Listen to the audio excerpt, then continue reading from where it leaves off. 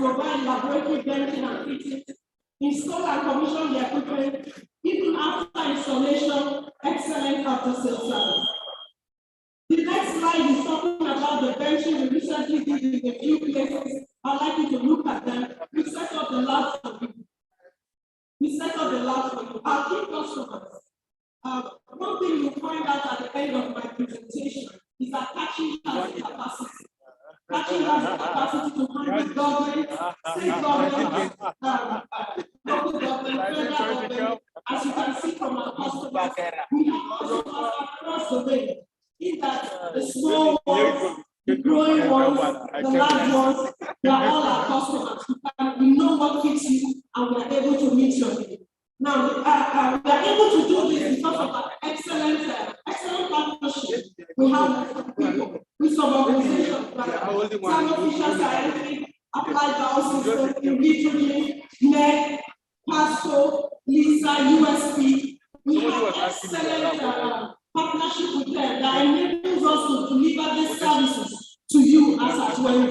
Okay. Now, but for today, because I'm talking about COVID solutions, our life science partner is Thermo Fisher, and that's why I'm wearing their colors today. Thermo Fisher is our life science partner, and they are able to. And they are able to support us with these various areas of life science. Biosciences, genetic science, clinical engineering. Thermo Fisher is able to supply all this for us. And I speak a little bit about the PCR. Thermo Fisher is going to have study PCR, durable, reliable. I was at the presentation some time ago, and I spoke with one of the professors, and he told me out of all the PCRs that were in her lab as a doctor, these are factors, but the old ones that have been there since Applied Biosystems are staying, irrespective of who we use, irrespective of the number of years, and you can be sure of Thermo Fisher, which is Applied Biosystems, PCR, they are durable, they are solid, they will give you reliable results. Okay, back to the presentation for today. Applied Biosystems have given us a complete solution that is trusted, sensitive, scalable, and difficult to copy. It is not perfect, it is right here. Okay, but this one. Now, the potential implication of SARS-CoV-2 virus. Now, we all know that this particular virus has shown mutation in previous ways. Now, this mutation has led to speed of human-to-human transmission, changing disease severity, susceptibility to therapeutic agents, and impact on detection tests. We are saying that the tests that are available now, I'm not talking about the rapid tests, I'm talking about PCR-based tests, that they have been dealt a deadly blow because of mutation. Now we have a solution that has mutation in mind. Before you went into the lab to produce, before Thermo Fisher, why did you do that to produce? We have 10 minutes, use monitoring. We have mutation in mind, and I will tell you how. This one. These are all the effects of mutation. Get all of them down. But Thermo Fisher is going about producing a solution, going to the genomic bank, and sort all the genomes that are known to be SARS-CoV-2. Target specific to SARS-CoV-2 and 3. Can I have your WhatsApp number? Let me send it. Okay. I have to say my number there. Yes. My brother, how well done.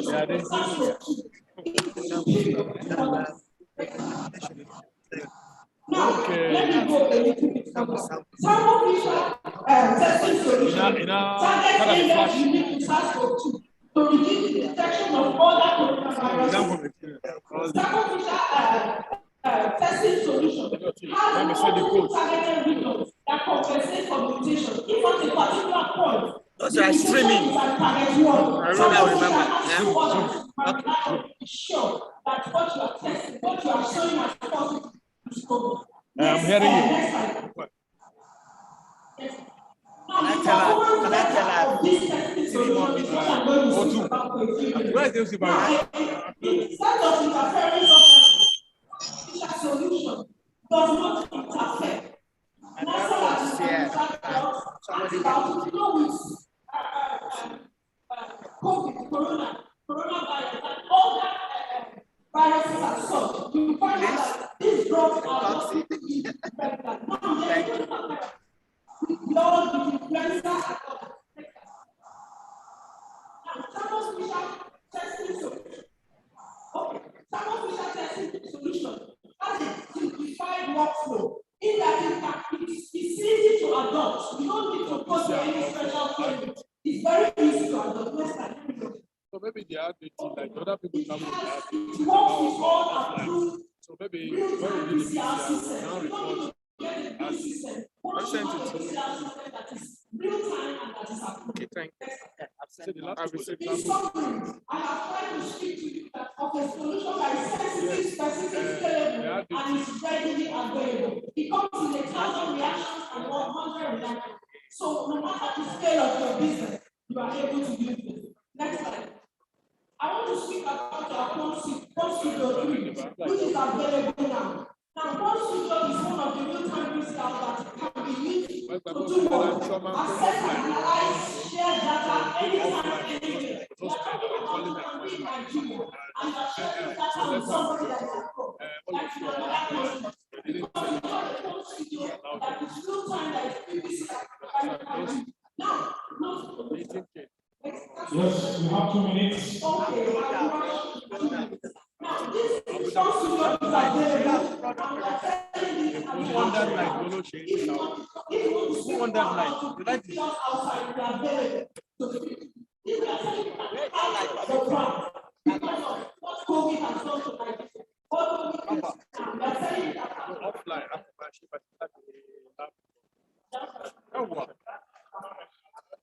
Leave it another. The first thing that we are certified, we are tested, is that we are the only somebody else that is certified.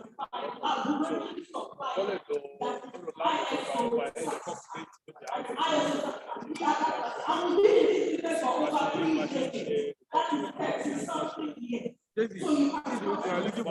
have the capacity in that we do with government, we do with private, with all sphere.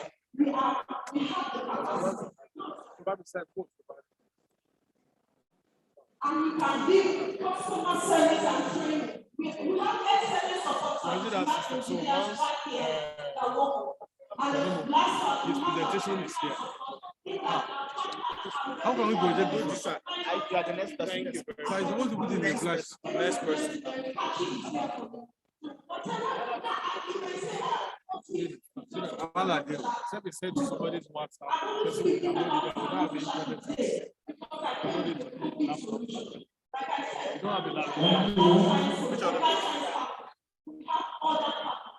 I don't know that payment system has updated.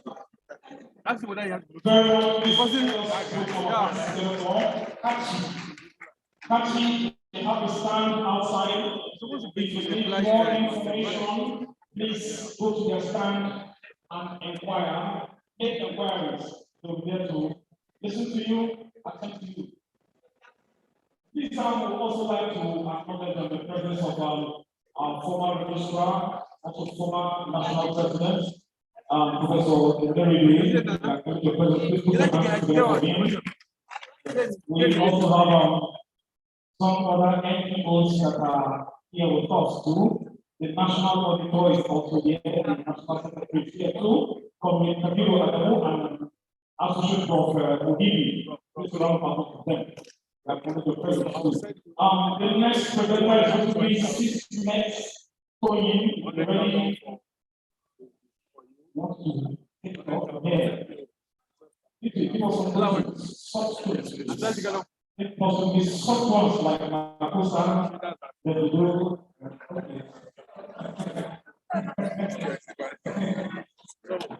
I want to carry this one now. You know, the woman gets that she requested now. She will tell the husband, I want anything soft like that. women, but as I did request them that after husband will be a complaint. Any phone I tell them will buy for them. Women will target when the network that time we go to request. The Lord is my husband, God will help them. Before we know that I don't want full house. Woman always sleep like sky bank. When she don't want 3, 1, 4, she don't fat like Oceanic bank. She don't want push. I don't want 4, 1, 5, 1, 10. In Solomon, we married 700, 300 days. It's only 4 to give the legs. I don't know that one. Okay. DJ, I think you also have something more, right? Before I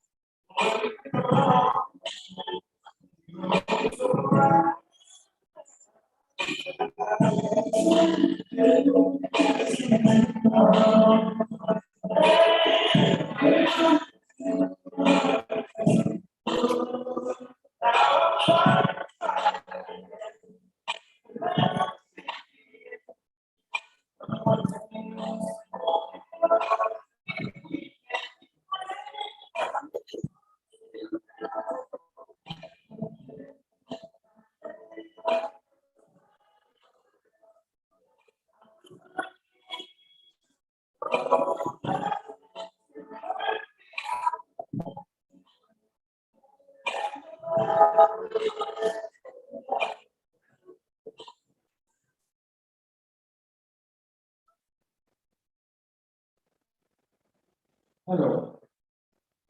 Good morning, everybody. My name is Tony. Thank you for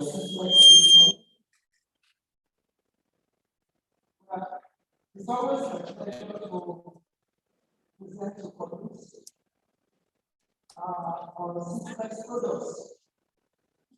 This morning I will not be talking on the conventional products. I'm talking about How many minutes? 10. Not time. But it's a good time. Then where is the other hall? We have to. Parallel.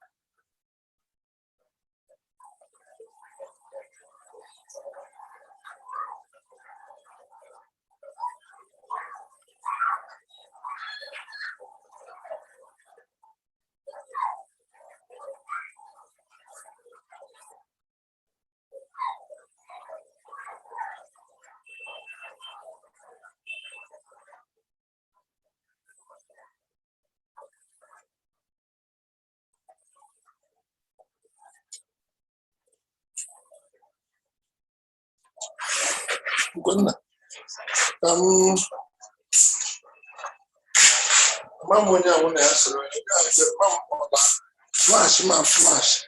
Or the one I have to see home.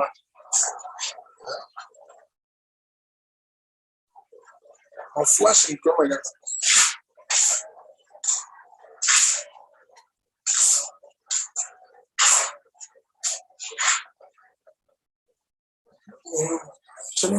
Flash. Boy.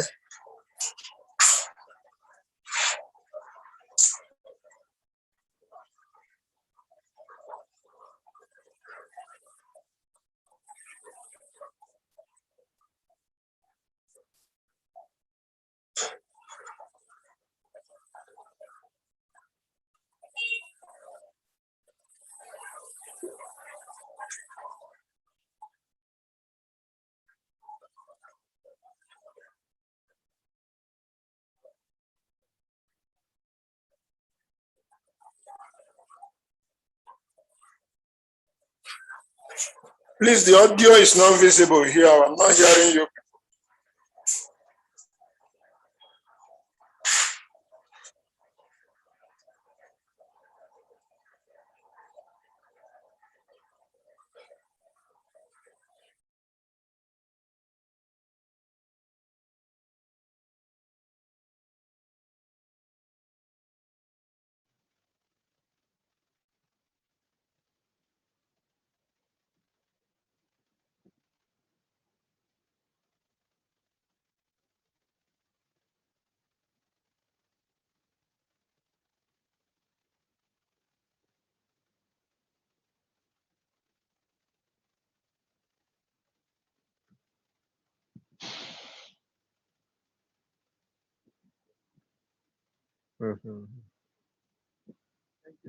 Yeah, thank you.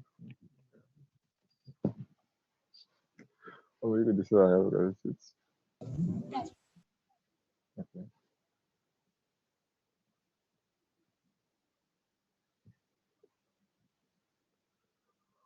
At least.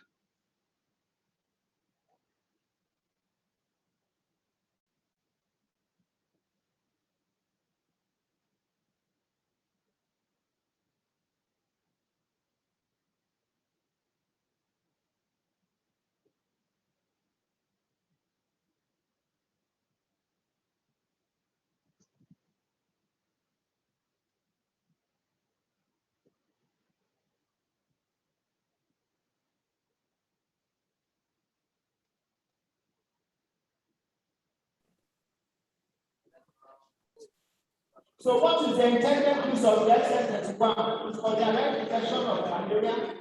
It was treated on fraudulence, and products, and for surveillance. This is also a in the malaria control program or malaria elimination program. This instrument is able to show you the status and sequence of the parasite so you can It took you long. Why you came today? The stress was long. Thank you so much.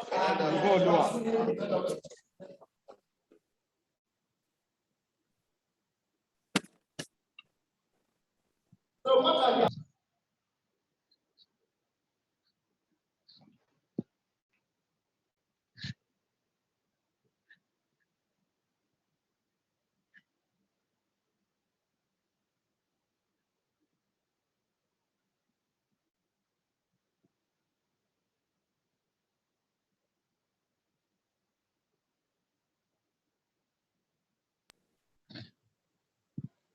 Now, the limit of detection is 20 parasites per microliter. Now, we know that the best microscopists we have to be able to look at 50 parasites per microliter of your body. This instrument can go as low as 20 parasites per microliter. And then time to get the test is just 1 minute from collection of sample to release of results, just 1 minute. Yes, it's very objective, 100% sensitive, and specific.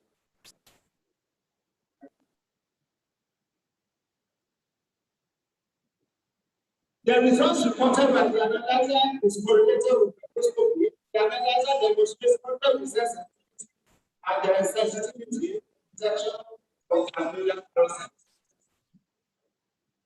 The reagents, of course, the reagents now are common in compact form, just like reagents or cartridges you use in your printer. That is the type of reagent, except for the setback that still comes with the 20-liter one. So if you have your system series, maybe the XML, you can use the same setback to change your line of reagent, except the chloroquine, malaria. Yes. Quality controls should not allow with the test. So this makes you to have peace of mind when giving out results to the patient's test.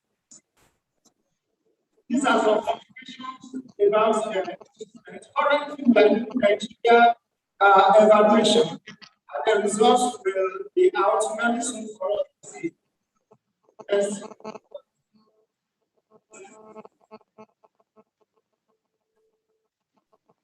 Okay. In conclusion, fever management starts with diagnosis and testing. There's no way you can begin to treat a patient without testing. So testing is important. Number two, you treat malaria if it is positive, and then we monitor and see the efficacy of the drug with the XN31. Next. Now, the next thing that will come to your mind is to ask, with all these good benefits of this, how much does it cost? How much does this instrument cost? This is what we are asking. Of course, we have our distributors, they are outside there, they have their stands outside, you can discuss with them, they have payment option, and you will and it's coming with equipment with service quality control. Everything back together between 2 to 3 years, you can make that arrangement with them, and that is possible. You can also build on installments, 40% down payment, and break the remaining down as according to your agreement with others. For contact place outside here, you find that distributors not to me. I have some of my colleagues seated there with Mr. Bishop's my price of LMC.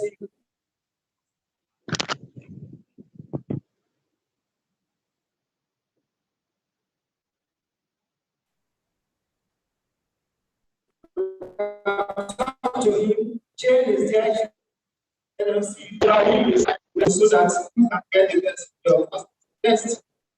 So thank you very much for listening. Yes, so you can grab your suit.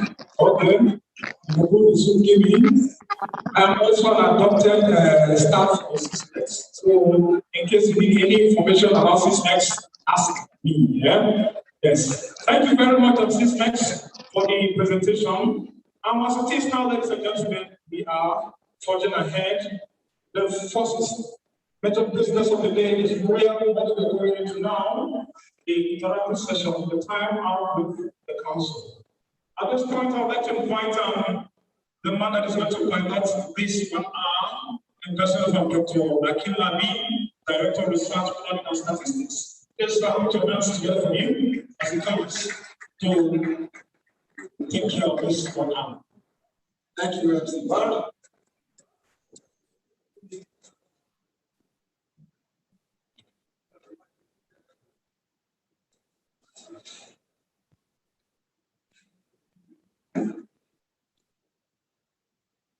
Good morning, my headers, my colleagues. Without wasting much of our time, I want to introduce the board members and the top management committee of Medical Laboratory Science Council of Nigeria.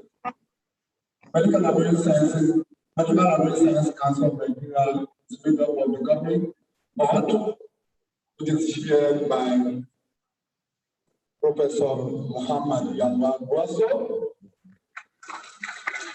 Prof, you are welcome to this interactive session.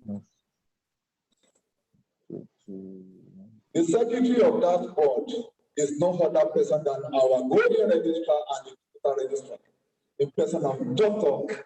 Joseph Erago. We have other members of the board, the Governing Board of Medical Laboratory Science Council of Nigeria. They are present. I would like to crave your indulgence to call them one after the other. Wherever you have, please stand up for recognition. We have Professor Anete Moses, the Chairman, Education Subcommittee. Anywhere you have Professor Moses, stand up for recognition. We have Al-Adi Manir Ali, the member representing Northwest of the geopolitical zone of Federal Republic of Nigeria. We have Mr. Adedayo Ifatu Roti, Southwest representative of the Governing Board of Medical Laboratory Science Council of Nigeria. If you are here, please stand up for recognition. Dr. Chris Imbata is the South representative of the Governing Board of Medical Laboratory Science Council of Nigeria. Anywhere you are seated, you can stand up for recognition. Then we have Mrs. Doris Oriapu, is also South representative of the Governing Board of Medical Laboratory Science Council of Nigeria. We have Mr. Idris Salim, our one and only Baba Idris Salim, the member of the Governing Board. Anywhere you are, we are recognizing you, sir. We have Professor Muhammad Yaldo. Professor Muhammad Yaldo, the Governing Board member. Mr. Joseph Salifu, representing North Central Geopolitical Zone of Federal Republic of Nigeria. Anywhere you are recognized. Colonel Felix Abayomi Adioye, representing North Central Geopolitical Zone of Federal Republic of Nigeria. Then we have our national president, is a statutory member of the Governing Board of Medical Laboratory Science Council of Nigeria, in person of Professor James Garuba Dame. Then let's quickly move to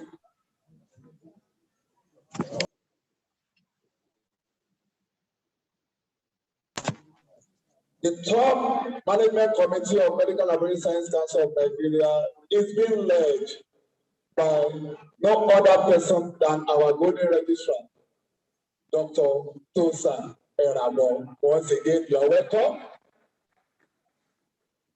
Then we have in our midst the deputy registrar, inspection, external quality assurance, and in vitro diagnostics in person of Dr. Mrs. Lorena Oko. You are welcome.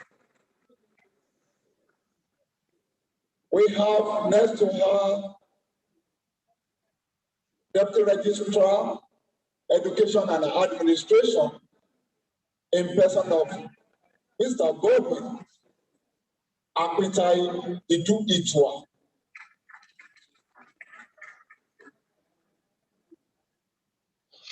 Next to him, we have Mr.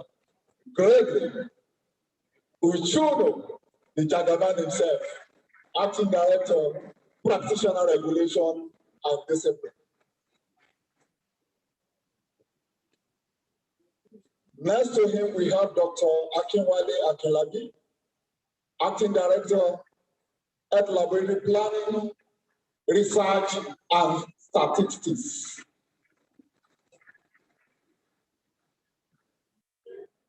Next to him, we have Dr. Ramsey Ekwebelam, Deputy Director, Administration. Next to him, we have Dr. Emeka Ofodeme, Deputy Director, Academic and Training Regulation. Next to him, we have Dr. Donatos Osuruke, Deputy Director, Examinations. We have in our midst Mrs. Hini Heather, Deputy Director, Practitioner Registration. Anywhere you are recognized. Next to her is Mrs. Fumi Onokalu, Deputy Director, MLT and MLA. Next to her is Mrs. Inema Izako, Deputy Director, Records. The last, certainly but not the least, the Deputy Director in charge of Kano Zona Office, Mr. Monday Tongdun.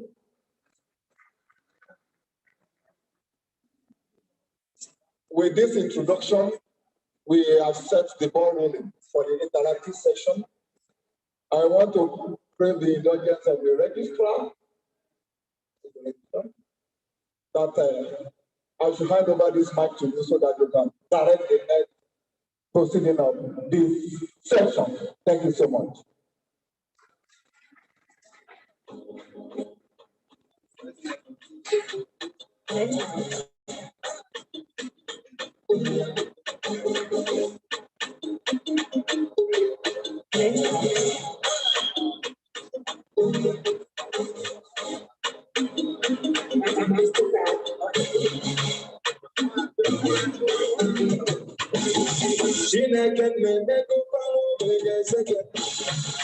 Every day by day, I just sing it.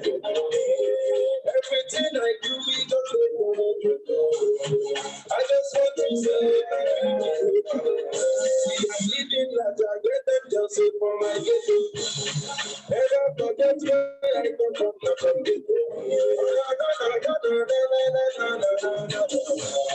I just want to say,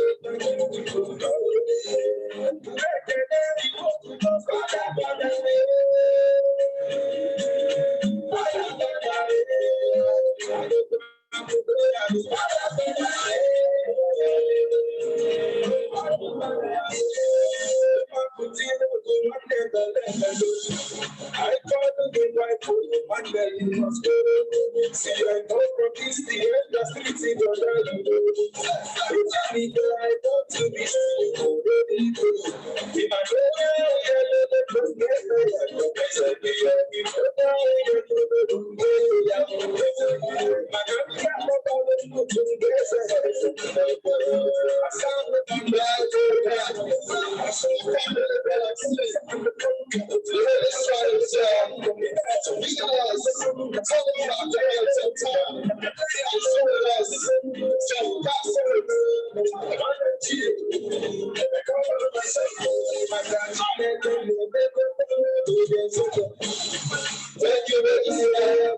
thank you, everything I do is you.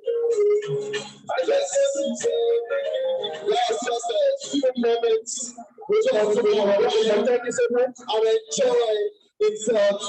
Yes, it has been high tension since we started, and I think we needed to unwind just for a few minutes. And I think the registrar has done justice to that. And truly, you are a registrar to be reckoned with. Thank you very much, sir. I think we are all feeling you. We have smiles all over our faces. Kudos to the target registrar AMLSN. Thank you, thank you. Good morning, my elders. We try to make all of us happy. We have no other way to say, Baba, thank you for seeing us through to this day.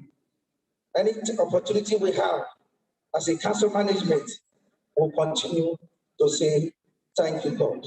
That's what we have just demonstrated in this place. Thanks for all the support. This morning, our elders have been introduced. My chairman has given me a hand to give you this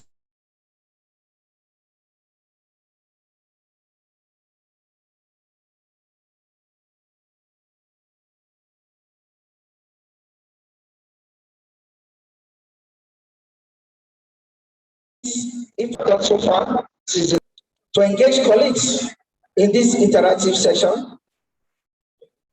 of AMLSN. This meeting is availing us the opportunity to report what we have done as a regulatory agency and get feedbacks on way forward. I want us to take note of that word. We are here to get feedbacks on areas we feel we can improve as the regulator. The outcome and the outcomes of what we have done so far, in line with the policy of the governing board, have been so positive. So we can humbly say that we are advancing our mandates as a regulatory agency and will continue to upscale service delivery in all the thematic areas of the Council's operational scopes. The highlight of our key activities since the beginning of the year 2021 are presented below as a progress report. Number one is staff recruitment. In March 2021, the Governing Board of the Medical Science Council of Nigeria recruited 38 staff, out of which 28 were medical scientists. It gladdens to hear that this is the very first time the Medical Science Council of Nigeria is recruiting at a go 28 medical scientists, and they will all be sent to respective sessions of council. AMLSN accreditation service is also important for us to note that this year we accredited 5 laboratories to ISO 15189-2012. And these laboratories are Air Lab, Lagos, whose own is re-accreditation because he got it 4 years ago. So he has been revalidated. Also with Cleaner Lancet, the one in Ikoyi in Lagos. We have one in Ibadan, which is the Light Bridge. We have 44, the former 445, which is now 661 Air Force, has also been revalidated, and the certificate we presented to the Chief of Air Staff on the 15th of September, that is next week here. We also have the Nigerian Navy. We have 2 of their facilities, one in Ojo and the other one in Calabar, which was celebrated by the body of Nigerian Navy, and it was a huge success. And I want to stand here to thank and appreciate our colleagues that work there. They show solidarity. They show that Medical Science Council of Nigeria is a force to reckon with, and they've done so well. Thank you so much if you are here. Not that we have just accredited, we have done 4 baseline accreditation, so some facilities which are also intended to get accreditation. I'm also happy to announce to you the Army Reference Lab in Port Harcourt just wrote to us. We did baseline for them some time ago, just wrote to us about a week ago, that they are now ready for the accreditation visit. We move forward to a successful outing. We have also done 15 advocacy visits to some laboratories for sensitization. I'm giving you these details because what transpired about 3 months ago, when it was said that we have just 10 laboratories which are accredited to ISO 15189. The information is not too correct. In case you want to know, we have about 19 laboratories in 20 laboratories in Nigeria that have gotten ISO 15189 in the country. And we're also working closely with the Federal Minister of Health, the Minister of Health, for a deliberate policy to see that their own laboratories in the teaching hospital and specialist hospital key into this accreditation process, which we say the next 24 months, the narrative will not be the same. Inspection, we know that because of this security, it's difficult for us to carry out inspection properly, but we are trying to see if come October, if we can commence in a relatively safe areas. And those safe areas we are looking at is FCT, Enugu, Ogun State, and Benue State. We intend to commence in October. If the states are here, you'll be getting communication from the Deputy Registrar in charge of inspection on the modalities on which this inspection will take place. But it's also important for us to know this morning that the Medical Research Council of Nigeria has granted approval to 22 molecular laboratories for SARS-CoV-2 testing in Nigeria. And this is done to be sure that those manning those laboratories are medical laboratory scientists, and the standard put in place by Medical Research Council of Nigeria is being followed. I know some people will come up and say some of those molecular labs are manned by social sciences or civil honor science. That was before the AMLSN CDC came to take ownership of that process. There is none of this facility that is approved, that is in the national grade, that is manned by non-medical laboratory scientists. On planning and research, I want to let us know, we'll be trying to see how much we can be closer to our colleagues. We are trying to get security as meeting to print our licenses, our documents, to avoid issue of forgery, which is rampant now. However, in trying to do that, we must update our platform. This year, we sent out 7,560 up-to-date colleagues.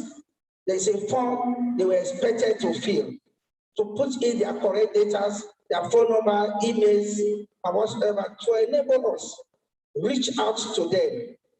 How will you feel? Come first week of January, AMLSN is telling you, dear colleague, this is your indebtedness to the AMLSN. Please do well to pay on before 31st of that year. I think it will sound nice to all of us. That is what we are trying to put in place, and we are giving it a deadline of this year, so that come January, those who are failed, they will now start getting such information from us. However, the response has been very poor from our colleagues. I want to appeal to you, if such information is sent to you, please do well to fill it and let us have it back as soon as possible. We want to also do like what the bankers are doing. During your birthday, we should be able to say, happy birthday, colleague, we value you. But if we don't have this data, if you don't respond back, if you don't talk back to us, we won't be able to do that. We are here to serve you better. The in vitro diagnostic laboratory, I'm sure those of us that were here yesterday during the speech of the Honorable Minister of State for Health, you were told that the IVD lab is talking about, he also mentioned Yaba, belongs to us, is now a flagship for the federal government of Nigeria. And we are proud of that. And that facility got ISO accreditation this January. It was now accredited to ISO 7025 of 2017 since January. So whatever result that comes out of that facility is authentic, and it can be is comparable to anywhere in the world. I want to also use this opportunity to let you know, if that lab is not doing well,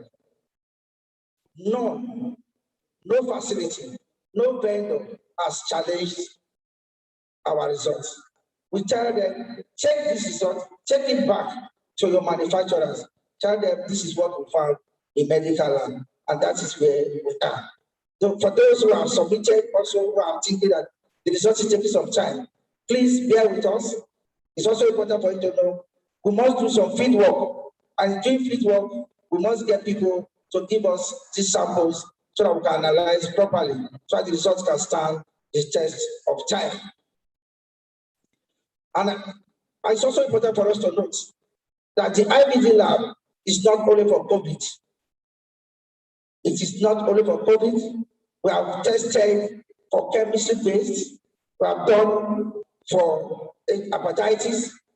I'm sure before the year runs out, AMLSN will be coming out with an advert stating that those who are bringing in the malaria kits, the IVD, the wider kits, needs to be validated before use in Nigeria. And I'm sure it will be a better business for our colleagues so that your results can be reliable. You don't need to take samples. You don't need to take samples to 3 laboratories before we can get it at the conclusion or a reliable result. And it is also important to speak on this for importers.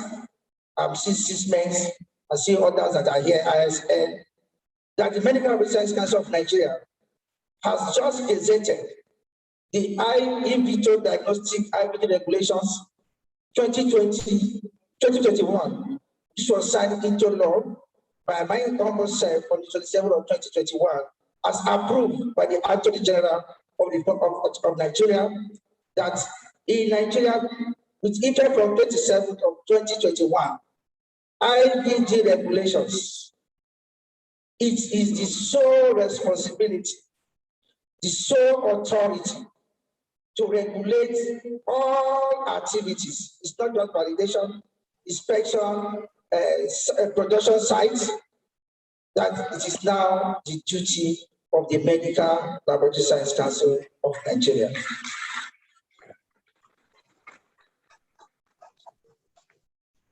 Our National Laboratory Equipment Calibration Center, which is now like first of its kind in West Africa, we are at the tail end of applying for accreditation to ISO 7025.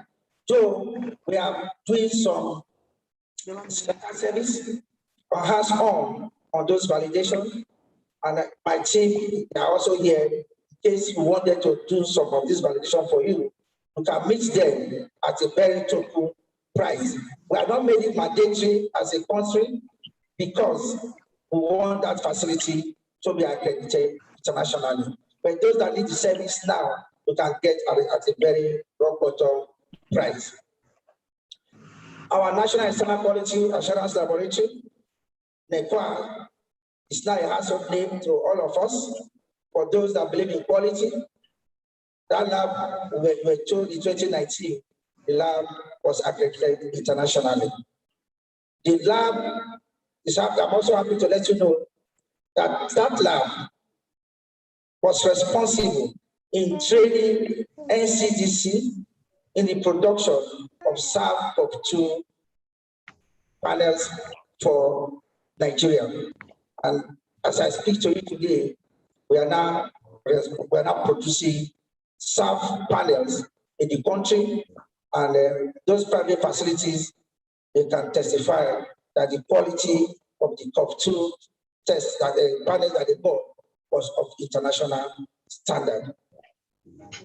I want to also let us know that that facility is still on very strong. I remember when we started 2016, 2017, with just 20 facilities came into our EQS scheme. As I stand before you today, we have well over 1,350 facilities key into our EQA panels in Nigeria. Let me also let us know, those of us that are still believing in going to Randox, going to South Africa, what you have in Nigeria is as good as what you are getting over there. What you're already doing, you are just taking our hard-earned currency to give it to other countries. I want to encourage you patronized, made in Nigeria, it is recognized worldwide. Number 8, I want to also announce to you, because of getting the office run smoothly, that is not built on one individual, in line with the approval given by the former board of the Medical Research Council of Nigeria, using the baseline of being a director in the council and also a fellow of the Medical Research Council of Nigeria, deputy registrars were appointed. The deputy registrars are Dr. Lorena Okoro, as she was introduced earlier, in charge of IVD, external quality assurance, and inspection. The other person is Mr. Godwin Akitayi Jitua, in charge of education and admin. Dr. Stella Udo was in charge of BRS and zonal offices. She just retired in July, and she has since been replaced by Dr. Donald Ofili, who's in charge of laboratory accreditation services and now zonal office. So these are my strong lieutenants. When Tosan is not there, the office does not close down. When Tosan exists tomorrow, an array of people that can take the matter to the next level. Posting of post-market validation, before we came, it was done in Zaria, and when Zaria was to go for accreditation, we were told that post-market validation cannot be done in Zaria any longer. Our partners felt they cannot come to AMLSN. We did advocacies to them. We improved on what we have. I'm happy to announce to you that this year, our laboratory in the headquarters and our public health laboratory in Yaba has been approved by CDC Nigeria for the post-market validation in our country.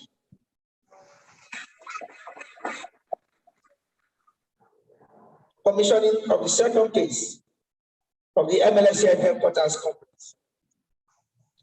It's important for me to announce to you that the second phase of our property that was acquired during the time of Professor Meribe has been completed and commissioned.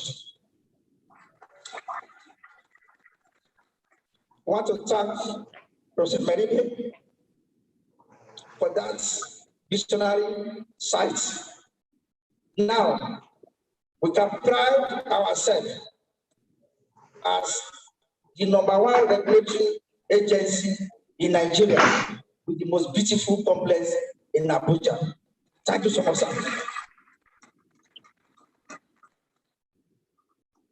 This facility was commissioned by our dear chairman of the governing board of the Medical Research Council of Nigeria. Thank you for all the support, the governing board. Thank you, chairman.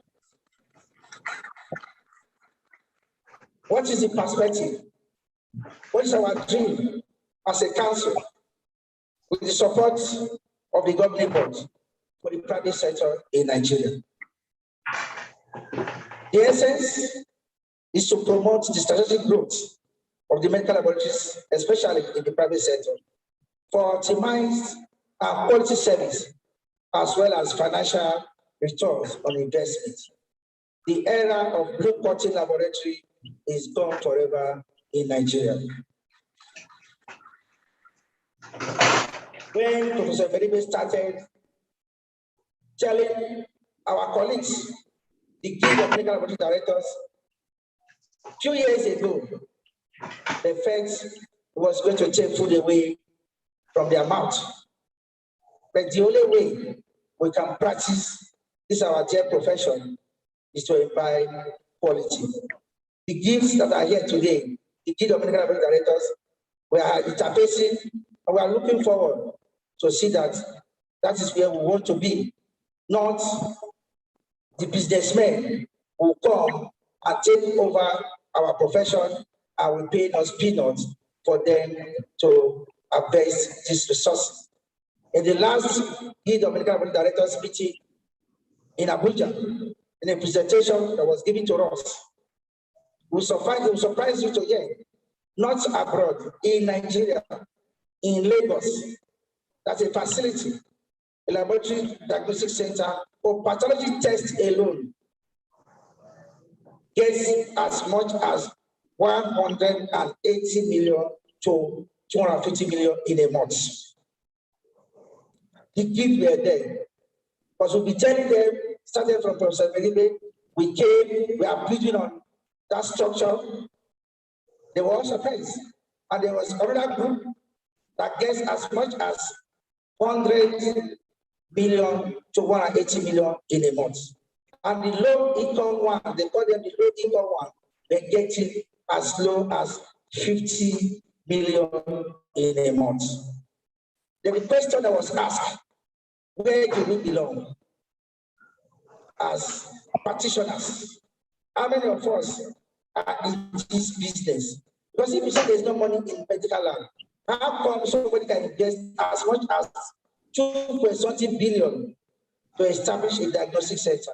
And you that have the proficiency, all you needed to do is just to get the other areas, to put yourself together, to just get this money. They are busy opening blue-collar laboratories. Please, it's food for thought for us as Medical Laboratory Science Council of Nigeria, or want to change the narrative. We are not taking food away from your mouth. We want you to be recognized properly, and your results should be accepted globally. Our perspective, more investment in human resources through the collaboration of specialists in different aspects of medical laboratory science. Laboratory facilities measure and upgrade. Effective coordination and efficient management system, a situation whereby some of us are not here today because nobody is to man our laboratory. Don't want to close it, but it is a one-man riot squad. Such facilities cannot stand any longer. We are looking forward to building capacity of personnel, acquisition of modern equipment, possibly through wet lease agreements or other placement options. Implementation of integrated quality management system. There should be all this you put in place so that we are sure of what is coming out. I'm sure that if Madam will remember, after the presentation, we're working out together to see of one or two persons. I told the chairperson of our BOT, yes, you have done well. Yes, you have all it takes. Give us something we can be proud of. Madam, that's what I said. It's on the way. Thank you. Because that is the only way. It's doable. Lab, I'm not sure it's here. When it started, some people were saying it's busybody that I was doing. I remember when we went there in February, some people were telling us that it's using blood money. I said, they wait for blood money when it's busy making his money. Until you open our eyes to know that there is business in this private lab, the better for us. And I want to tell our colleagues who work in government establishments, we are the worst corporate. We take this business of private lab as part-time. It is serious business. Because you are taking it as part-time because you don't pay rent like that. You don't pay for staffing. You don't pay for the agent because you collect and go around in your facility of government. Please, those things should stop and let's face the actual business. We have about 3,767 laboratories in our database today. All of them cannot meet this ISO standard. That is why we are appealing. If you need to merge, please do. If you need to go and get resources and practice properly, our sister Noye has done so well to educate us. We were in guilt, we saw First Bank coming to intervene for those who are interested. Please look until to gradually rounding up in our system. And it's also important for us to know that the national policy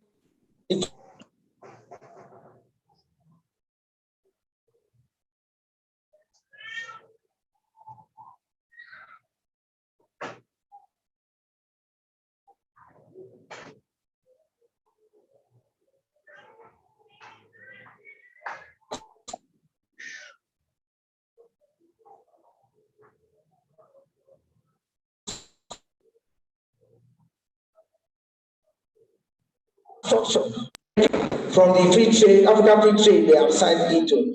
Now that we are signed into it, the government is pushing forward to sign it, to make sure that those policies comes to play.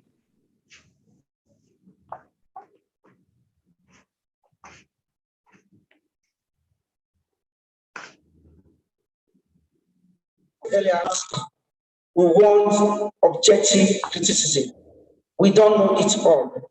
Whatever you think that we are not putting down, that you think AMLSN can do better, just as we have put in place an essay competition, which was completed yesterday. The announcement of the winners will be here. We are gathering ideas so that in the next few years, the AMLSN, we won't see the way it operates today will not be the way it will be. The way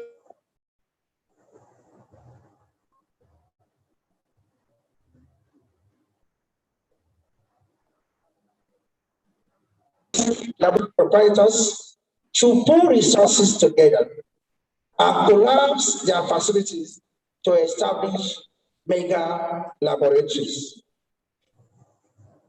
A proper feasibility study on the private medical laboratory market should be done to drive the modalities and scope of the merger. Colleagues in the private sector should begin to see private practice as a big business and not a part-time job.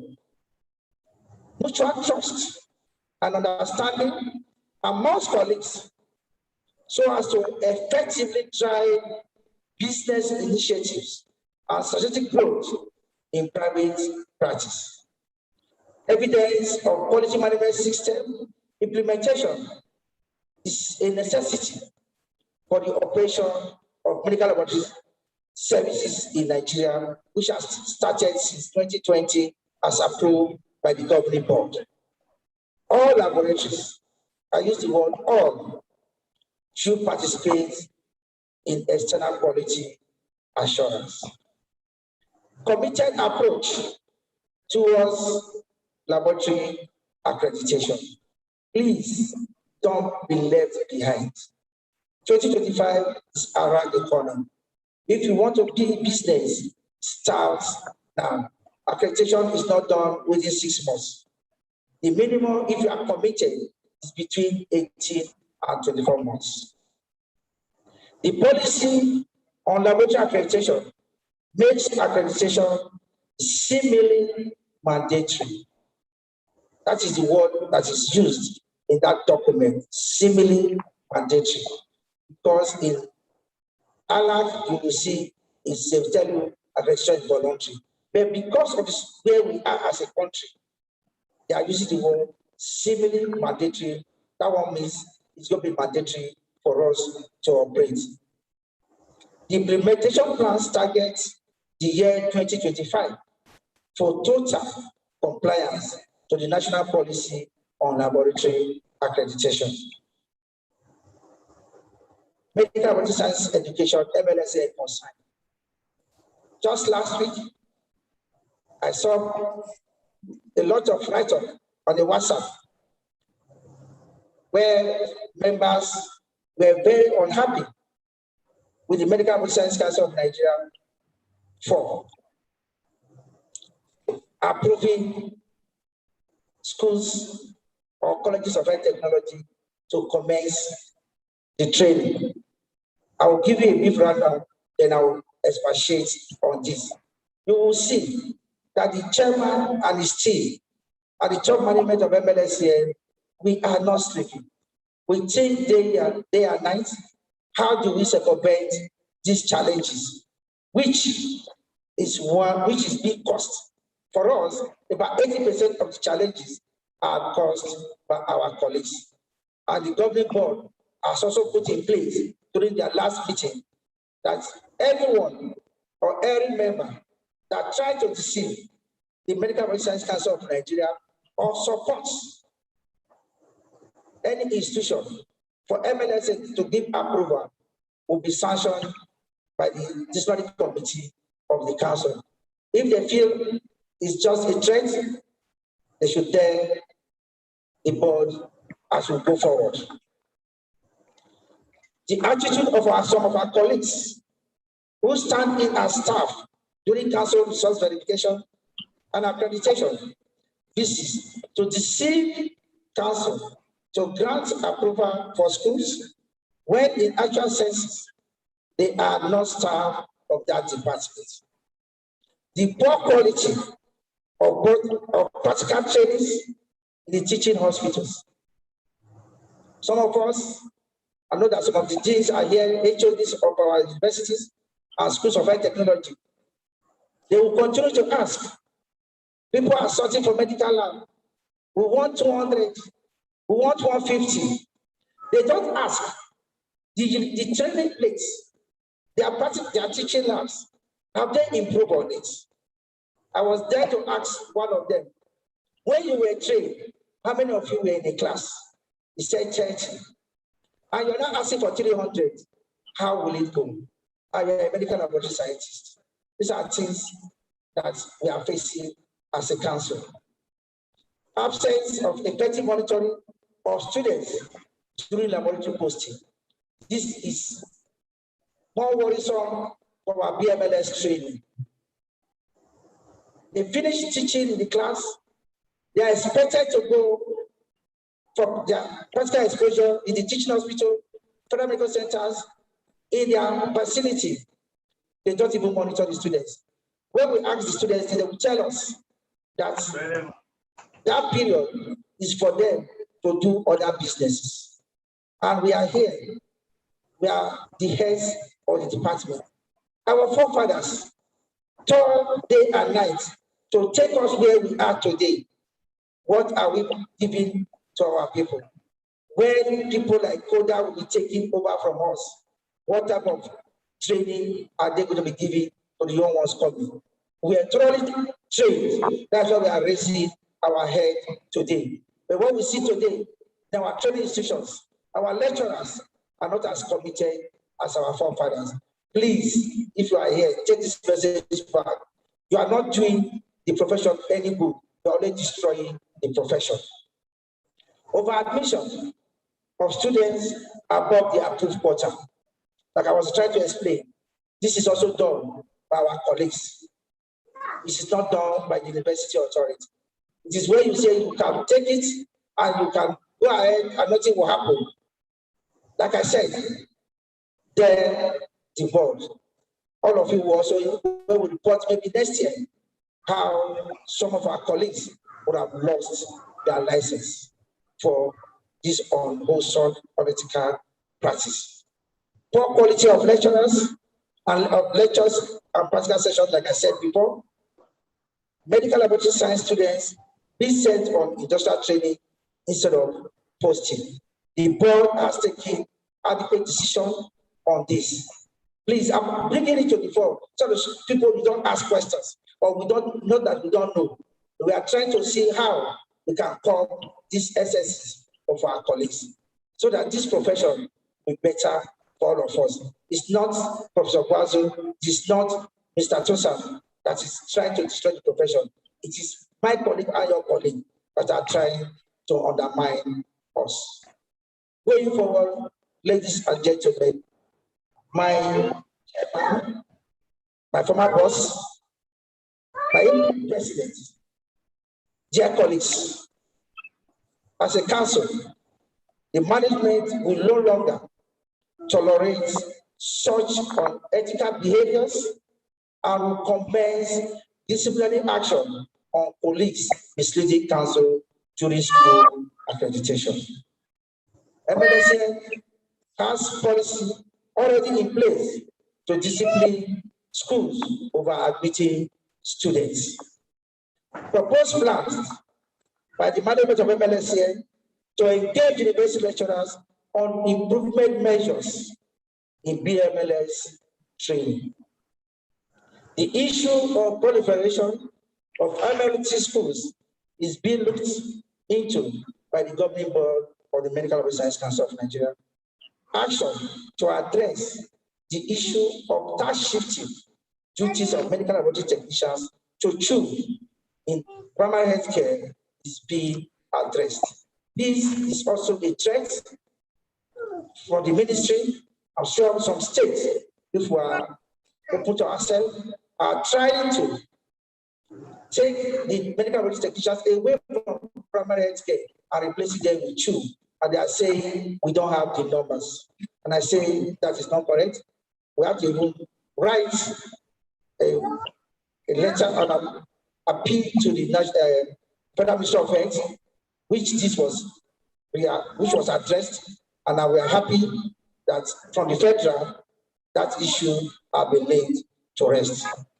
In conclusion, my dear colleagues, AMLSN is poised to optimize regulatory activities within the laboratory science space in the country. We therefore seek for practitioners' cooperation, collaboration, as well as compliance to AMLSN minimum standards with respect to training and practice. We are also very open to feedbacks and suggestions that can enhance our activities in the council. Thank you so much.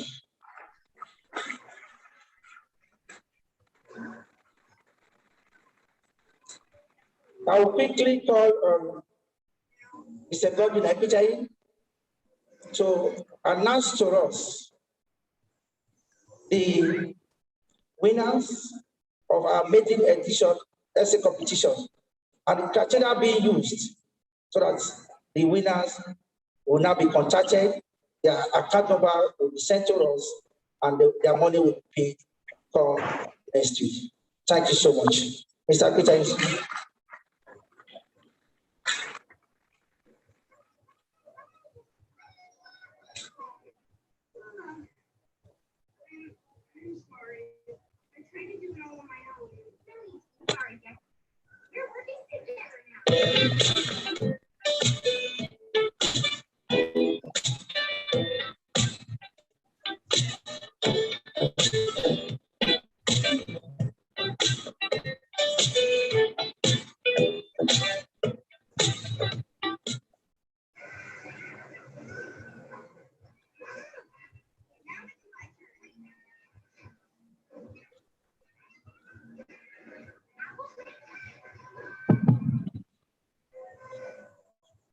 Hello, sorry, there was a member of the governing board that came all the way from the northeast. Alhaji Mohammed Yusuf was omitted during the recognition. If you are here, sir, please. Thank you, sir, for coming. I've just been told by the organizers that this session will have a break because we are one family. They have a presentation that they want to take right now, so that when it's true, we'll come back and continue with this aspect. Please bear with us. Thank you so much.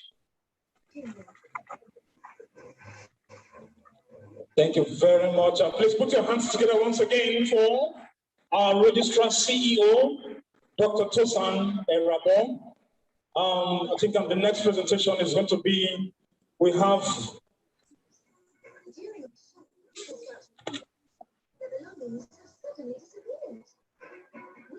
be able to find them and solve this mystery? Peter Mango? No. Nope. Nothing here.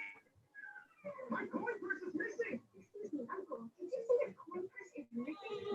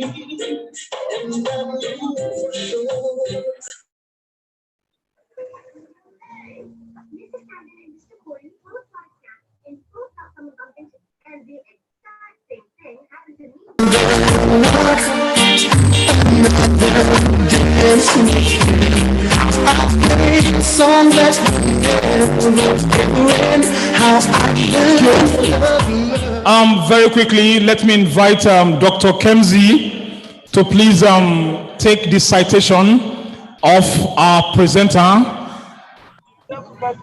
And we know the presenter is no other person than our prof with the medical university here. Please put your hands together for Dr. Kemsey as he takes the citation.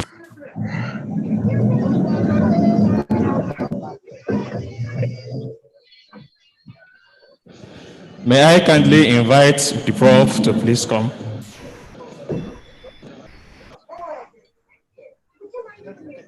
To the podium, sir.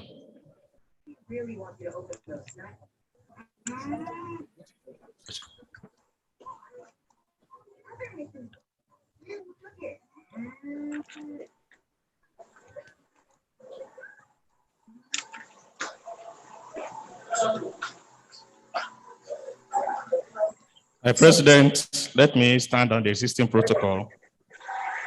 Here is the citation of a brief citation of Professor Ebitimi Etebu.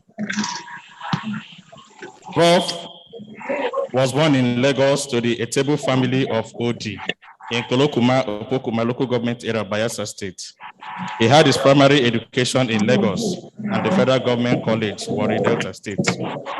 He was briefly at the University of Ibadan before leaving for Ukraine to study medicine. His training allowed him to pass through Kharkov State University, Kharkov, Lviv State Medical School, Lviv, and Kiev State Medical School, Kiev, obtaining the Doctor of Medicine MD degree. He was the medical director of the Federal Medical Center in Yenagoa from 2006 to 2014, during which the hospital recorded tremendous growth and reformation. He became a professor of pathology in 2014 and has served as the Honorable Commissioner of Health, Bayelsa State, and currently he is the Vice Chancellor of Bayelsa Medical University. Mr. President, ladies and gentlemen, I present to you a scholar, a medical practitioner, a father, and a teacher, Professor Etebu.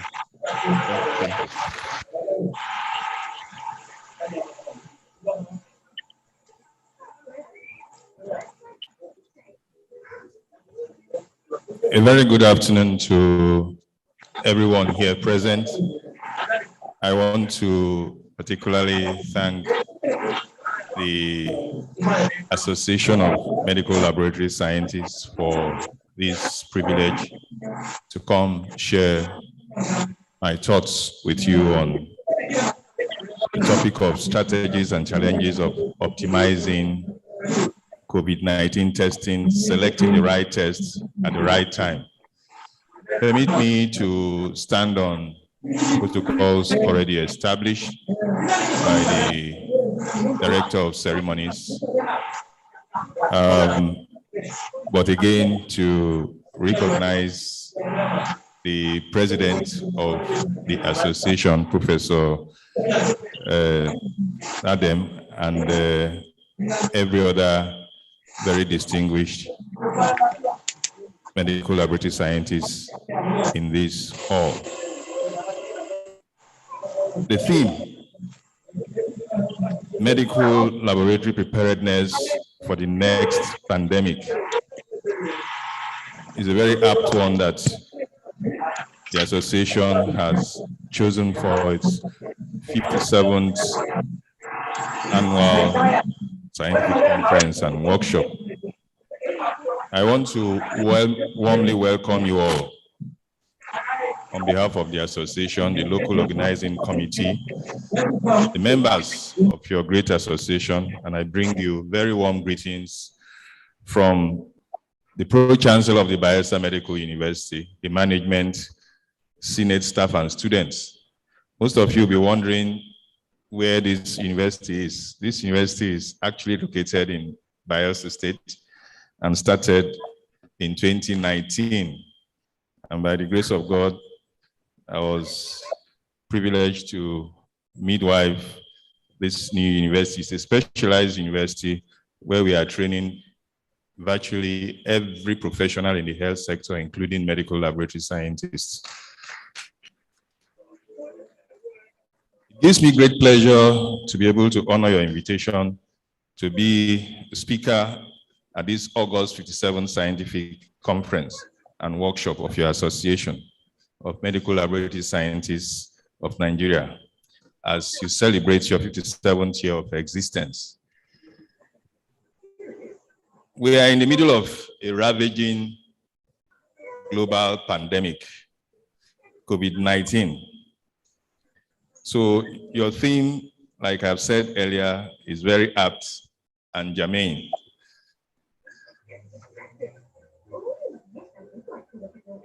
The topic of my address today is strategies and challenges of optimizing COVID-19 testing, selecting the right test at the right time.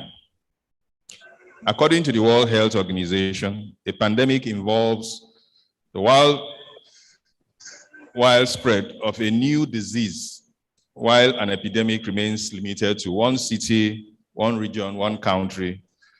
A pandemic, on the other hand, spreads beyond national boundaries and possibly has a worldwide connotation.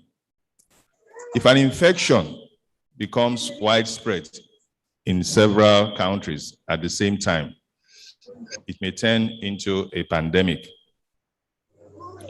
Now, in this case, as a way of introduction, we have a new virus strain or subtype that easily transmits between humans and can cause a pandemic. Again, bacteria that become resistant to antibiotic treatment may also be behind the rapid spread of infection. So sometimes pandemics occur when new diseases develop the ability to spread rapidly, such as we have known in the past, the Black Death or the bubonic plague. Humans may have little or no immunity against a new virus. Often, a new virus cannot spread between animals and people. However, if the disease changes or mutates, it may start to spread easily and a pandemic may result. Now, the COVID-19 pandemic, by March 2020, the current pandemic has had an unprecedented impact across the globe. COVID-19 is a disease that develops due to infection with a type of coronavirus. The virus started causing infections in Wuhan, China, before spreading internationally. I hope the slides are moving so that you follow me as I go.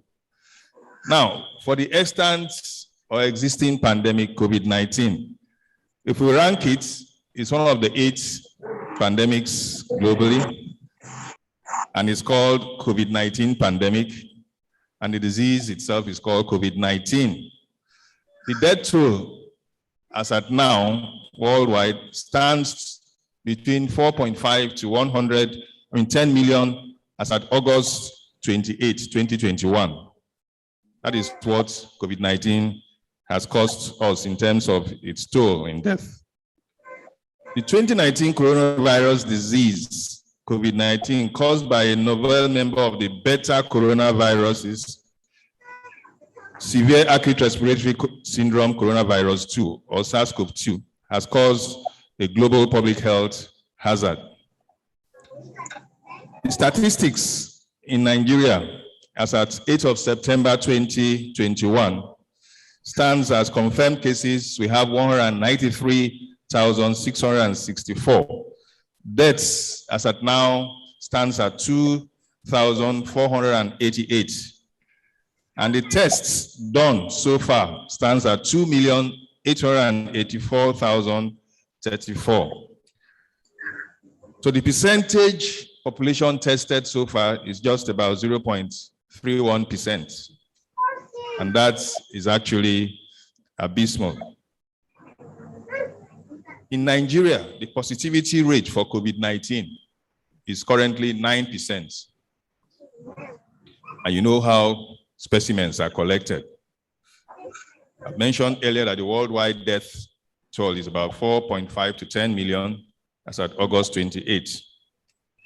The Nigerian health system is suboptimal and plagued by a plethora of challenges as seen in many other low and middle income countries. Nigeria's current health expenditure is 3.75% of its gross domestic product, GDP, according to the World Bank, with a physician to population ratio of about 4 to 10,000. Nigeria has one of the worst physician to population ratio in the world, according to the World Bank. Now, let's come to the diagnostic services, where we are all very concerned. The medical laboratory scientists play a primary and important role in the diagnosis of COVID-19. In order to perform this crucial role adequately, there needs to be the provision of modern, well-equipped molecular laboratories. The federal and state governments have taken on the task of providing testing laboratories all over the country, though this is still inadequate. Some private laboratories, just as have been mentioned by the registrar of the council, have also been licensed to provide COVID-19 diagnostic services. So for now, we have what we call national reference laboratories based mostly in Abuja, Lagos, and some areas in the West, and just maybe one of the places in the East. So those are the national reference laboratories. We also have fee-paying accredited laboratories in Nigeria, scattered from the north to the south, but there are very few. Coming home to Bayelsa State, the Nigerian Center for Disease Control certified molecular laboratory in Bayelsa State was commissioned by the executive governor of Bayelsa State, Honorable or Senator Doyediri, on the 30th of August 2020. And that facility is domiciled in the premises of the Bayelsa Medical University. And that is where all tests for COVID-19 are done in the state. Now, what are the types of tests that are available that can test for current infection or past infection? A viral test tells you if you have a current infection. Two types of viral tests can be used. You have the nucleic acid amplification test and the antigen test. An antibody test, also known as serology test, might tell you if you had a past infection. Antibody tests should not be used to diagnose a current infection. Now, what are the tests for current infections? Viral tests are used to look for current infection. A viral test checks specimens from your nose or your mouth to find out if you are currently infected with the virus that causes COVID-19. Viral tests can be performed in a laboratory at a testing site, or at home or anywhere else. Two types of viral tests are used, just as I mentioned earlier, the nucleic acid amplification test and the antigen test. The nucleic acid amplification test, or NAAT, is a type of viral diagnosis test for SARS-CoV-2, the virus that causes COVID-19, and it detects genetic material, usually nucleic acids, and specifically identify the RNA or the ribonucleic acid sequences that comprise the genetic material of the virus. The NAAT test can use many different methods to amplify nucleic acid and detect the virus, including but not limited to the following. You have the reverse transcription polymerase chain reaction, or the RT-PCR. You have the isothermal amplification, which includes the nicking endonuclease amplification reaction, NEAR, near. The isothermal amplification also includes transcription modified or mediated amplification, TMA. You also have the loop mediated isothermal amplification, LAM, and then the helicase dependent amplification, HDA. And we also have the cluster regularly interspersed short polyandromic repeats, or CRISPR, CRISPR. And then the last but not the least is the strand displacement amplification, SDA. Now the question is, who should get tested? The following people should get tested for COVID-19. People who have symptoms of COVID-19, people who have had a known exposure to someone with suspected or confirmed COVID-19, people who are fully vaccinated should get tested 3 to 5 days after exposure and wear a mask in public indoor settings like this one for 14 days or until they receive a negative test result. People who are not fully vaccinated should quarantine and be tested immediately after being identified. And if negative, tested again in 5 to 7 days after the last exposure, or immediately if the symptoms develop during quarantine. Who should get tested? People not fully vaccinated with COVID-19 vaccine, who are prioritized for expanded community screening for COVID-19. People not fully vaccinated with COVID-19 vaccine, who have been asked or referred to get testing by their schools, their workplace, healthcare provider, the state, local, or territorial health departments. Who does not need to be tested? The following people who have been exposed to someone with COVID-19 do not need to get tested if they do not have COVID-19 symptoms.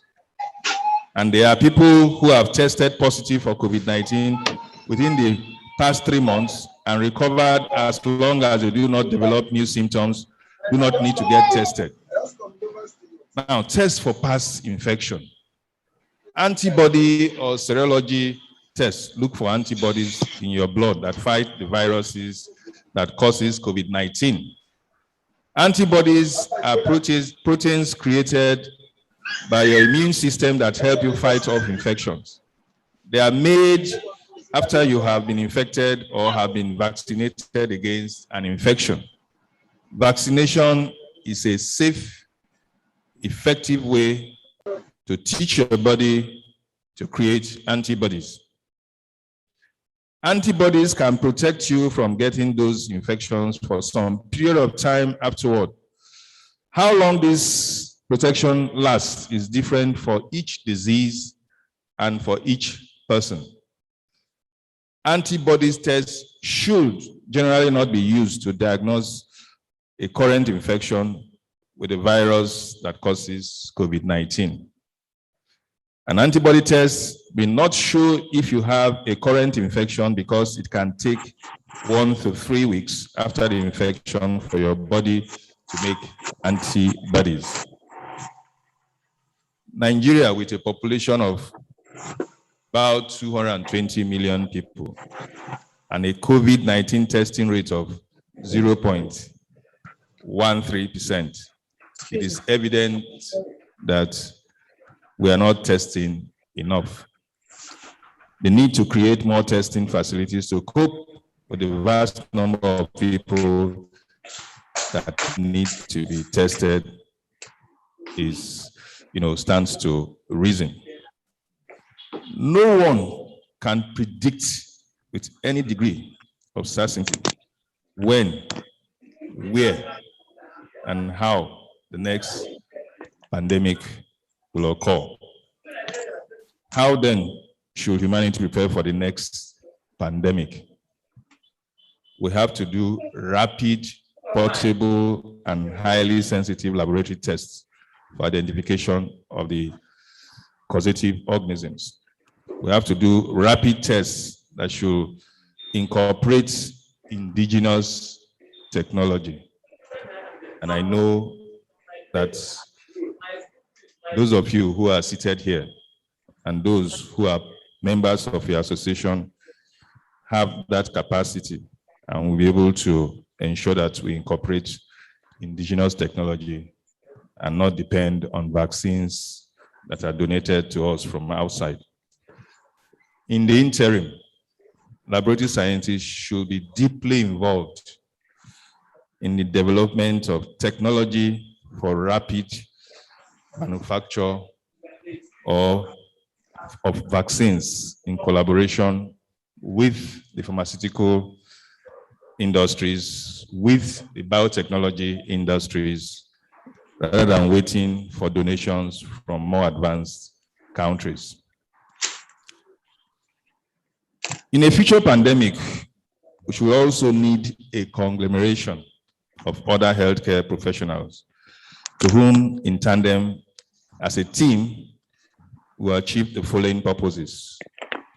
And they include community physicians, public health practitioners, critical care, frontline health care workers, development of public health protocols targeting the transmission of the causative agents in the community, and creating methods for achieving rapid herd immunity within communities. Government travel policies should be tailored towards limiting or eliminating cross-border transmission, targeted and focused public education and awareness programs. And of course, we have to also do some psychological health programs targeting people to accept the new norms of living in the pandemic. We should ensure that skepticism against every facet of the fight against this new pandemic of the future is brought to play and bear in the society. In conclusion, I want to rightly assume that a pandemic will always develop from time to time. There is no way of predicting when or how in the interim before the next pandemic will occur. We must develop the tools and paraphernalia needed to fight the pandemic. In this future battle against pandemics, which I will call Pandemic X because it's not known, medical laboratory scientists are going to play a pivotal role in discovery, rapid diagnosis, testing, monitoring, rapid deployment of essential equipment, and vaccine development, which will incorporate indigenous ingenuity and technology, and more laboratory scientists need to be trained in our universities.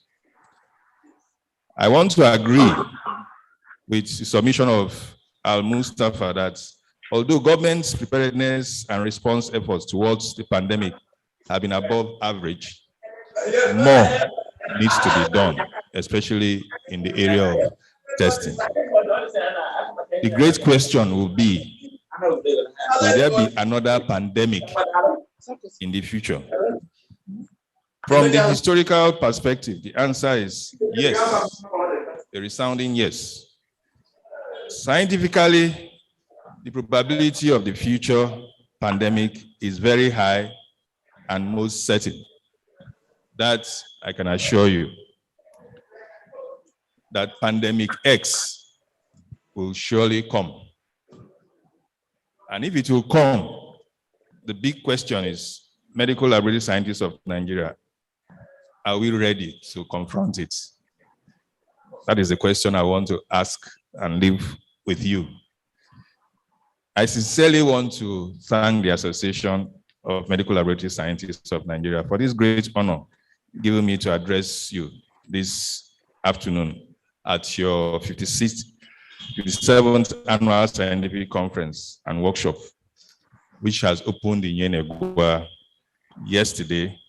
And I wish to congratulate you once again for a successful 57th Annual Conference and a productive scientific conference and workshop, and to say you are welcome to Bayelsa State. God bless you.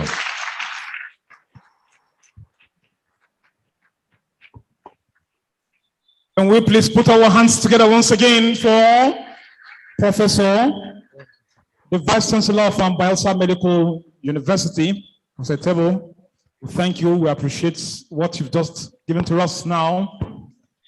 Before you leave, I know there's something the national president has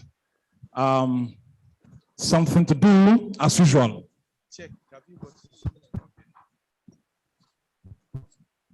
As a mark of respect, we want to appreciate you for your presentation. We want to call on Professor Anthony Meribe to come and give him an award on our behalf.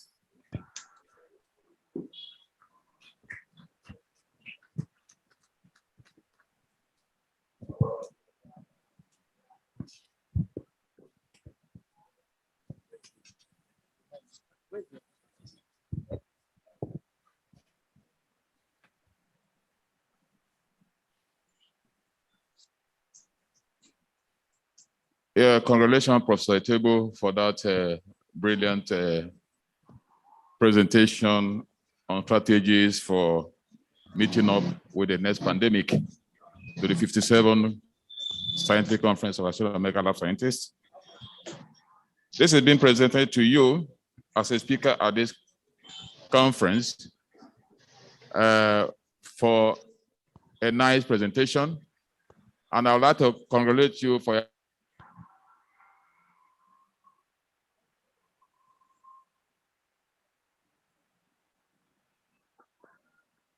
and we look forward to upgrading that program to a full-fledged faculty of medical lab science in the university.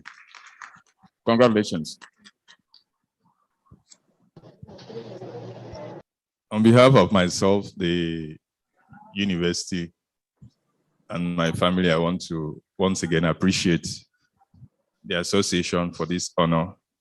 And I want to tell you that we have put our hands on the plow as it concerns training of more medical laboratory scientists in this country. And we are doing it in a novel manner. And I believe that your council and association, who we have already contacted, are putting everything in place to ensure that we come out with something that is a little bit different from what probably has been happening in the past. So I want to thank you once again for this honor and to say that I wish you the very best. Thank you and God bless all of you.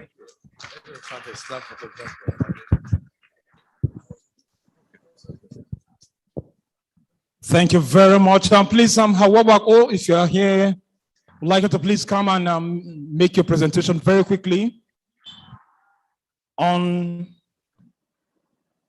Afri-Health Interprofessional Education, a panacea to healthcare professional rivalry in Nigeria. However, this girl is making waves. Hawa is making waves. I know her. Only 10 minutes. Has 10 minutes, please. Professor Etebu, we appreciate you. We thank you. We acknowledge what you've done for us. Thank you very much. We will see more of you, sir. Very quickly.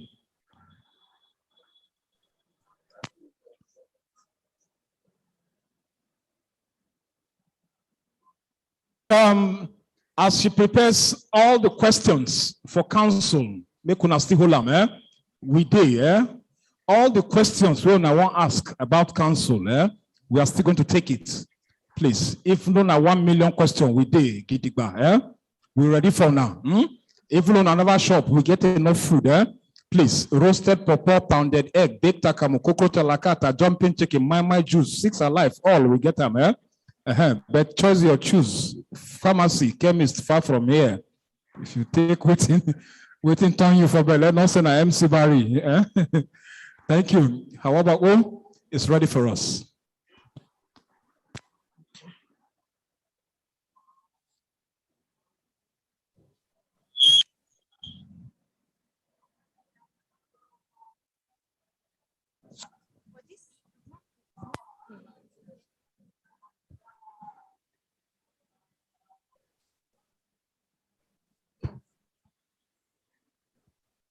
Standing on existing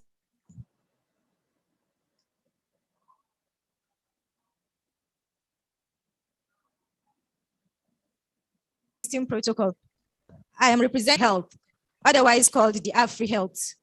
This is the maiden lecture, and this is the first time AfriHealth is embracing medical laboratory scientists.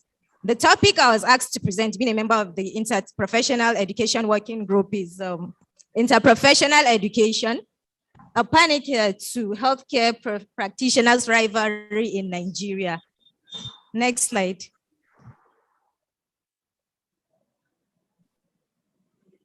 So most of us that aren't familiar with AfriHealth, what is AfriHealth? AfriHealth is an independent body of interdisciplinary health professions groups that seeks to work with ministries of health, training institutions, and other stakeholders to improve the quality of healthcare in Africa through research, education, and capacity building. It is a conglomerate of individuals, institutions, associations, and networks from all the geographic and linguistic regions of Africa, with stakeholders from public health, pharmacy, medical laboratory science, nursing, medicine, nutrition, and dentistry. Next slide. So what are the core values of AfriHealth? The core values for AfriHealth are professionalism, accountability, mutual respect, team spirit, equity, particularly in the healthcare sector, excellence, and inclusiveness. We decided as a body to bring AfriHealth to medical laboratory scientists because it is no longer a secret that the Nigerian patient faces a crisis, a psychological crisis that he might not be able or she might not be able to translate. So what is the dilemma of the Nigerian patient? The part of some of the dilemma that we highlighted is something we all know, but what are we doing as medical laboratory scientists to curb the trend?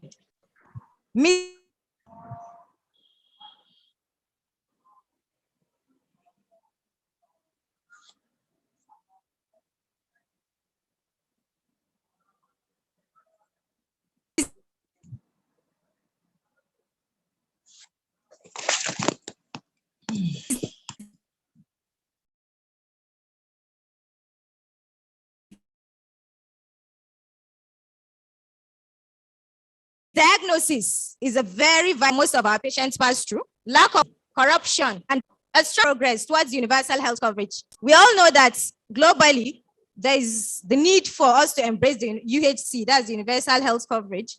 And with the interprofessional rivalry, as we see in Nigeria, where doctors are fighting nurses, nurses are fighting medical laboratory scientists, we may not be able to achieve the Sustainable Development Goals and as a result, get to UHC. So the process of providing patient-centered healthcare is interdisciplinary. It requires health professionals to work in teams, not as independent bodies. When you're a medical laboratory scientist, you don't know it all. You don't limit a diagnosis to yourself and pass a judgment on a patient. You work in teams. Lack of teamwork leads to poor coordination of patient care, poor utilization of care, patient dissatisfaction, medical errors, and patient mortality, which is very paramount and very important for us to note. We are losing a lot of patients every day because some of us decide on diagnosis without consulting. Low and middle income countries are experiencing a health workforce crisis. In Nigeria, the underlying problems are disharmony and unhealthy rivalry among health professionals, which has contributed to the dysfunction of the health system. We all know that. Efforts to reduce health inequalities and improve health outcomes must prioritize addressing the drivers of disharmony and unhealthy rivalry. So what are we saying? Africa wants to achieve universal health coverage. Nigeria needs to meet up with the Sustainable Development Goals. But how do we achieve it when the healthcare workforce is not united? The doctors alone cannot achieve UHC. Likewise, medical laboratory scientists alone cannot achieve it. So what do we do as a group in AfriHealth, IPE? Next slide. What are the key drivers of disharmony and unhealthy rivalry among healthcare professionals in Nigeria?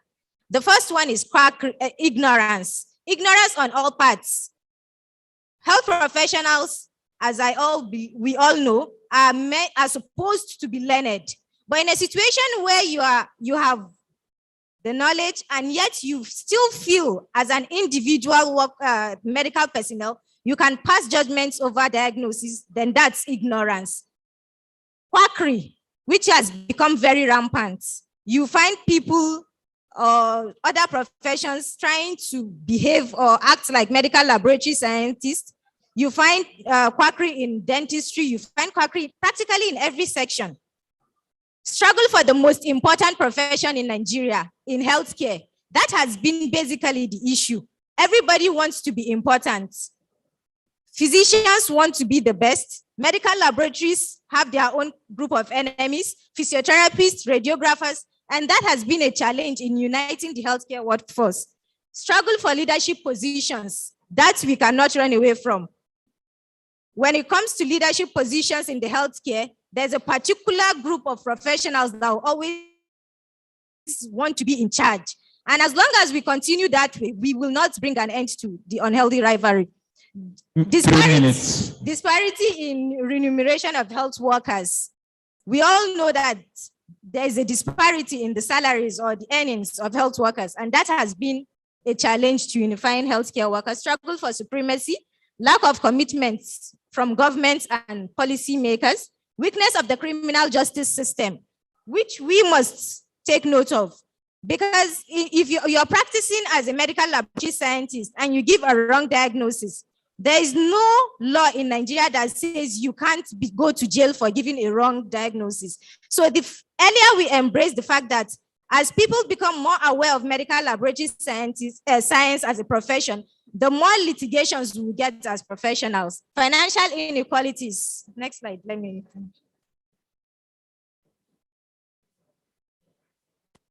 So what do we do at the interprofessional education technical working group? Basically, IPE, as I earlier mentioned, is to bring together all the groups of professionals in healthcare system. How do we bring them together? Initially, we have the governments, corporate bodies, NGOs have tried using the top-bottom approach, which is unify them at the level of associations, bring NMA, bring AMLSN, PCN together. We decided to take a bottom-up approach. What do we do now at IP that is obtainable in other countries like South Africa? We train all healthcare professionals together. Irrespective of your cadre, you take basic medical sciences together, you take your clinical rotations together. So when you train professionals together, they would be left with no choice but to work together. Next slide. IPE basically is based on this theory. The society comprises of interrelated institutions that work together to ensure the stability of the society. Functions of the constituent elements ensure the proper functioning of the body as a whole. So if, as a profession, we are medical laboratory scientists and we think we are independent of other professions, what happens? You may get the laboratory aspect right, but maybe the diagnosis of the patient is not laboratory dependent. So you might lose the patient due to misdiagnosis. So in IPE, what we do, what is being obtainable now, what we have sold to other countries like Tanzania and Gambia, is to train healthcare professionals in the same way you train every other professional. So there is no separation between training a medical doctor, training a physician, a medical laboratory scientist or a nurse.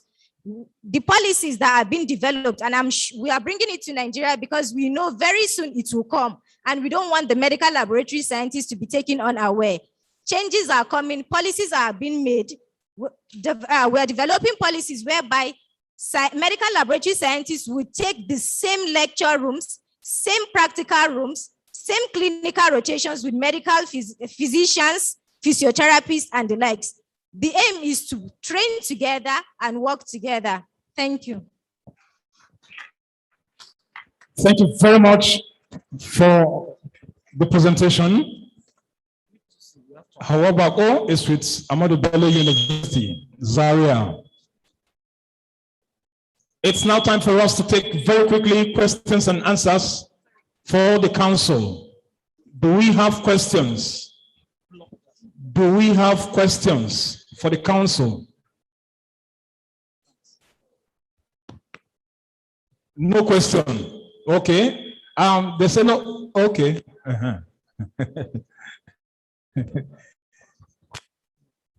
Continue from where we stop. Mr. Kutai, please.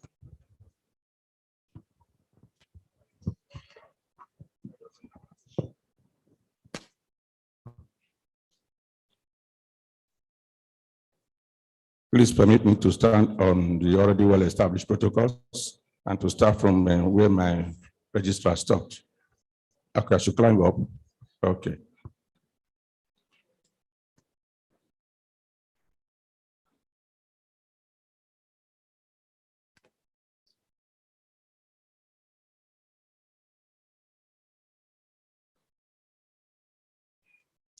Godwin Aikbitanyi Iditwa is my name.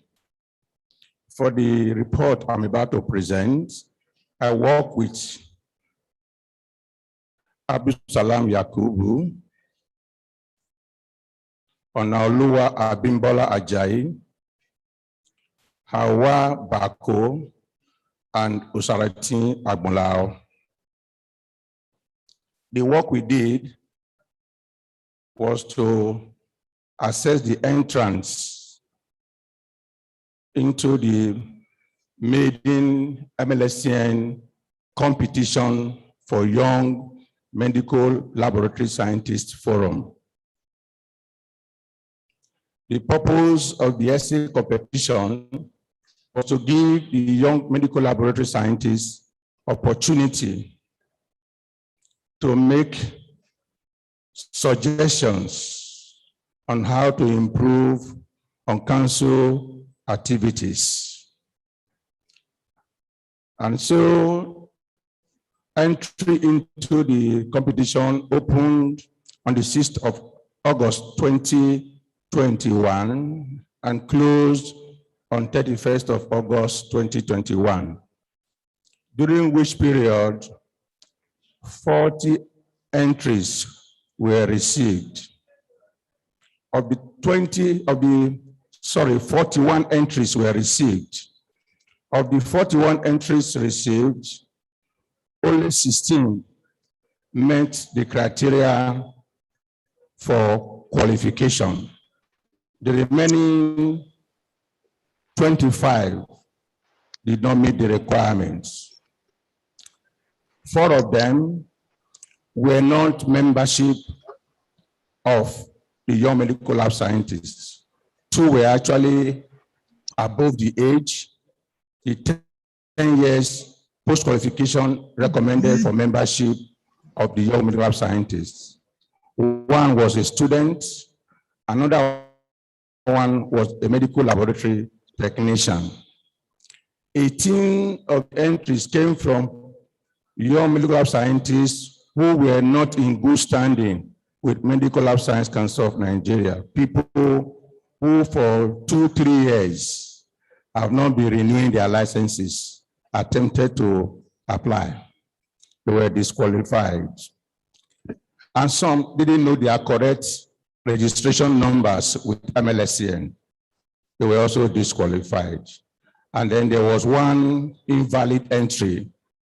Somebody who was supposed to have uploaded an essay article, uploaded a passport and a practicing license. That was invalid.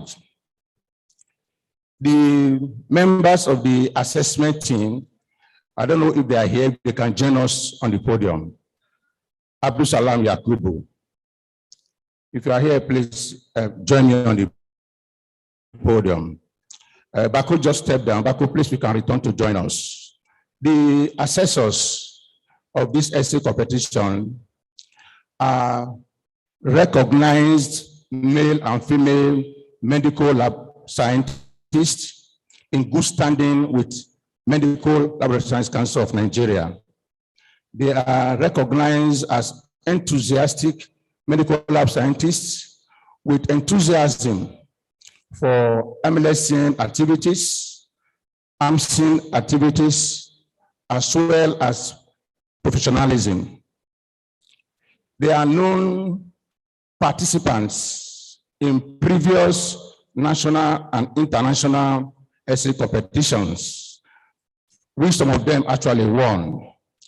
They also have standing experience in assessing essay competitions.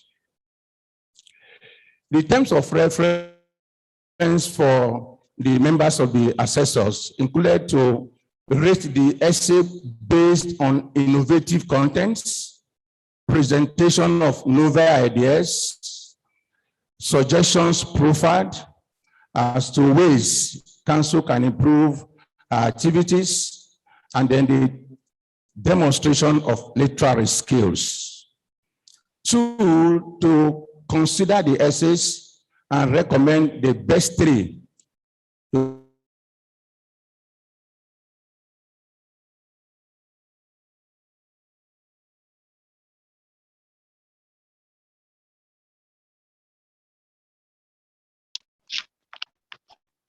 That is my head they as I go this train now, but don't find place to done. Oh, You don't make any comment. okay. I think wake up now, God they look me. I just concentrate. Oh, They meeting don't sleep. okay. I just quiet as if I don't even know. Okay now. You don't even make any comment. Okay. Close the Okay. Yeah, but maybe not the same meeting me and I'm there. Because that meeting. Say no sleep for night. Yeah, all of us now, so we go to do carry night. I be doing sleep on your house. When you wake up for morning, to climb on top of your head. My own is not even a problem. If him be boss, when they say when you do him, he go appreciate you. You know go feel him. You go just run with joy. You do it with joy. But he's not.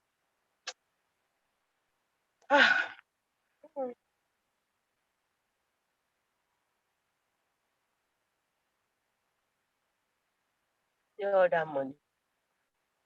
Thank God say follow the pushing una. The only thing when they make me happy, make it a pushing with now. You know, say if you put only the boy name, everywhere goes scatter. So he's now using Shehu now. But thank God, at least that has made him to benefit.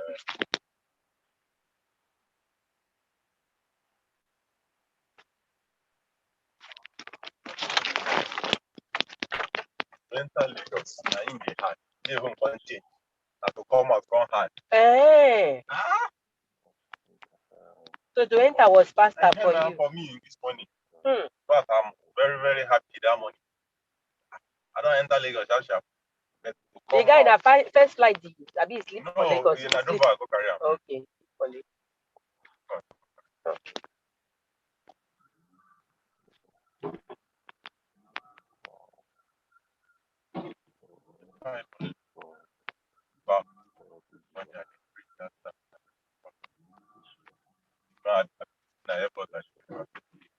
Okay, so that means coming here. The Rama where I can't check it in Dover, the right. Okay. Don't get that.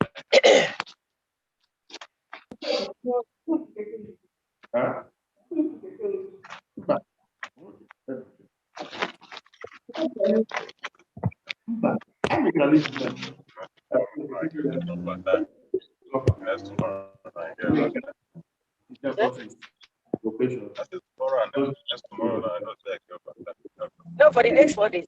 For the next 4 days, it depends on where you go.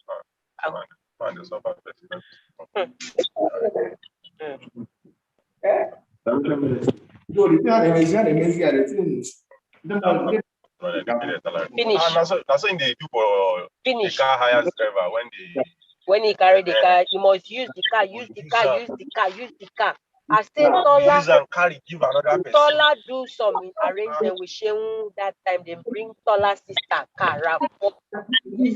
Drive and camp. Go now camp that time when they get something for camp. So that period you go run, you know, go use WHO vehicle. You go one use no call me, no call, you know use this vehicle. I know say you want use am for so he can't use that boy. They don't pay that guy for 100,000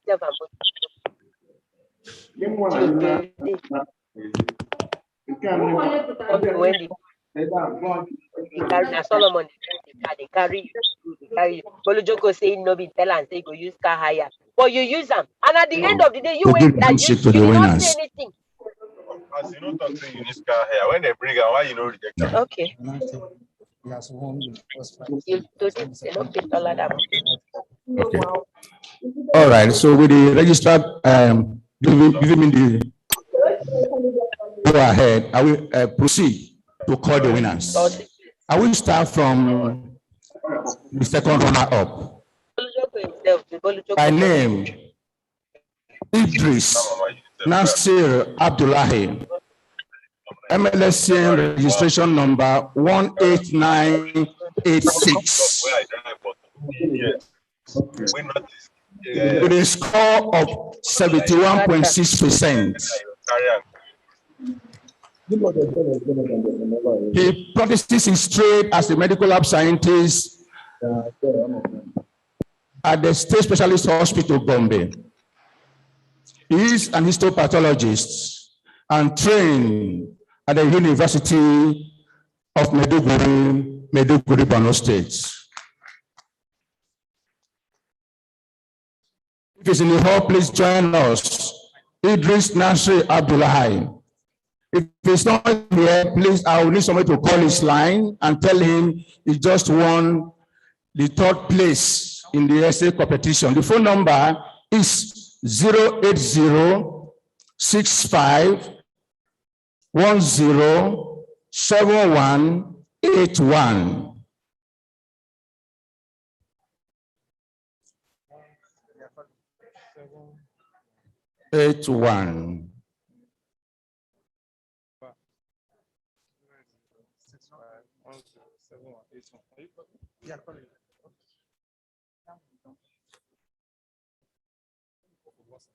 Okay. All right. We will also go ahead to announce the first runner up by name Obi George Chibaze Joseph. If you're in the hall, please join us on the podium. Is it here? Okay. All right. His ROA number is 29155 with a score of 75.5%.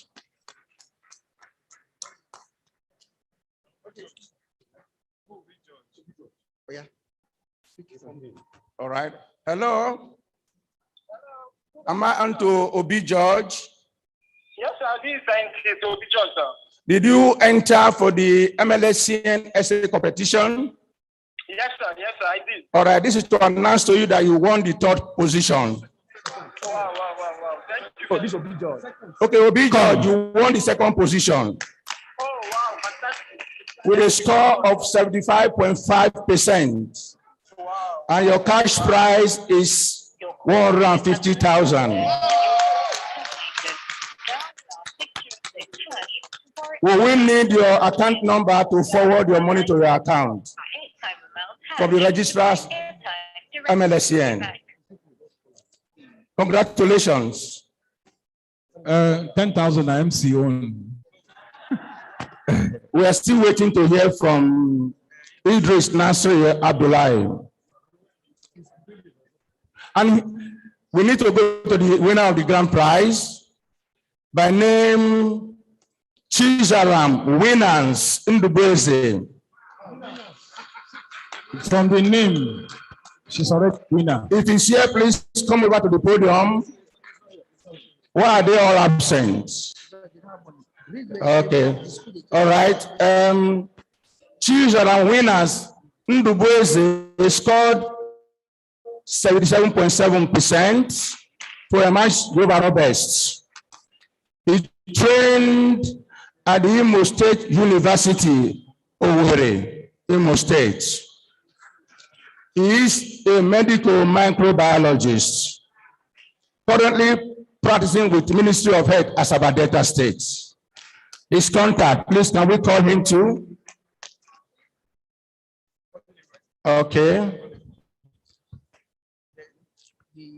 That's a complex. So, that's so. Obi George, if I didn't tell you, is an alumnus of University of Nigeria, Nsukka, Enugu campus.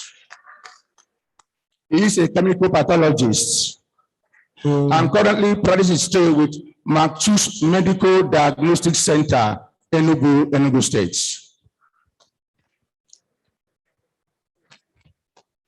Speaker right now at the AMC conference. Winners. Hello. All right. Am I talking to Chizaram Winners Ndubeze? Yes, sir. All right. You are on speaker. You are speaking to the current people in attendance at the ongoing 57th Annual General Conference and AGM. Okay, sir. All right. Okay. I've not done this one before, so that is why I'm learning it. Thank you for teaching me. All right. Did you enter for the AMLSN essay competition?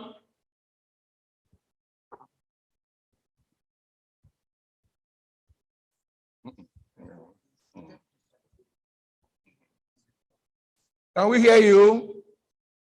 Yes, sir. Yes, sir. I did. I entered for the essay competition. All right. I'm pleased to announce to you that you won the grand prize with a score of 77.7%. Wow. Just like that. Congratulations. Congratulations. Well, thank you so much. Congratulations. So you will need to forward your account number to receive your grand prize for 200,000 from Medical Science Council of Nigeria. Yes, so see the guy that do siren. Wow. So thank you very much for the honor, my registrar. My fellow panelists, thank you so much for the efforts and for the good job. Thank you. Ladies and gentlemen, thank you for listening. Thank you so much. That is little way of we getting informations from junior ones, the way they feel about Medical Laboratory Science Council of Nigeria and where they want it to be in the next 5 years.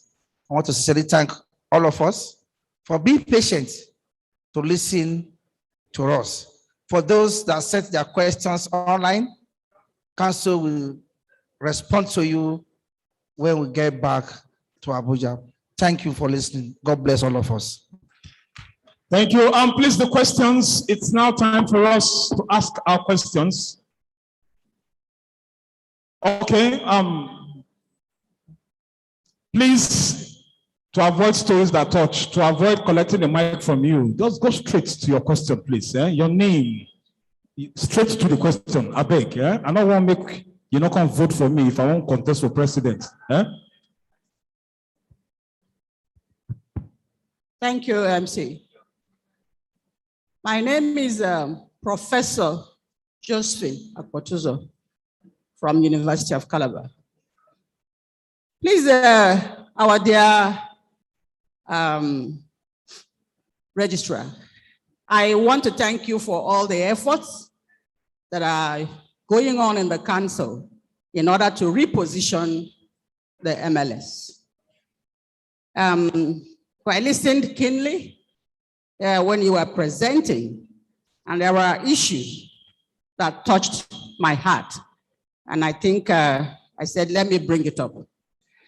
You mentioned something about accreditation while going to schools and our members misleading the council. And the second one is the lab posting, and again, the over-admission.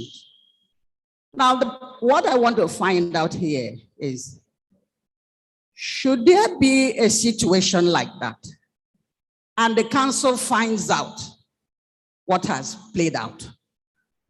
What has council done to stop such things going on? Unless you put a standard and a stand, we will continue to have these issues. Because I believe that the council have a benchmark for every institution. Why are we allowing the over-admission? I think council can do something on that. Now, the second aspect I want to look at is what have just been done. The area of the essay writing. Good, this is the first time such a thing has come up, and that is a very good innovation to ginger our youth to do something that is good. But I'm looking at it in another perspective, from the profession we are and how it can benefit the profession and reposition us.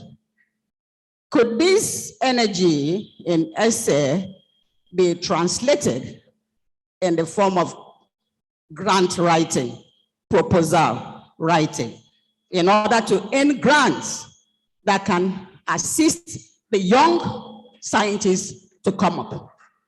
If we channel our energy in that aspect, it will benefit the council in the sense that council will have a prototype of, works that we could do.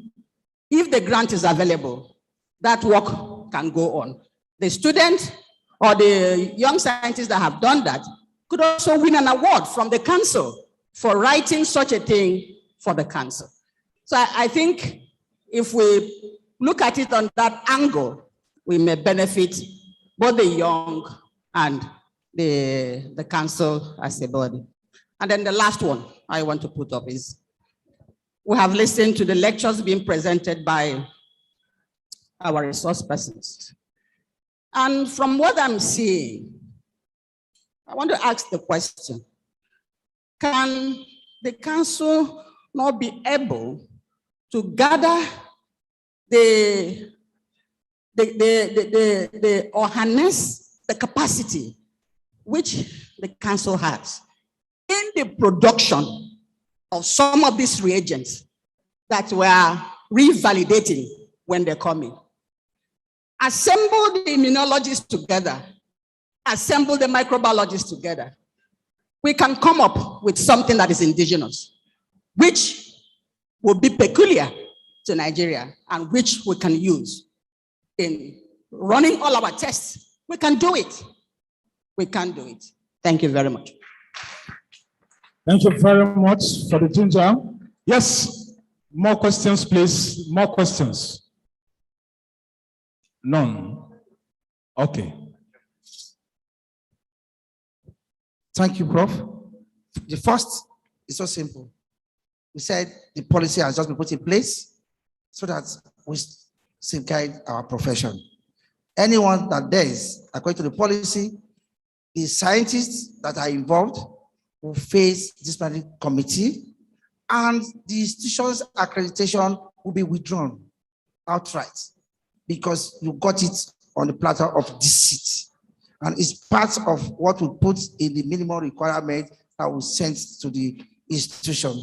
If you get it by deceit, at any time we get to know that accreditation will be withdrawn, then our colleagues will have the power to deal with that quickly. The second one is noted. The third one is not council does not have any pause to put immunologists together, chemical pathologists to produce these reagents. It's business. If you want to venture into it, AMLSN will support you. We had a group of professors or scientists. We have about 12 of them, 8 in Lagos, 8 in Ibadan, 1 in Port Harcourt or so. They came up with an extraction kit. They are scientists, and they told us the name of the association to verify they were scientists. What did council do? Instead of paying for the full validation amount, which is 3 million, we asked them to pay 1.5 million. It's an encouragement, because once it's validated and it's approved, you start making your money. It's not council that gets the money. So we are encouraging our colleagues to go out there. So we have the expertise, see how much we can start producing this reagent. If we're in Abuja a few weeks ago or so, when NCDC spoke for us, that is high time that we, our colleagues, should go into this production of these reagents and not waiting for it to be brought outside. And we all have the capacity, so we don't need to do that. If you're interested, go to the business. It's good. We are good to go. Thank you so much. Thank you. We are still on it. Ibla say today now all women affairs. Huh? Yes, so they prepare come. Good afternoon, all. Standing on the existing protocol, I want to still ask, sequel to the institution. My name is Dr. Evangeline Amakiri. Sequel to the institution accreditation, we see that some pharmacies, some hospitals get accreditation from the council using medical lab scientists licenses. At the end of the day, they now employ laboratory technicians to man their offices. What happens to such institutions and also to some of our colleagues? Thank you. Thank you. Let's take the other one quickly so that Oga will answer them together. Good afternoon, distinguished medical laboratory scientists. I beg to stand on the already established protocol.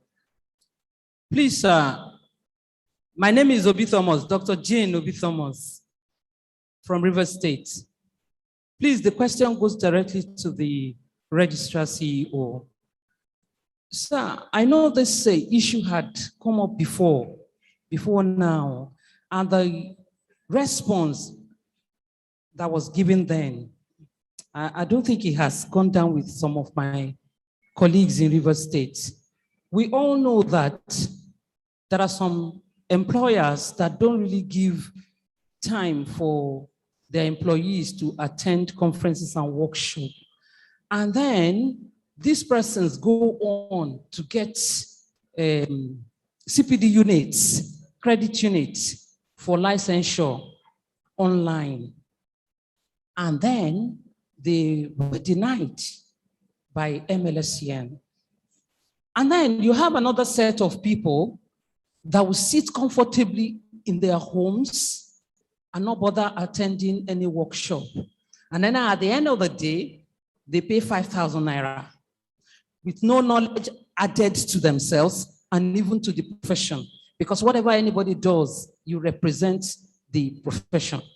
So they're now asking, is it right for them to acquire knowledge online and be denied being licensed? Please, sir, help us. This policy is not going down, and it discourages people who spend money and time to attend workshops. And then those who don't come out at all, at the end of the day, they pay 5,000 naira and they get all what they want from council. Thank you very much, sir.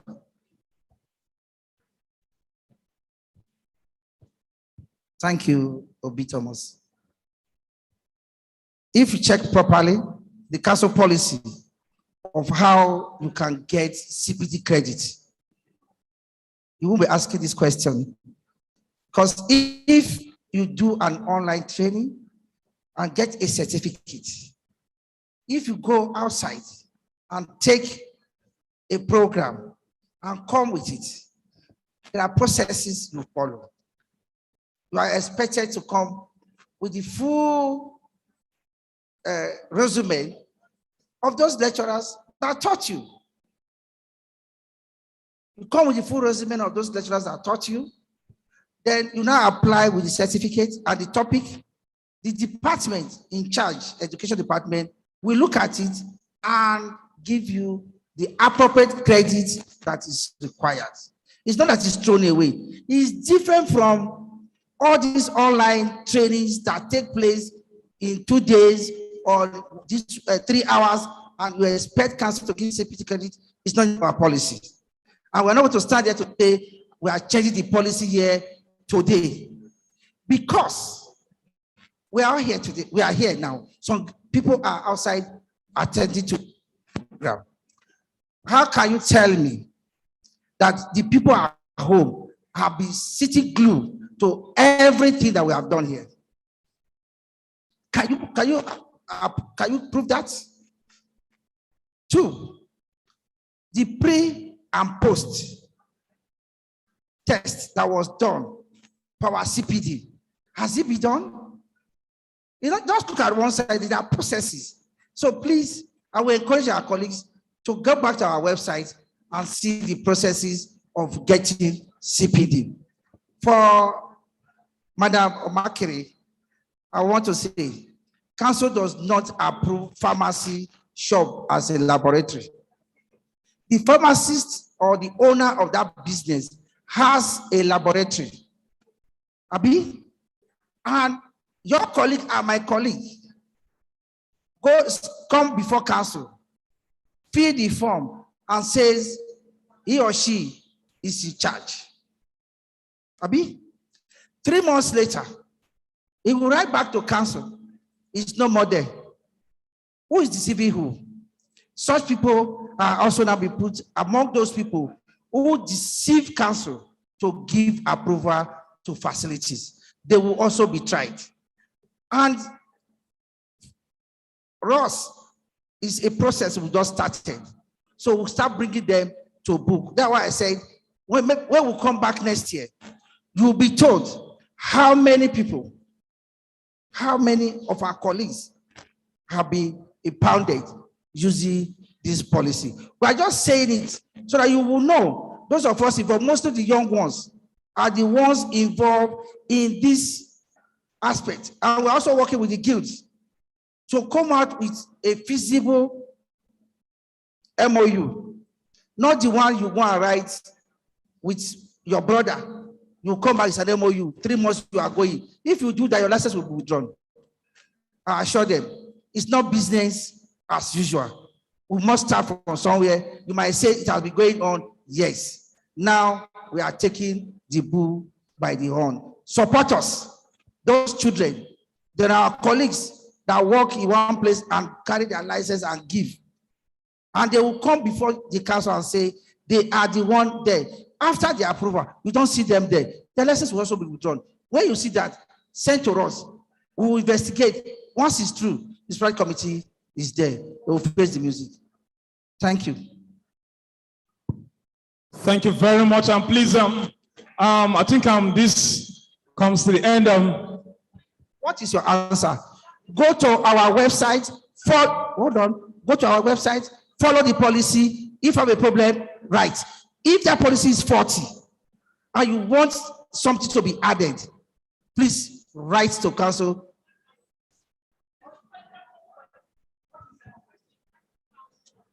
If our question is a policy issue, I will not be able to answer you right here. If you have any challenge with it, write to council. I send it to the governing board. It's a policy matter. It's not Mr. Tasso's answer. Thank you. I know we have so many questions, 1,001 questions, but please, we are already behind schedule. I want to beg us, I know we have questions. We can meet the council. They have a stand outside. All the directors are here. Please, you can meet them one-on-one and ask. Yeah? Thank you very much. The council time. I move for adjournment for the council time. I don't try. We'll not pay for the 40 minutes. Thank you. Please put your hands together for the council. The registrar CEO. Thank you very much, and the team.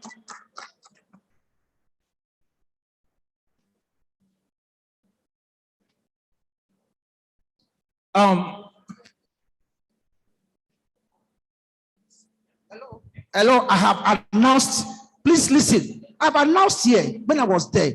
I said for those online who will respond to them virtually to them. And I noticed I was going to answer here. I said it. Is that what I said? Thank you. Please, we are going to be inviting Randox, but before then suggest say as we get essay competition, council make una try do another competition, quackery competition. They put 1 million. Say now we go to expose ourselves. The people they do quackery, they will go stop them. Yes. Randox, if you're ready for us, please very quickly, we'd like you to come and make your presentation. Randox, you have 10 minutes for your best. Thank you. God bless you.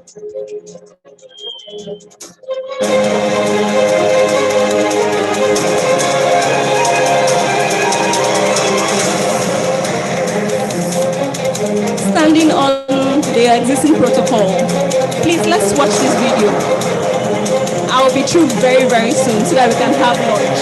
Thank you.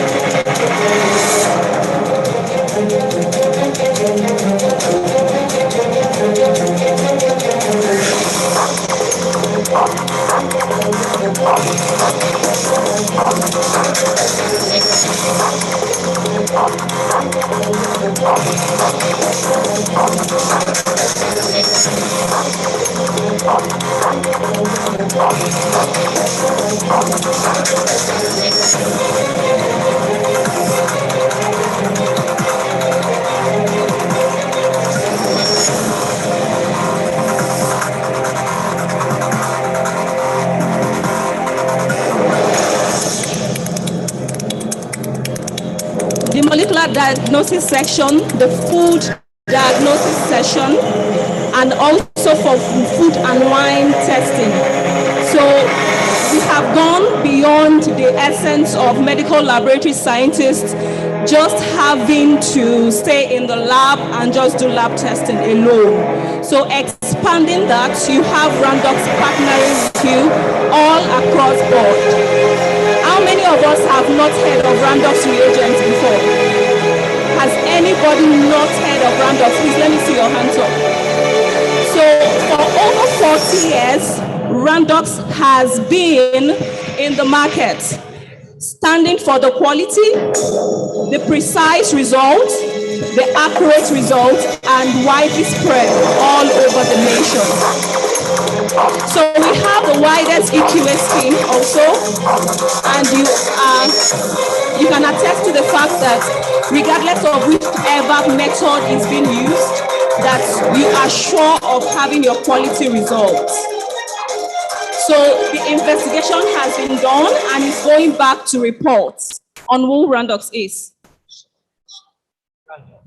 Dedicated to improving health worldwide. So Randox is a global company and we are dedicated to improving health worldwide. So the next presentation, please. Now, we have had complaints of people not finding the kit inserts inside the Randox kit. So that is one of the reasons why we are here. If you have not been finding your kit inserts inside your Randox kit, it's because they have gone paperless, Okay, so what you need to do is just send a mail that you want an access to the Randox IFU, and you'll be given access to that.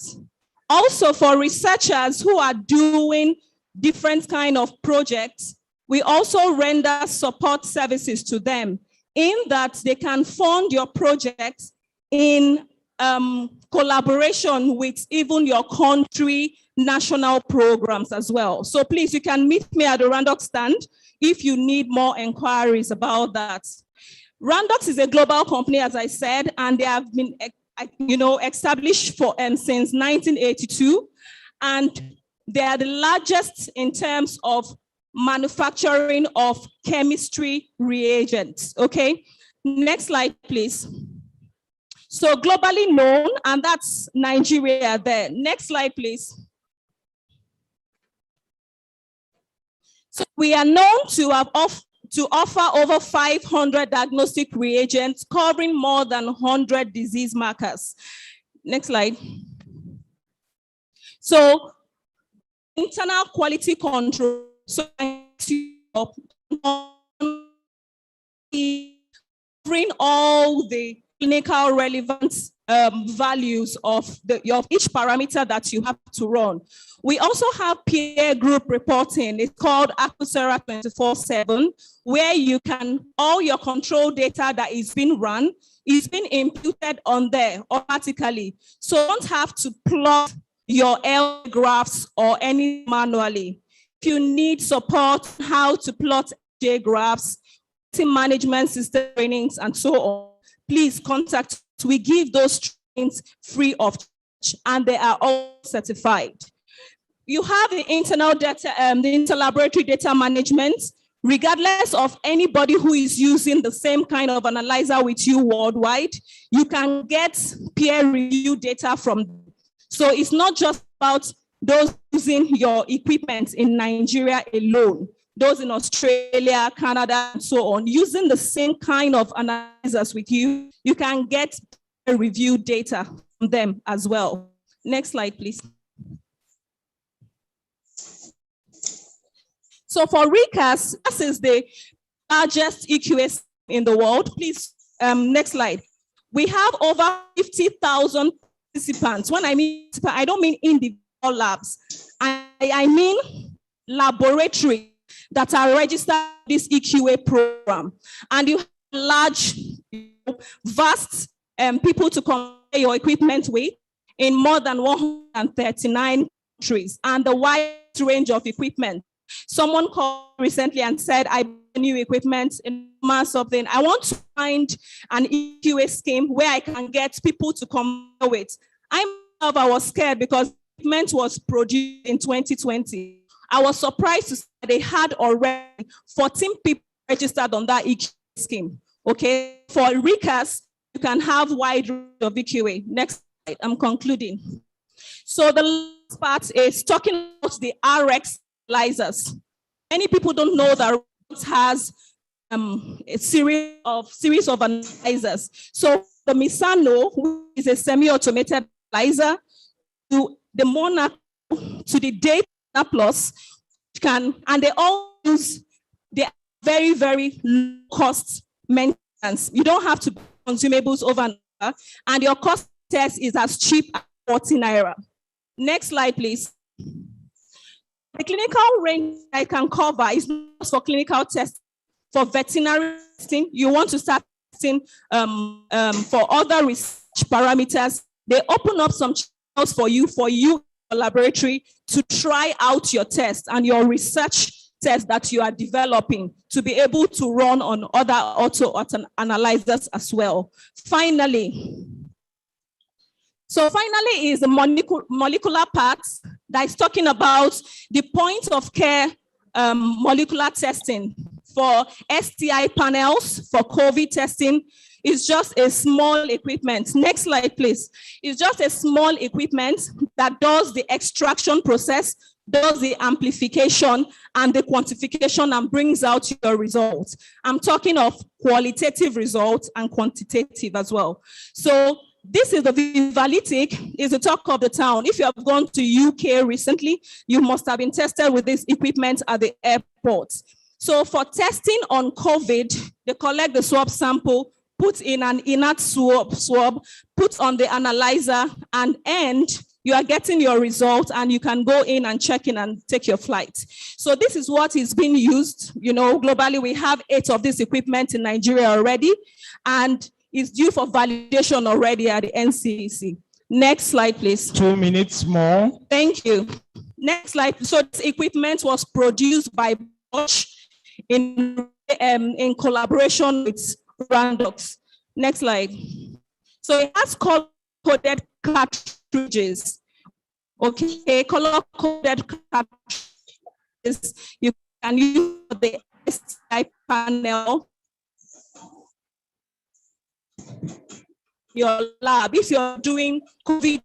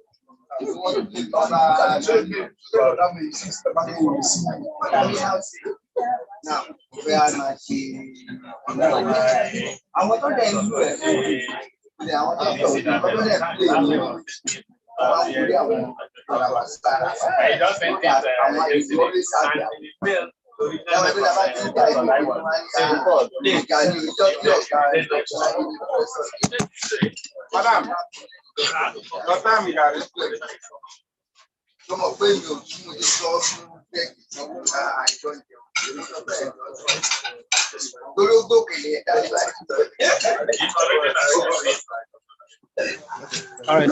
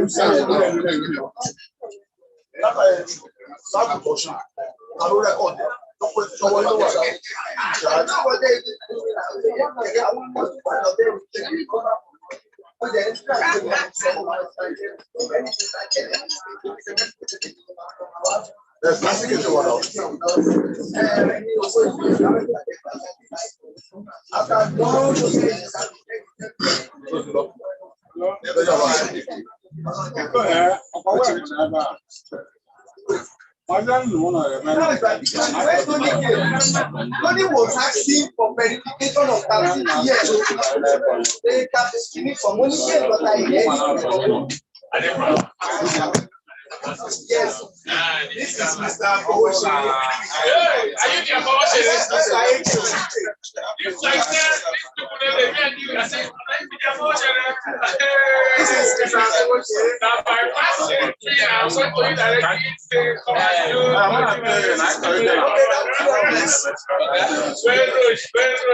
Come and praise him. Papa,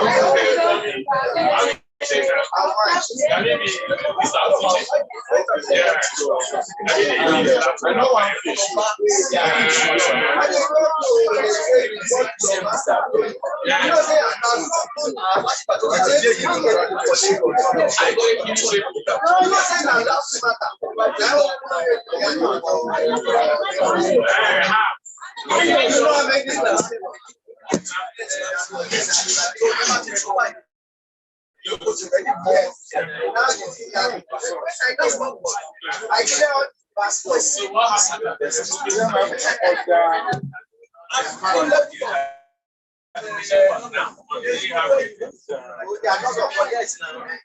I don't want this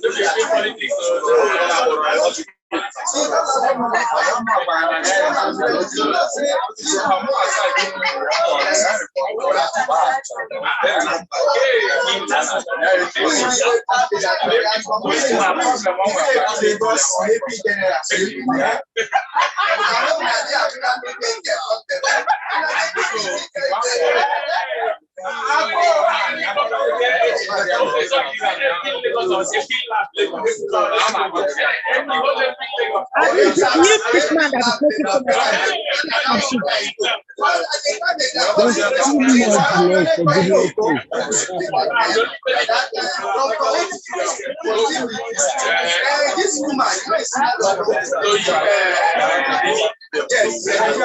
you see that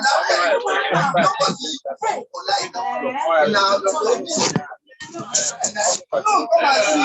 Then I need you like this. When that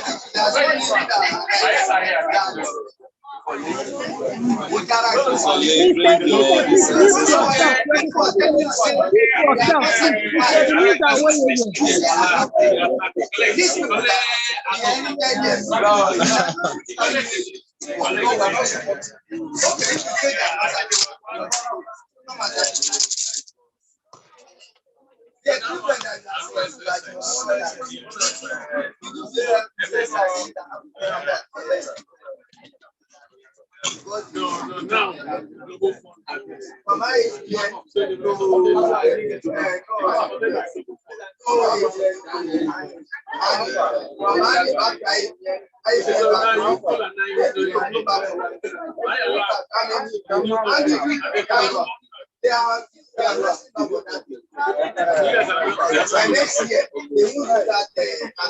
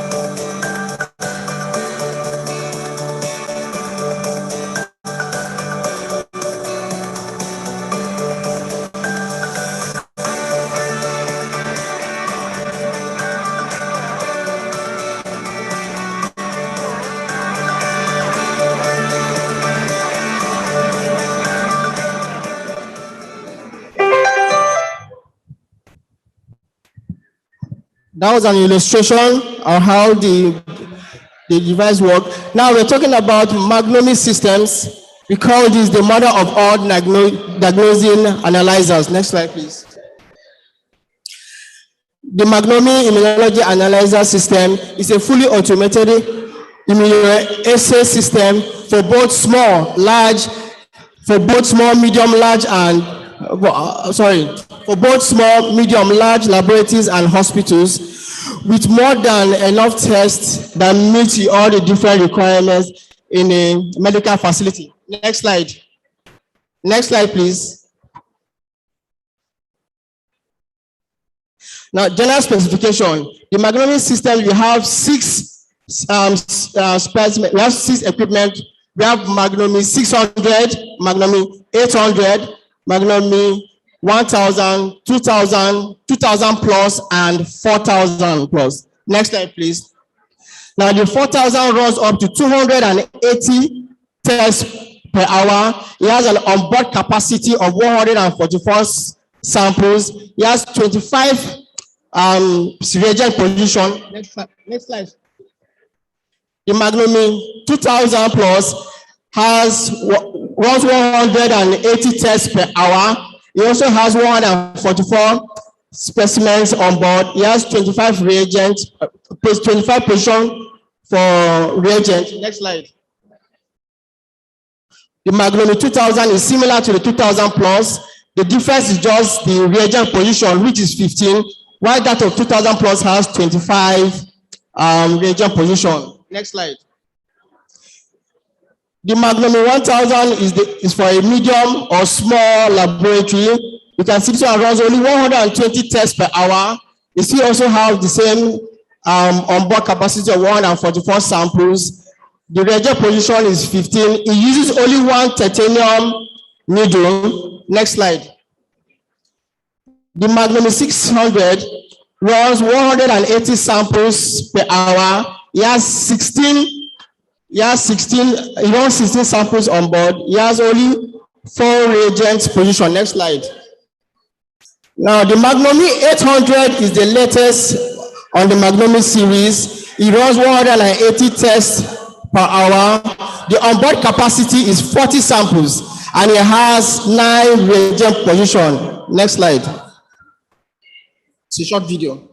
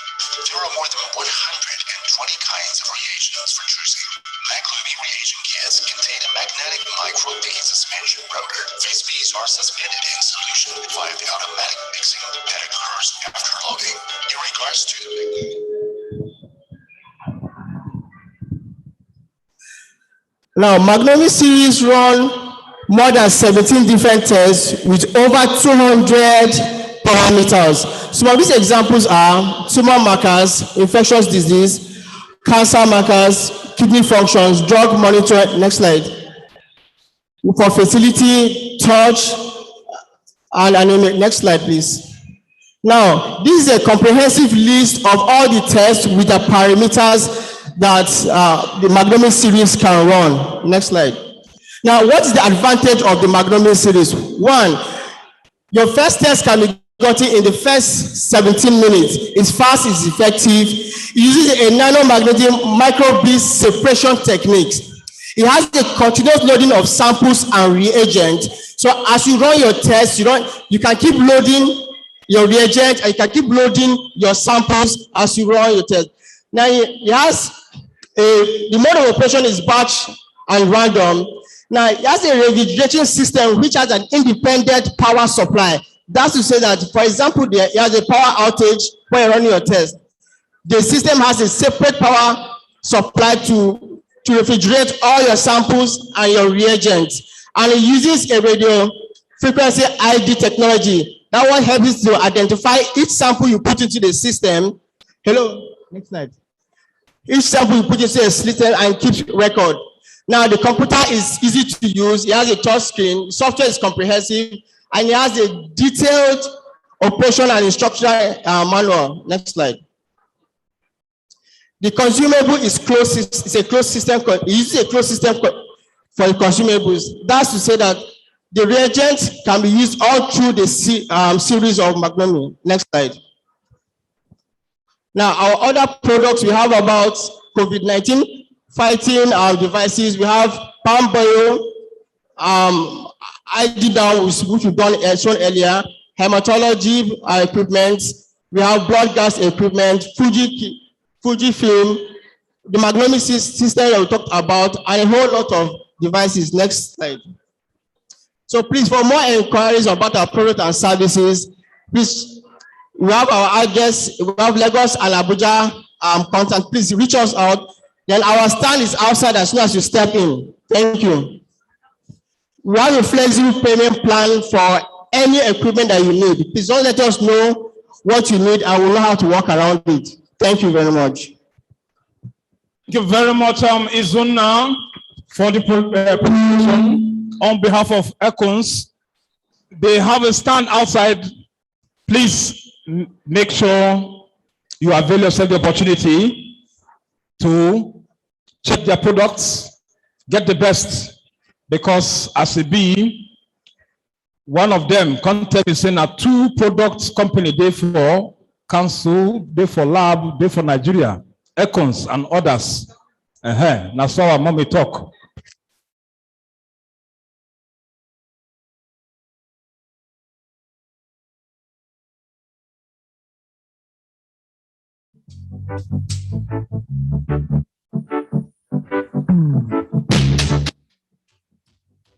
Okay, DJ, please, we are going to reconvene in 30 minutes time. We want to give break for 30 minutes, please. Our Muslim brothers will go for prayers. Today is Friday. Let's not forget that. Please let us respect that. We are going to reconvene after 30 minutes.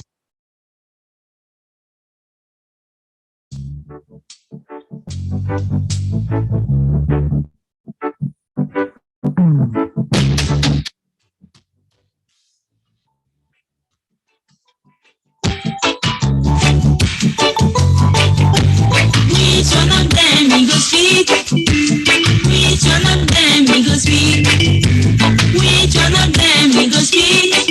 I say which one of them he go speak?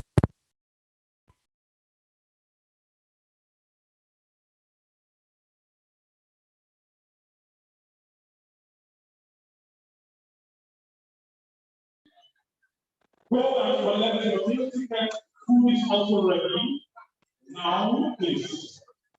30 minutes time for you to leave.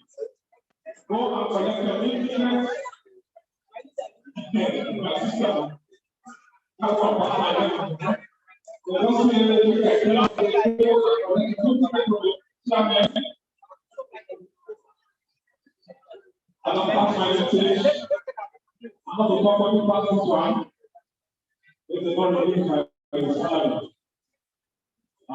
Even MC getting there.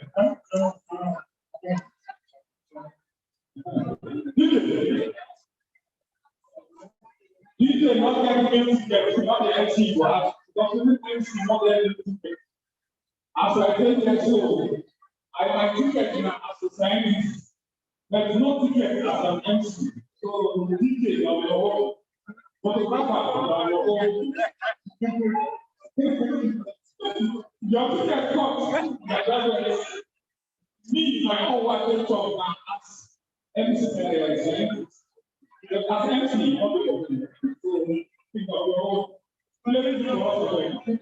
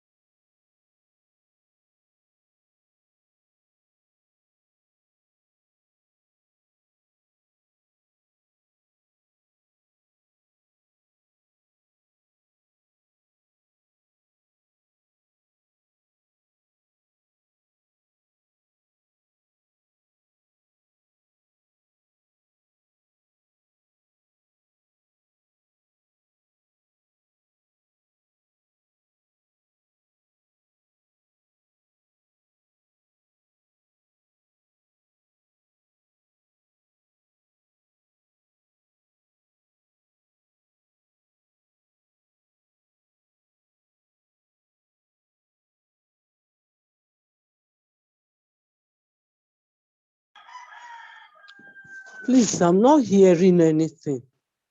I'm not hearing anything. I've been battling with this. I've been battling to hear. I can't hear.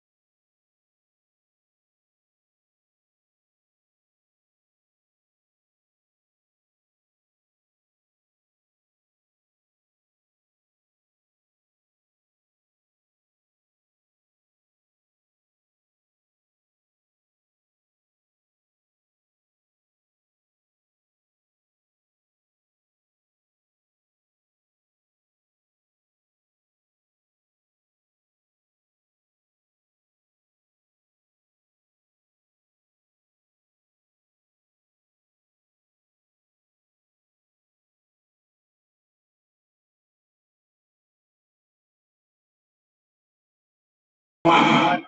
So in that document that we want to present the body of medical lab scientists who are in this and for those who are not here as well.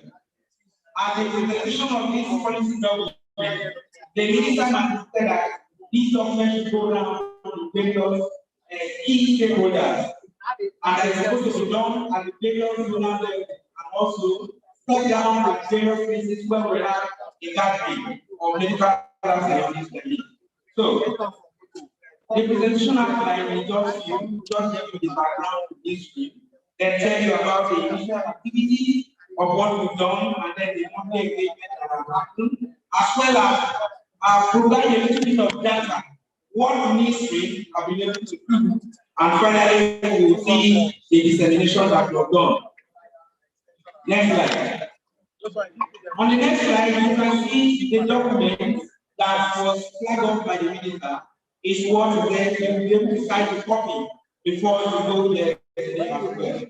By way of introduction, I'm going to say a little bit about the National Integrated Assessment Referral Network. The network was established in order to be able to help the country to achieve the United Nations UNAID 1990 strategy that was put in place in the year 2015 or 2016. That 90% of the population are supposed to know their HIV status, and then 90% of those who have known their HIV status should be placed on treatment. And the last 90 is that those who are on treatment, 90% of them should be able to have a viral suppression, even though this has been cascaded now to 95, 95, 95. And in this strategy, the first 95 have the lab scientists or the laboratory personnel in focus, because nobody is going to be brought into HIV treatment if the HIV status is not known. And that's where the lab scientists come into being. The second 90, which is the treatment, belongs to the other colleagues in the healthcare sector. But the third 95, which is that 95% of those who are already on treatment should have a viral suppression. The viral suppression cannot be taken note of or cannot be ascertained unless the test is done. And that's why the lab is very, very critical in the 95, 95, 95 of the UNAID strategies. So the aim of the NISRIN activity was to be able to have an integrated clinical specimen operational manual that everyone in the country can key into, will be able to use them and then be able to follow all the procedures that have been put in place and replicate it in various places. Then at the end of the day, that the design which have been put in place, initially it was conceived for only the HIV and the TB, but these should be cascaded down to other disease prevalence as they occur within the country. Before this came up, the next slide, before the policy document was put in place, we had series of engagement that took place that as far back as 2017 in February, stakeholders got together, they conceived the idea that it is good for us to stop parallel sample referral system. And why was the sample referral system very important? The importance is that all the things we are discussing, no matter how beautiful your lab is, nor how sophisticated the lab is, if you do not have sample to run, that lab is no longer going to be doing what it's set out for. So there's need to be able to get sample to that place, and the sample coming to the place should come in a quality that once it is analyzed, you can be sure that the result that is coming out is as expected. So when the approval was received from the Federal Minister of Health that this is an idea to go with, look at the fact that what had happened in the pool procurement of commodities, pool procurement of ARV, there were some savings that were made. It was necessary that we put in place a policy that will enable sample transfer to go out the way it's supposed to go, so that not anyhow will the sample move. Because we have seen places that some people move sample, put inside the vehicle, not caring the temperature at which those samples are transferred. That was the reasons, or one of the reasons, why it was necessary to get the sample transfer network in place. When the first stakeholders meeting was convened, we have almost every major stakeholders from all the tertiary universities, from the major reference hospital, laboratory, as well as funders and agencies, both at the state and the national level, came together and began to look at how to put this document in place. And many of our colleagues, senior colleagues, were the ones that were anchoring this activity in order to be able to produce the document. After the document was designed, the structure was put in place in such a way to look at the next slide, for us to be able to see that at the end of that engagement, we had the workflow or the workout of the modality of how this policy document should be operated. An expanded structure was also put in place, whereby they handed over to the National Lab Technical Working Group to design the sample referral network and how it should be operated. Advocacy was made to various people that could fund the activity, and that was put in place. And because we had not been able to have at the Federal Ministry of Health these documents ever before now, it was necessary to constitute a team that will be able to look at the document and produce what will be required. There was also a consensus to adopt the mixed model of sample transport in such a way that whatever will work for the environment, that should be put in place and that should be funded. That was what the resolution that came about. And during that one of the workshops that was put in place, people were grouped into 5 sections to be able to work out some of these policy statements that have already been put in the book. We have a group of people working on the guiding document, that is the documentation that will be required while moving sample from point A to point B. We are going to, which places will serve as hub and which places will be serving as the testing places. And then another group was working on the human resources that will be required to operate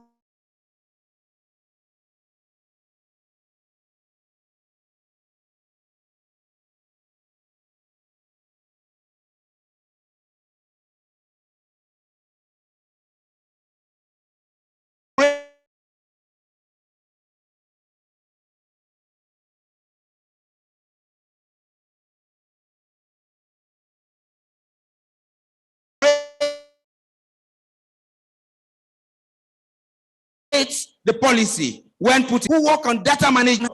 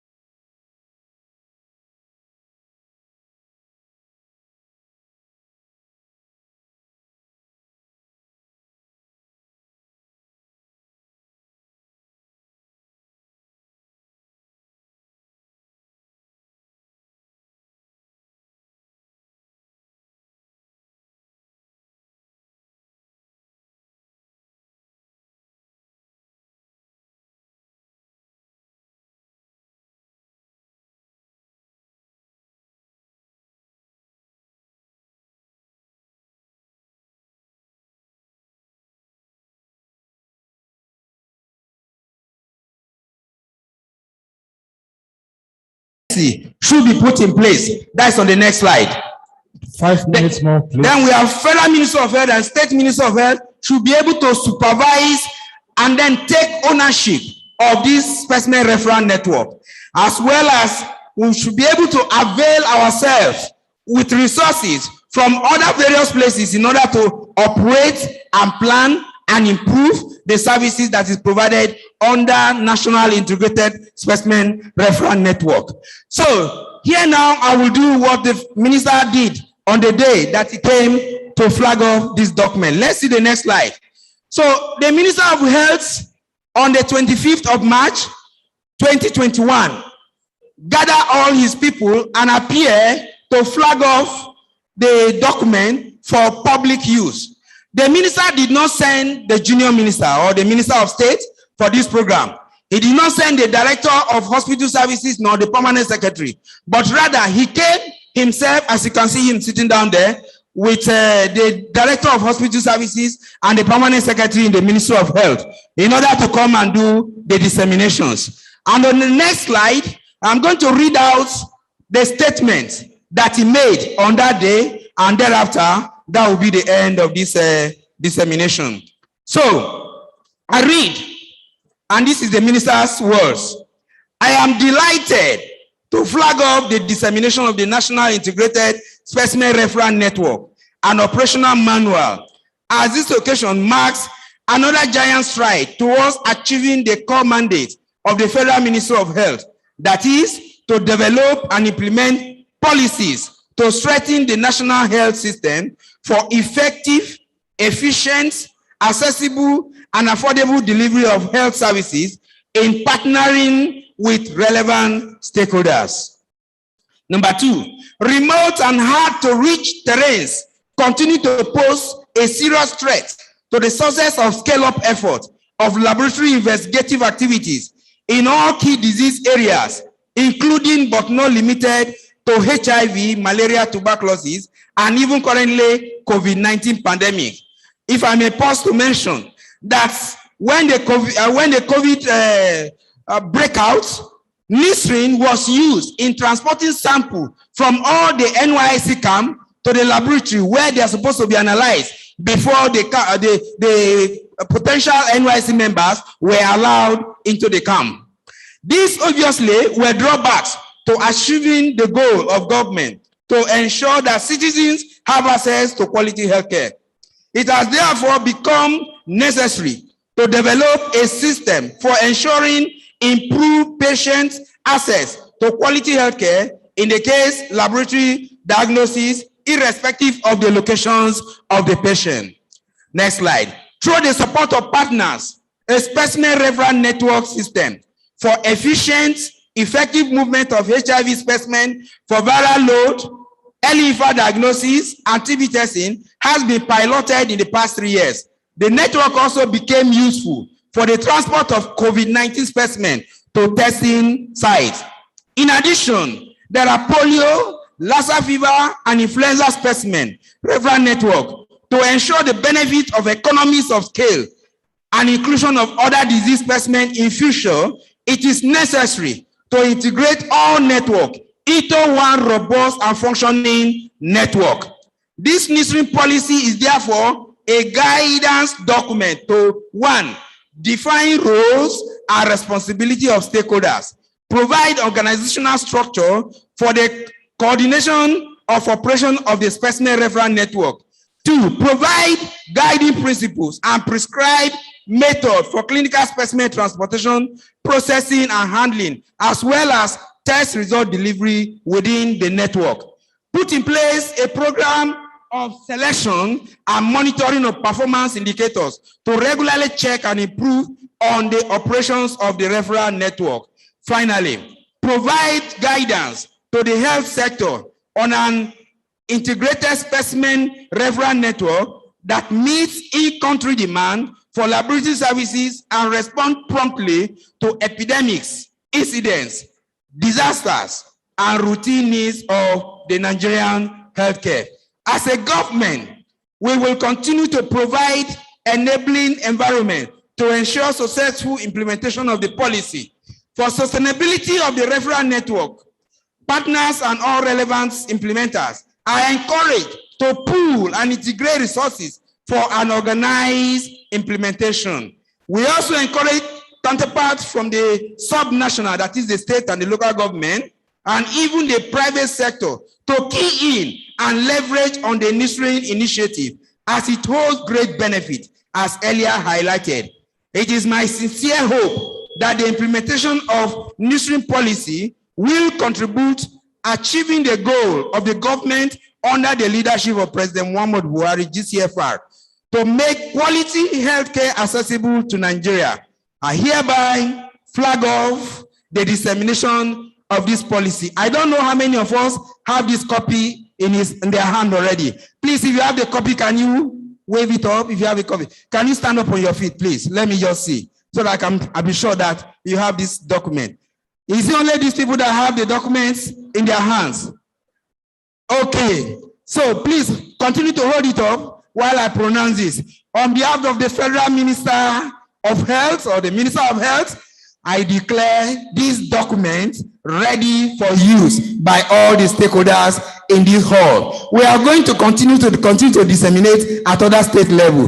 Thank you and thank you and thank you once again. God bless you all. Thank you. He has declared it open at our own risk.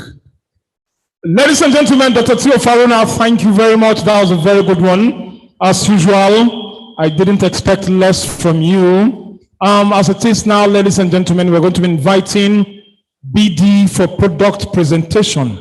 Please, very quickly. You have 10 minutes, please. Very quickly. Okay, sir.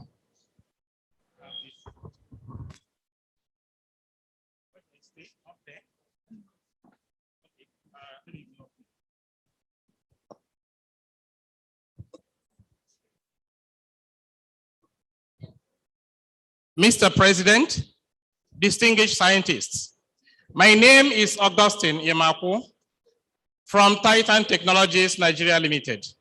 I'm going to be presenting on behalf of BD West Africa. Titan Technologies Nigeria Limited is a distributor of BD in Nigeria. Thank you. I am going to be talking about, can you go back to the beginning? I have very limited time, so I'm not going to be running through all the slides. Addressing health and financial burdens associated with sepsis. Can you go to the next one? Globally, it's estimated from research that 31.5 million, you have estimated number of 31.5 million cases of sepsis. Clinical studies also have demonstrated a twofold increase in sepsis associated mortality when inappropriate microbial therapy is given. Now, sepsis accounts for 25 to 30% of hospital mortalities. Blood collection remains the most important microbial tool in the management of sepsis. Next slide, please. Very quickly.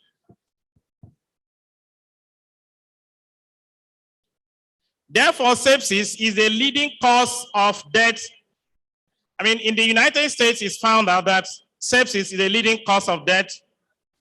And we have up to 258,000 people die from sepsis every year. Now, it is the #1 cost. Sepsis is the #1 cost of hospitalization in US. And I think also it's the same thing around the world. Sepsis incidence is rising by 8% each year. This is a big burden. Next slide, please. The need for effective sepsis management. Can you please show all? Show all, show all, show all.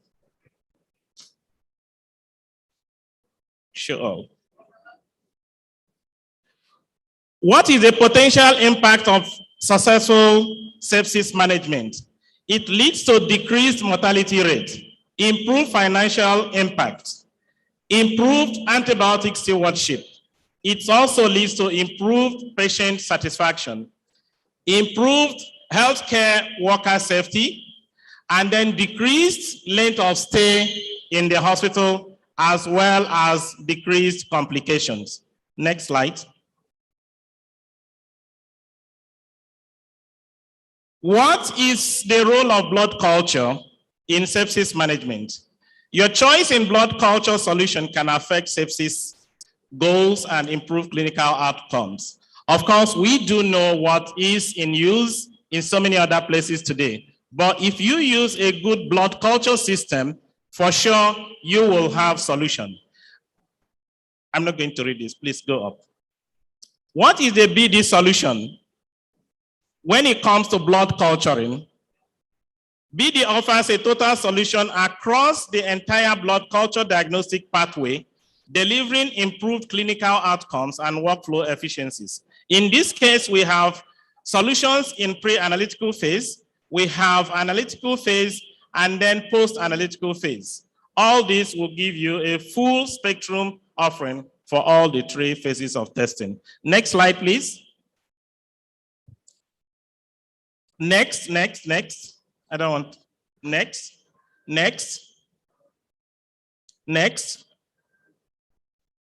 Now, what do we offer in analytical phase? No, please, can you go, okay. Pre-analytical, please. No. Okay, leave this. Go to another one. Okay, I'll take this. It seems it's having fun. Instrumentation, we have the BD, FX40, and other solutions. Instrument for identification and sensitivity with MIC. I am going to discuss that briefly if there is time. Otherwise, after this, then you can meet us at the stand for more explanation. And then what do we offer in blood culture? We have a whole solution for all kinds of organisms. Of course, the perfect media is what the combination of BD Bactec plus aerobic and lytic anaerobic media has been shown to reduce mean time to positivity. As a matter of fact, if you're using our system, the bottles, if you inoculate, within 2-3 hours of inoculation, depending on the level of positivity, you are likely going to have a positive result, which will be indicated by the machine, and then you can now take it out to subculture. That reduces the time, as against the normal long stay, which impacts our income. Next slide, please.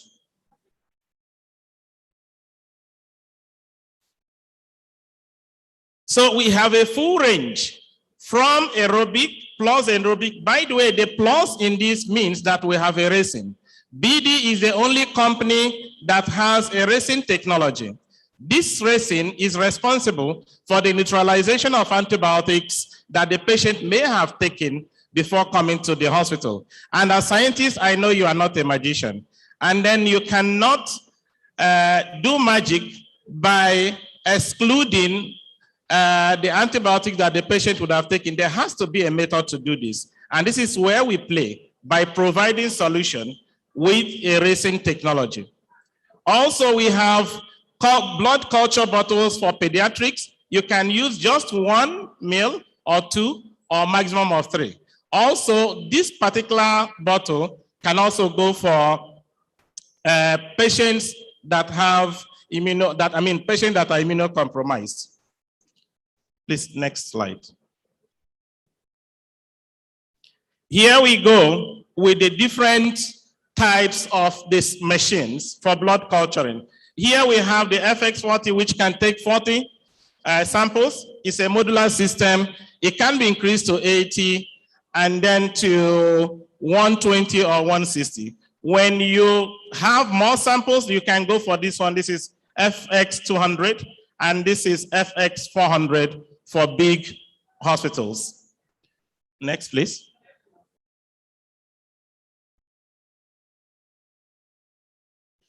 Next, please. Next, please. And so, if you inoculate your sample, you scan it into the machine. It tells you the position. The moment that also is positive, it tells you, so you can remove the one that is positive and go ahead with your report and then do your ID. Please, the next one. Next. Next, please. Next sample. Next slide, sorry. And so, I have talked about scalability of the FX40, and I'm not going to repeat that, please. Let's go to the next one. So, okay, now the next one is, after your culture, what next? It's not enough to just get a very good result, positive or negative. The next thing also is to do identification and sensitivity. How do you do that? And how fast is it going to be? Here we have a solution. The BD Phoenix M100 and the BD Phoenix 50. Here you are doing roughly 200 tests at a time, 100 ID and 100 AST simultaneously. And while for this one, you are doing 50 ID and 50 AST. By the way, it is not just the only thing. This system is able to provide you a true MIC. What do we mean by true MIC? You do your double dilution, you say 0.51 and say 2. In other systems, they may do 1, 2, and then the rest are extrapolated. And this is why we say that BD offers a solution in true MIC. For those of you doing research, this is very important. Next, please. We have different panels. Of course, BD is the only system that has panels for ID of 51 wells. They have 45 wells that contain dried biochemical substrates, 2 fluorescent control wells. For antimicrobial susceptibility panels, we have a choice of the ID side that has 84 wells. This is unrivaled. Wells contain dried antimicrobial agents in doubling dilutions, minimum 3 wells per antibiotic, no dilution skipped. This is why we say we have true MIC. 1 growth control well, 17 to 21 antimicrobial per panel. Next, please. And so panels are available as combo that's combined with ID and AST. It can also come as ID only or AST. Then we have also standard and emerge. Emerge here are for emerging resistant organisms. Then it is leak resistant and room temperature storage is good. Colored coded, which makes things easier for you. The ID portion of the Phoenix panel utilizes a series of biochemical tests to determine the identification of microorganisms. Database of up to 400 clinical relevant microorganisms. List of antibiotics validated in M50. You have for gram-negative 60 antibiotics, gram-positive 80, strep 30, antibiotics. BD is the only one that has these numbers. And then also, this is CLSI and UCAST compliant. Next slide, please. Other solutions that we have in culturing is in TB. Please, next, please. So BD provides solution in liquid culture for TB. Next slide, please. In molecular systems, we have a special instrument called BD Max.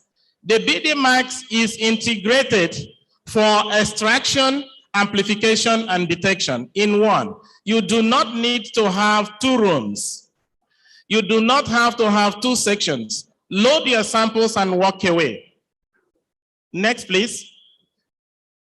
And by the way, not only that this is a real time, you can as well do the COVID-19, and it's also an open system so that apart from what BD offers, you can as well use any other reagent in it, provided you have the right price. Summarize 1 minute, please. Okay, please go to the last 2 slides. Last 2 slides. Last 2 slides. Okay, why BD? BD has got over 100 years of advancing the world of health. We are, for blood culturing, we have over 40 years experience. It's unrivaled. Next slide, please. Next slide. Okay. Now we have qualified engineers in the field that can attend to you. Then clinical application specialists, technical services are offered 24 hours. You are free to contact us and we can provide solution. Next, please. Thank you for listening to me. It's unfortunate that the time is short, but I hope you can come over should you have more questions, because we have a lot of solutions to provide for you. Thank you once again. Thank you, BD. Make you not be Oliver Twist in our bros. Now 10 minutes we give you, but I don't give you 32 minutes. You see they ask for more. All the same, please put your hands together for BD. He has done wonderfully well. A very good presentation. They have a stand outside. Please get to that stand and make sure you ask questions, please. Ask questions when you get to your stand. Thank you very much. This time around, we have a paper presentation. It is going to be done by Professor Ifedayo, but just give us 2 minutes to change the position. Then DJ, give us some tunes, please.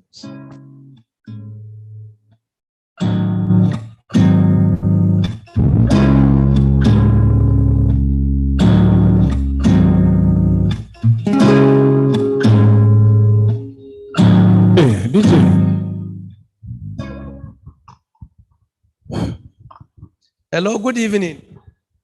Hello, good evening. Honestly, I just want to give an apology on behalf of the organizers.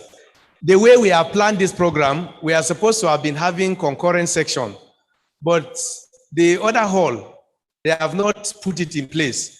But I'm insisting that they have to put that place in order so that we can now have the young scientist presentation can be taking place there. I am going to select some directors, some professors to go there and then coordinate that aspect. Then we have 2 other presentations.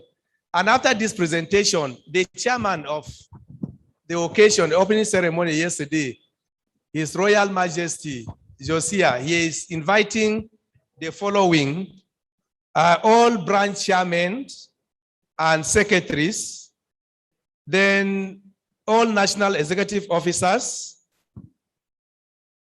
Then we have our elders, board of trustees, members of the governing board of AMLSN, all professors that are here, all directors that are here. He wants to host you to a dinner. A bus will be coming here by 6 p.m.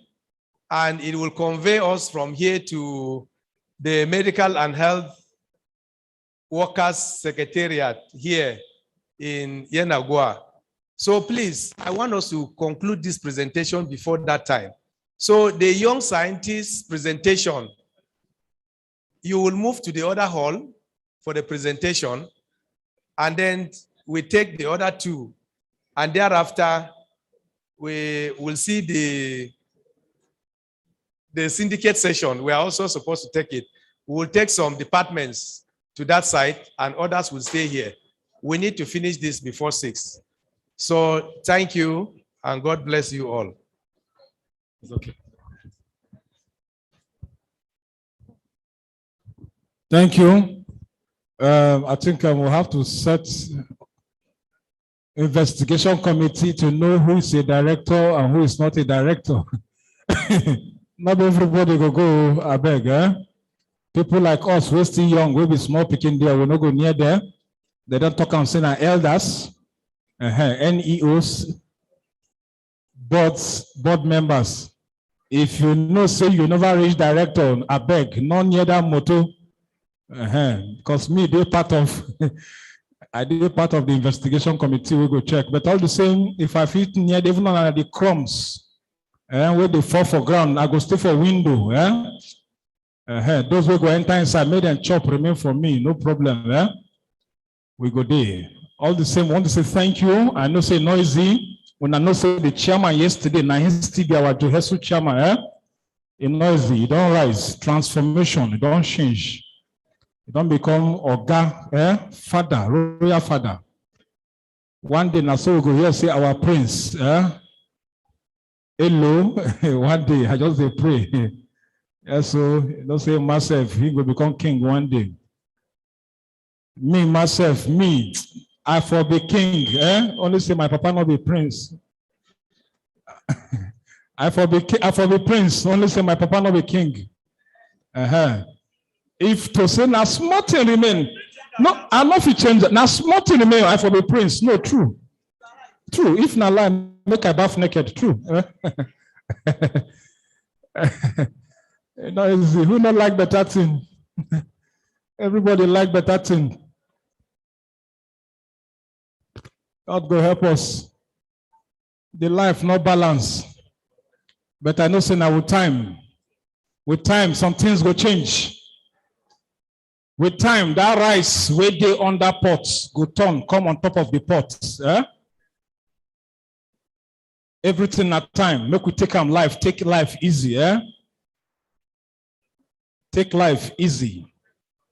It no mean say because somebody Indomie done today, your beans no go done tomorrow. Everything at time, no rushing. Just take the life, Jeje. Humble yourself. God go raise you. They talk am every day. We talk am, we preach am. Say nothing. Say your own better pass somebody own. Your bank account now somebody tithe for church. Not from big man. That's your better cloth when you wear. Now somebody rag for house. Just relax. Your wife, now somebody former girlfriend. Now true, not lie. So which are you the form? You the form big man. Your wife, now somebody former girlfriend. Your husband, now somebody former boyfriend. So just humble yourself, relax. Not the way you want to do, what they never do before. Take life, Jeje. No wonder Timaya sing and say, I can't kill myself. I beg, bros. Allow me to flex. Now worry, tomorrow we go flex. Tomorrow na dinner. But we could do the first one. You know, go travel from Sokoto, come Bayelsa for scientific conference. Then you come they perambulate, they work out, they buy chewing-gum, they buy sweets. You not come sit down for inside here. Some people since yesterday they not sit down. The day they work out for outside, and you pay 15,000, 20,000, 25,000 for you go right. Say you pay. You come for scientific conference. Ask them. Wait till they talk since yesterday. One they never carry go. No, not true. Not true. At least say one of the paper presentations. Say you catch one at least one. When you go back, you go disseminate. Download them to your other people. Where not fee come. That is the essence. Not be say you go pay come. At least you see food chop. See, we get enough. So you chop, you come inside, you sit down, you listen to Paper, eh? DJ, as usual. I know say you they wait for us tomorrow, eh? Your hand they itch to present. Too much. This guy correct.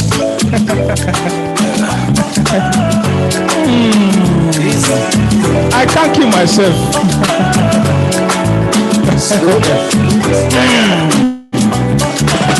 The life not balance. I can't keep myself. Ask yourself.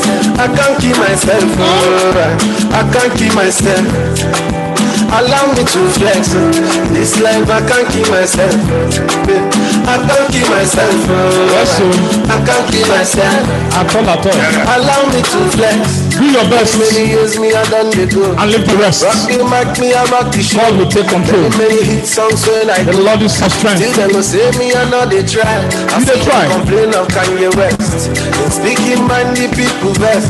Everybody wants to be the best, but what can do without the best? If we support the elimination of poverty, support it. Don't talk on before. Expose your colleagues where they do quackery. Expose them where not the wrong task, the right result. We know them. Not the council will come down for us. Now we go do them ourselves. Una know them. We know them. Quality control, we know who they do better. We know the lab where they do the better work. We know the ones where they do the better work. Now wait for them to come tell you. You and I know. Because if you spoil, not be only them, now all of us will spoil for. When they complain, say the result not good. That lab, no, I not trust that lab. Why they not go trust your lab? Because you get what they do, we're not correct. Some of us scientists, but they even do the quackery, they involve the technicians. They show them the corner way, the cut way where they do. Then tomorrow you go expect that technician to respect you. Now him go even go expose to people say kind of Allah. I beg forget of that man wallahi. Allow me to flex this life. I beg, let us do the right thing. We know what to do. I can't keep myself. Strength. Oh. They don't clap. Whenever I win.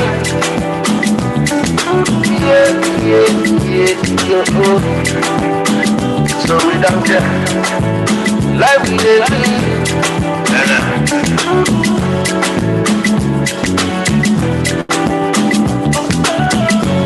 Okay. Prof, your time starts now.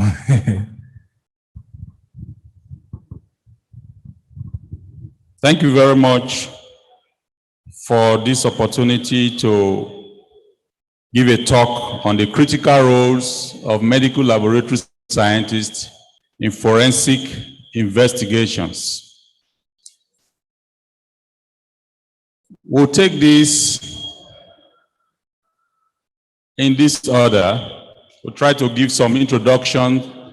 Then let's talk about who the medical laboratory scientist is. Then what exactly is the forensic science? And we'll look a little bit on the history of forensics. And of course, we'll dwell so much on the roles of the medical laboratory scientists. And of course, we'll try to look at the way to go.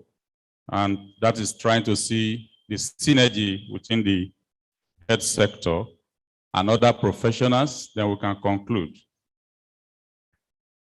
The Bible says, then you will know the truth, and the truth will set you free. That is from John 8, verse 32. But if we ask these questions among the criminals, do criminals believe in this? Because they know even if they say the truth, they're in trouble. So they will always want to twist the truth. And in twisting the truth, we must provide a scientific way to reveal the truth that they have hidden. And so in doing this, we need to look at what is in forensics. And of course, Michael Jackson, as if he knew that when he dies, his death was going to be a subject of forensic investigation, earlier said that lies run sprints, but the truth runs marathon. So no matter how much the lie, how far the lies can go, truth will always catch up and be sustained better. Truth is like the sun. You can shut it out for a time, but it ain't going finally. That was Elvis Presley. So the Lord detests lying. The Lord detests lying's lips, but he delights in those who tell the truth. That is from Proverbs 12, verse 22. And of course, this is the reason why we have the forensics today, because we have to tell the truth. And those that tell the truth, that reveal the truth, are me and you, and those who are involved in forensics. And so we can bring back to the fore the lies that were told. And of course, that brings about the origin of forensic science, which is the science of crime, trying to see what the criminals have hidden and how they've done it. And of course, they never knew that they could always leave a footprint in whenever they are planning the crime. And it is that footprint, that small hidden factor in crime planning, that we have to look for.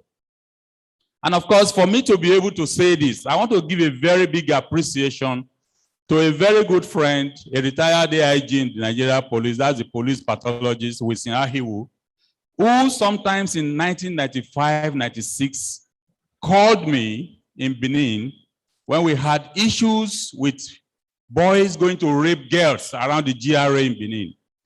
When their parents go to work, they just swoop on these girls and they rape them mercilessly. And of course, the police were handicapped. They will arrest them, but they will leave them at the end of the day because there were no evidences. And he called on me that, what can we do to trap these people? And of course, by the time these people come to the hospital, to the clinic, to the police, you took vaginal swab on them, you hardly will find sperm cells. And I said, okay, let's try and see, thinking out of the box, what can we do? And I said, let's see, we could look at what is in the man that is not in the woman. And that is looking at the secretions from the prostatic gland.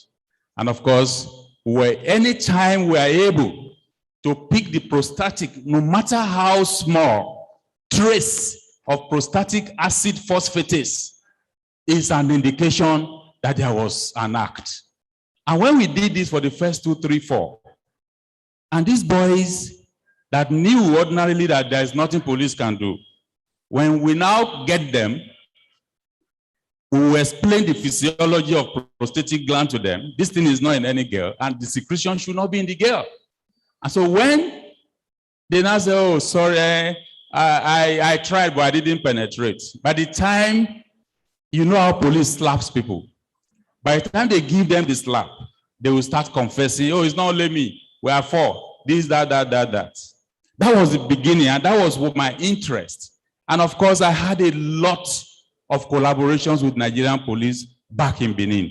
And of course, they have involved me with so many high-class, cases, which I don't need to mention, but with time we can give examples. So I want to give a very good credence to Dr. Ahiwu for the opportunity given me to have an insight in forensics. So who is a medical laboratory scientist? Of course, we all know who we are. And for the benefit of those who don't know us, who may be visitors to this hall, we are scientists, is a licensed healthcare professional and researcher who works in clinical laboratories at hospitals, reference labs, and biotechnology labs. I've put the word researcher there because every day we do our routine, we are doing research. And of course, we need to know that. They perform all the laboratory analysis on blood, urine, tissues, and other bodily fluids. And of course, the curriculum of training includes a research emphasis on advanced medical laboratory profession, and of course, medicine through scholarly works and publications. And of course, this was crowned by the Act 11 of 2003, which also stipulates that he must hold himself out to the public as a medical laboratory scientist under the Act 11 of 2003. I will tell you the reason why that public is underlined there. He offers to perform any service involving knowledge of medical laboratory science. Here we are talking about investigations. Investigations are what we do. And so when we say any service involving knowledge of medical laboratory science, of course, there is no way medical lab scientists will not be relevant in forensic investigations. And of course, it renders professional service or assistance in or about matters of principle or details related to medical laboratory science procedure or the processing of data. Now, in summary, who are we? The medical laboratory scientists are the professionals who provide essential analytical information to clinical staff and the public to enable accurate and rapid diagnosis and treatment of patients, as well as involvement in researches and scientific procedures with human and animal tissues and fluids for the benefit of mankind. So we are looking at it in the sense that we are involved in researches and scientific procedures. Forensic science is about scientific procedures to generate evidence that is tenable in the public and that is a physical evidence. Forensic science now, the Chinese book Duan Yu, which appeared in 1248, provided the first association of medicine and law. And of course, the book offered useful advice such as distinguishing drowning, that is water in the lungs, and strangulation, which is pressure marks on the throat and damaged cartilage in the neck, from death by natural causes. This was where forensic actually started generating from. So what is forensic science? Forensic is a Latin word, in Latin means forensis, of a forum. That's a place or assembly. You now see why we are relevant, because you must do your work and be ready to present it in the public. The presentation of science or scientific evidence in a public forum, such as court of law. The application of science to those criminal and civil laws that are enforced by police or other government agencies. And of course, it is an applied science, multidisciplinary in nature, and of course, multidimensional as well. So if it is multidisciplinary and multidimensional in nature, then there is no way one single person can claim that he is the only forensic scientist. No way. You need knowledge from everybody, and we're going to see that soon. The typical nature of science is what you see in forensic. No absolute authoritative solutions. All it offers is objective information on what occurred at a crime scene. That's where we are. So you need a botanist, you need a geographer, you need an historian, you need a scientist, you need a doctor, you need everybody to come together to make this work. And of course, evidences can come in form of fingerprint, in form of all what have you, but we use a whole lot to get to the evidence we're talking about. And the concept of forensic science could easily be summarized by Lucas' principle of exchange. And he said, whenever two objects, animate or inanimate, microscopic or macroscopic, in whichever physical state, come in contact with each other, there will be an exchange of materials, whether you like it or not. And these materials are known as physical evidence. So forensic science essentially deals with the laboratory examination of different types of physical evidence encountered at the scene of crime in social or civil relationships. So what is in essence here is that when a criminal comes in contact with a person or object, there is usually a dual exchange of particles that must take place. It is for us to be able to get to this that makes that investigation complete. And that is where you have been able to unravel the secret that is hidden. So what are the examples of physical evidences that are used in forensic investigations? Imprints, broken glasses, hairs, fibers, paint chips, and so on. And of course, body, a whole corpse, tool marks, firearms, bullets and casings, DNA, blood, semen, drugs, chemicals, and even soil. I will give a classical example of where soil was used and a forensic investigation was completed based on what they found in the soil. So you have a whole lot that can be used for forensic investigation. So forensic science is therefore an applied science as well as a criminalistic science.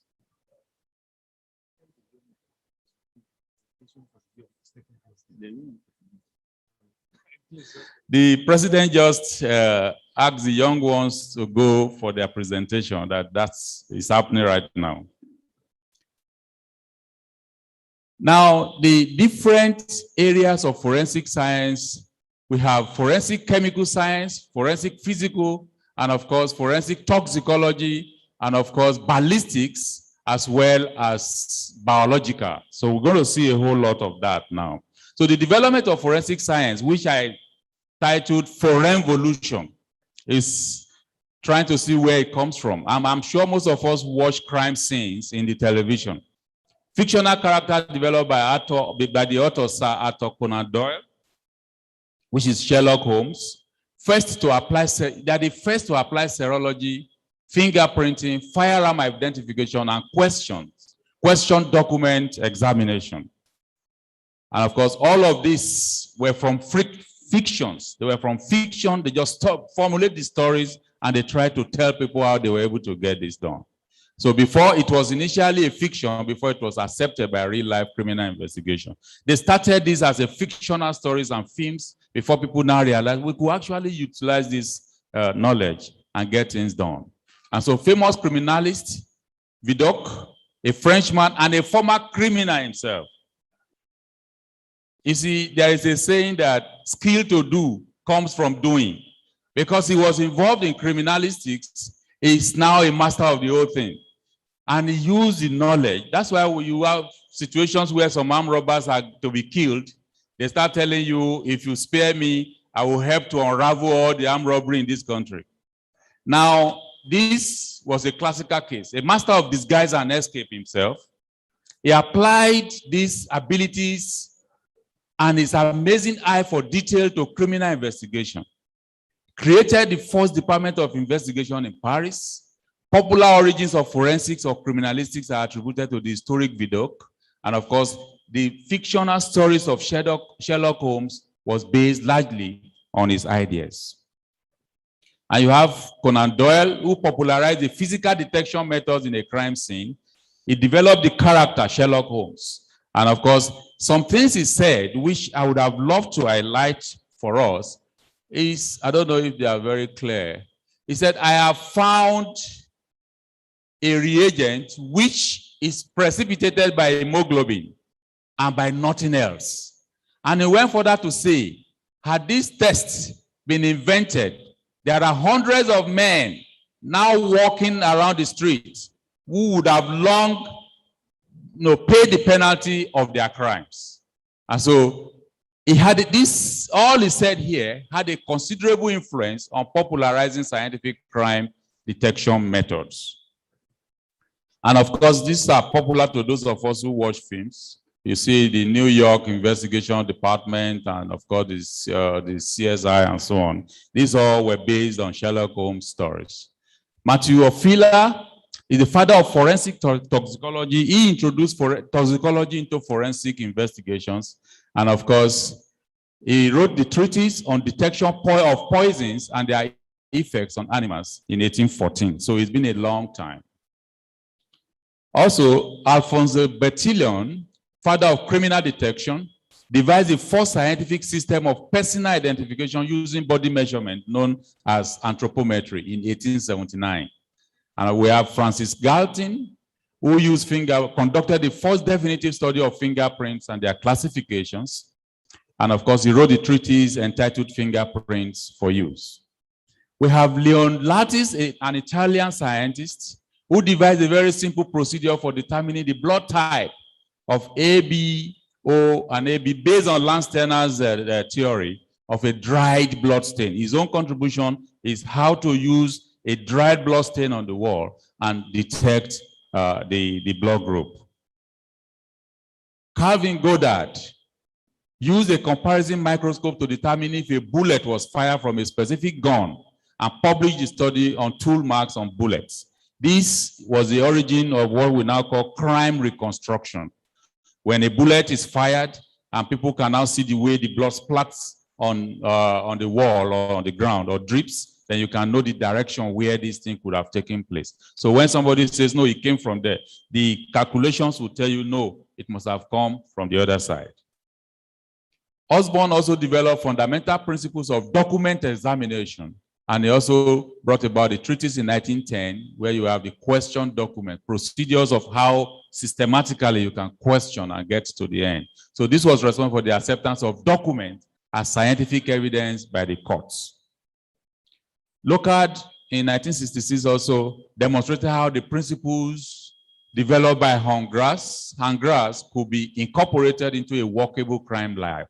And so Edgar Hoover reorganized the Bureau of Investigation in 1924, and it included fingerprint cards, which is now what they use in the FBI. He also organized a national laboratory that aimed to offer forensic services of all law enforcement agencies. And this is the very first pragmatic approach towards establishing a forensic laboratory.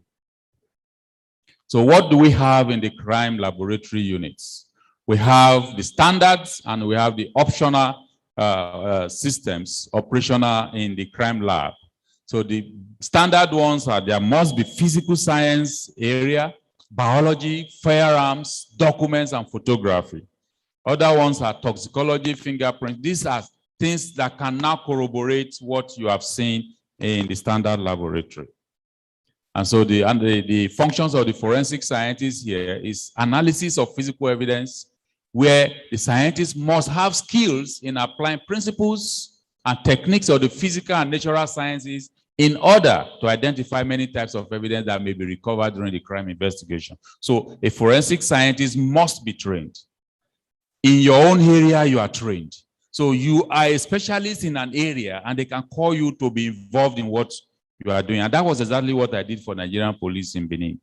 When it comes to my area, Dr. Ahiwu will call me. Even during the COVID-19, I was moved all the way from Akure to come to Benin under a very special police protection for a very serious case that happened that time.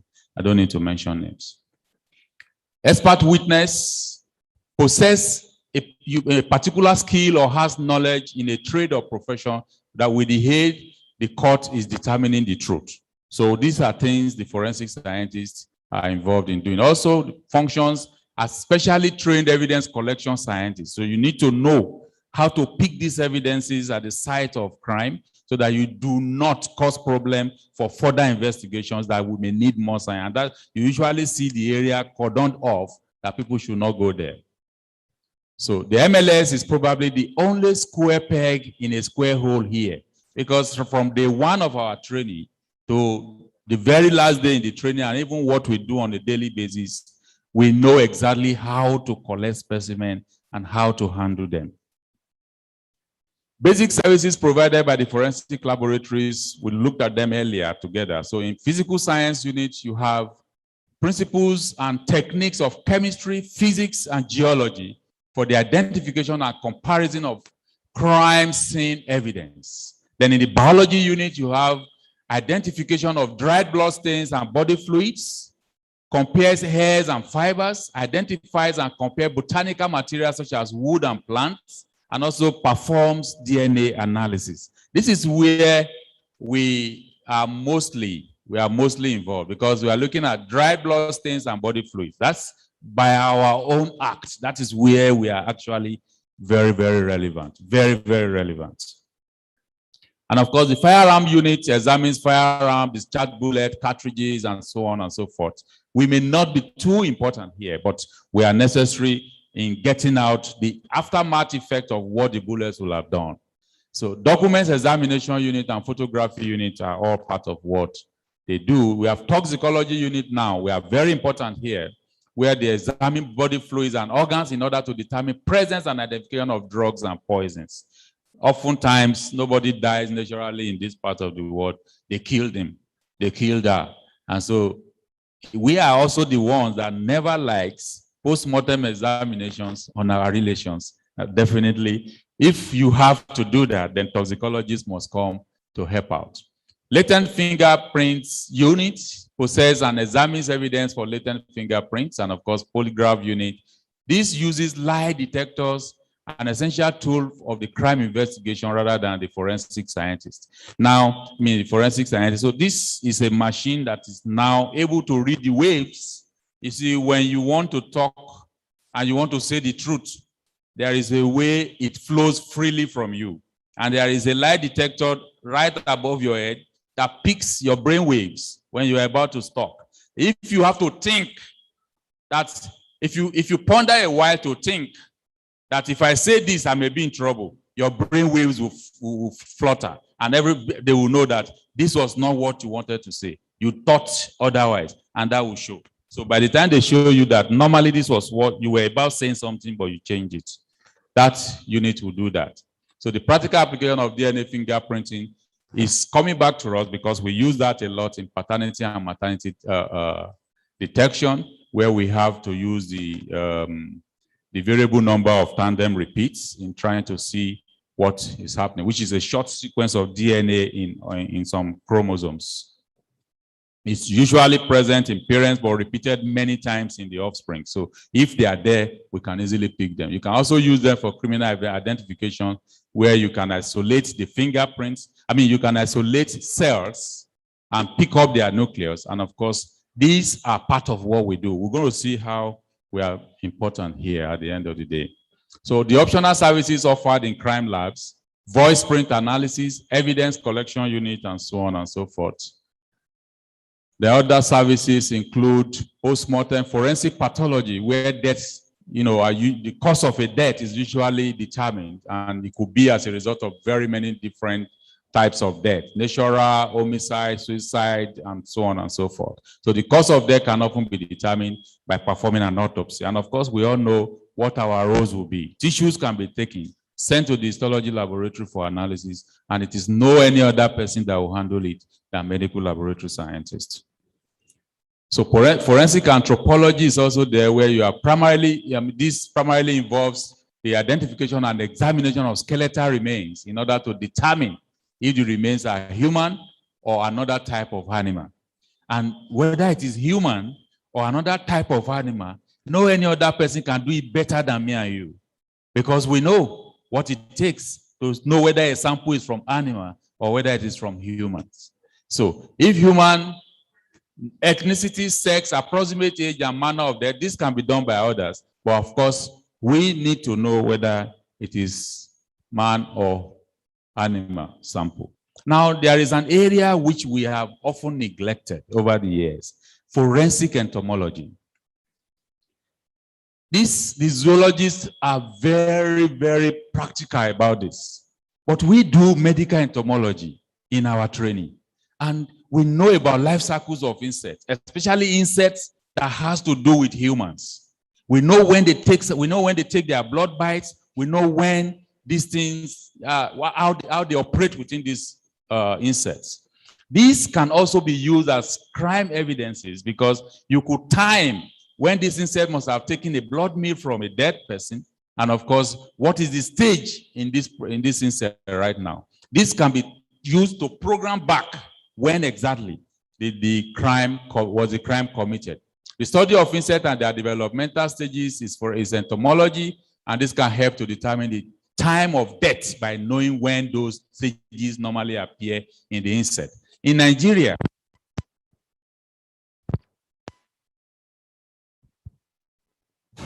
little attention is given to recovering mites at sites of carrion. Carrion is a decaying body.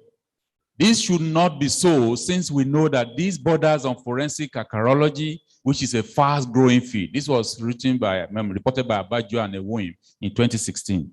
Because they look at it that we do not show signs, we do not show interest in this part of the world on forensic entomology. And I want to charge all of us that this is another good area for all of us to show interest. Forensic psychiatrists are usually used, and this is the weakest of all, because the psychiatrists only come to look at the criminal and make a judgment is not normal.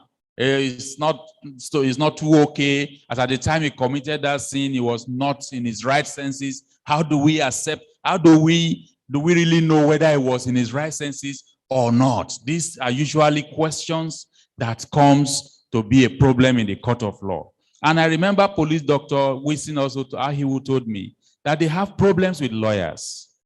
When you, as a policeman, if you are not intelligent and you don't have physical evidences, lawyers will turn the whole story upside down. That you are just saying what you want to say. You don't have evidence against this person. And the judge is recording it. Because what you have shown is the evidences before you that he said he did it. But what the man gets to court, what if the man gets to the court and he says, yes, I said so under duress. I didn't do it. And the lawyer is saying, yeah, he didn't do it. At the end of the day, they set them free. But when there are evidences, there's nothing they can do. Forensic odontology, the dentists are also involved. We could use odontologists can match the bite marks to a suspect teeth or match a victim to his dental x-ray. We also have forensic engineering, which is used to analyze construction accidents and, of course, the causes and origins of fires and explosions. So MLS, our critical roles in biological analysis, organic analysis, and inorganic analysis. All this put together, we have a whole big actions here. Now, forensics and the scientific method are based on principles of observation, inductive reasoning, which is experience and imagination, hypothesis, deductive reasoning, which is experimentation, evaluation of evidence, which is either errors, validity, and of course theory. If you look at this, this is all what a medical lab scientist is. We want to do a research. You must have an inductive reasoning. You must have some observations. You must set out a hypothesis, deductive reasoning, because you're going to do your experimentation and present facts. And at the end of the day, you need to evaluate your evidence. We do a lot of quality control. And because for your evidence to be tenable in court, look at what the next slide says. Dobbert ruling says, that's a judge in the US. Since society had become more complex, forensic evidence must follow the following guidelines. Theory or technique must be testable. That is, it must be repeatable. Must be subject to peer review. Must be agreed by everybody that this is real, that the test method is correct. Rate of error must be given.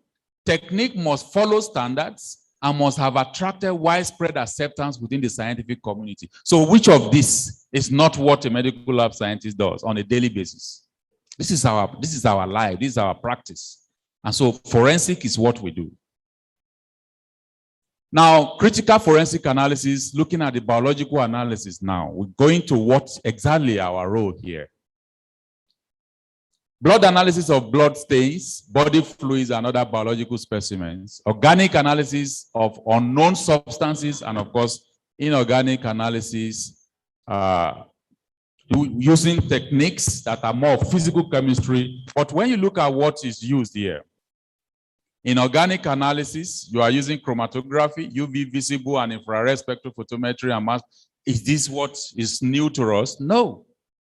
So when you have a med lab scientist, we just need a little more training on what forensics is all about.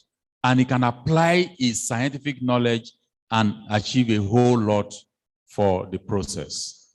So MLS, by training and licensure, are the most qualified and suitable for these roles. Yesterday, we were tagged the CIA, the FBI, the SS or DSS of medical practice. If we are CIA, FBI, SSS or DSS of medical practice, then of course we are forensics. We are forensic scientists. Because at the end of the day, what do we do here? Thank you very much. What do we do here? We do criminal investigation and all this. This is what all these people are doing. So if we do this for medical practice, this statement was not for me. It's from the GOSU leader yesterday that gave us this, but I coined that from him. So this is the bitter truth, that we are actually the best trained for these jobs. And this is another fertile area for our colleagues to try putting their attention right now. So biological 5 analysis. minutes, please. Looking at blood stains, semen, other body fluids, entomology, DNA analysis, postmortem analysis, and histological processing of tissues such as nail, hair, and skin, and of course, skeleton. This is what comes into biological analysis, and tell me where we are not necessary here. So let's take a critical look at blood stain analysis and see exactly how we can raise questions, provide solutions to that, and follow the procedure of what forensic is all about. Now, we need to identify a blood stain. We need to classify it. Is it human or not? And of course, human, sex, race, and age, identification, nationality, identification, locality, and so on. And of course, we have to individualize that sample at the end of the day. You could be a Nigerian, but Nigerian could be from Kano, could be from Benin, could be from Enugu, anywhere. But you need to know where it's coming from. And that is where the example of soil that I gave you will come to play. So how do we identify an individual? The human brain associates a name with an individual using a variety of information, including physical appearance, mannerism, voice, and speech. These are all prone to errors of judgment because by the next day, the person may not be the same way he was yesterday. And so you have lost those evidences. So you need something much better. So you need to do one and only individualization experiment, which is forensic expertness, is what it needs, forensic expertness. And so we are looking at where you have one and only copy, no other copy except for a genetic twin. And a genetic twin can only come when a cell is duplicated. And so that's exactly what we have in the PCR days now. Other means of individualization is looking at the blood groups, the HLA typing, the DNA fingerprinting, and DNA typing. This will give us an individualization of a particular sample. Now, the forensic analysis of blood stain, the procedure, we need to do this. Just like I said earlier, visual examination of evidence, visualization, the presumptive screening to ask this question, is it really blood? You could see a red stain on the wall. A red stain is here. It could be a paint. It could be anything. Now, you need to find solution. Is this really blood? So if it is blood, what do? You need to do what we call the presumptive screening test to find out if it is blood first. Then you need to confirm. Seriously, are we really having blood here? So you need to confirm that it is blood and not any other. Then when you have done that, determine species origin. Is it human blood? And of course, identify whose blood is it. That is the individualization of what we are saying. Whose blood is it? Not until you answer that question, you have not solved a forensic problem. So if you want to do a presumptive screening, you could use what we call, for blood stains, you could use the 5 types of color tests, the benzidine, the phenolphthalein test, the otolidine, the tetramethylbenzidine, and of course the leukomalachite green test. But we have over the years realized that benzidine, phenolphthalein, and otolidine are all carcinogenic, so we are more used to this. Now, the thing is just to sample. I'm just bringing one of few slides for you to see exactly. Sample the stain with clean cotton swab, add a drop of chromogen, and of course add a drop of hydrogen peroxide. And at the end of the day, you're going to have a color reaction that will show blue. So presumptive evidence is to produce a color reaction that will show that it is blood that you are seeing. But which blood, you don't know. And of course, these are all foot fingerprints on the floor of a crime scene. When they spray all those chemicals, it glows. And so they can see the direction of how the person left or wherever is it. So negative result means that the question stain is actually not blood. But if it is positive and it's showing blue coloration, it means it is likely to be blood. So those are presumptive tests. And of course, because it is presumptive, other blood, non-blood substances may act as catalyst on that reaction. And so something such as chemical oxidant and plant materials may come out and be positive, and you think it is blood. But there could be false positive, and that's what that would take you to do a confirmatory experiment. Now, the confirmation test. Seriously, is it blood?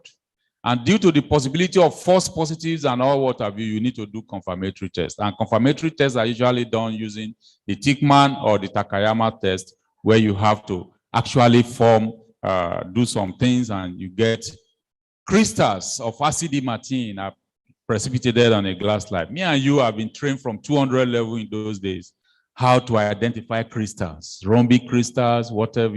So once you see this, you know that these are all crystals and casts coming from hemoglobin. That confirms that this is actually blood, not from any other material. Sir, please just help us. We are ready. Please, sir. So you have the origin, whether it is human, and of course, you need to do a whole lot there to see whether it is human. But an area where I really want to go to is precipitating test to show whether it is human origin.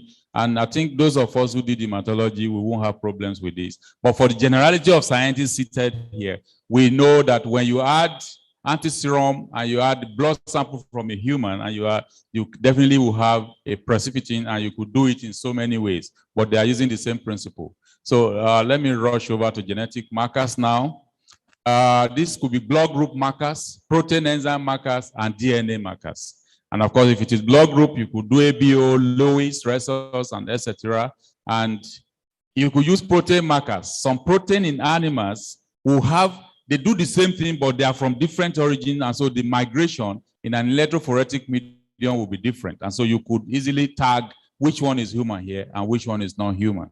So we have that. Then genetic markers can do a whole lot, and of course, DNA testing is the hallmark of that. But in the forensic DNA laboratory, we analyze, we deal with identification of the source of body fluid, and of course, we try to go deep down to see where it is actually coming from. And one that often comes to us is the semen or the vaginal fluid, and really anything else with cell in it will help us to actually identify the DNA. And so crime reconstruction is another thing that happens in the crime lab, where you see, like I was saying, the direction of the blood stain can actually tell us whether it's a projected stain that is seen, dripping, it is passive, it could be smearing, it could be projected.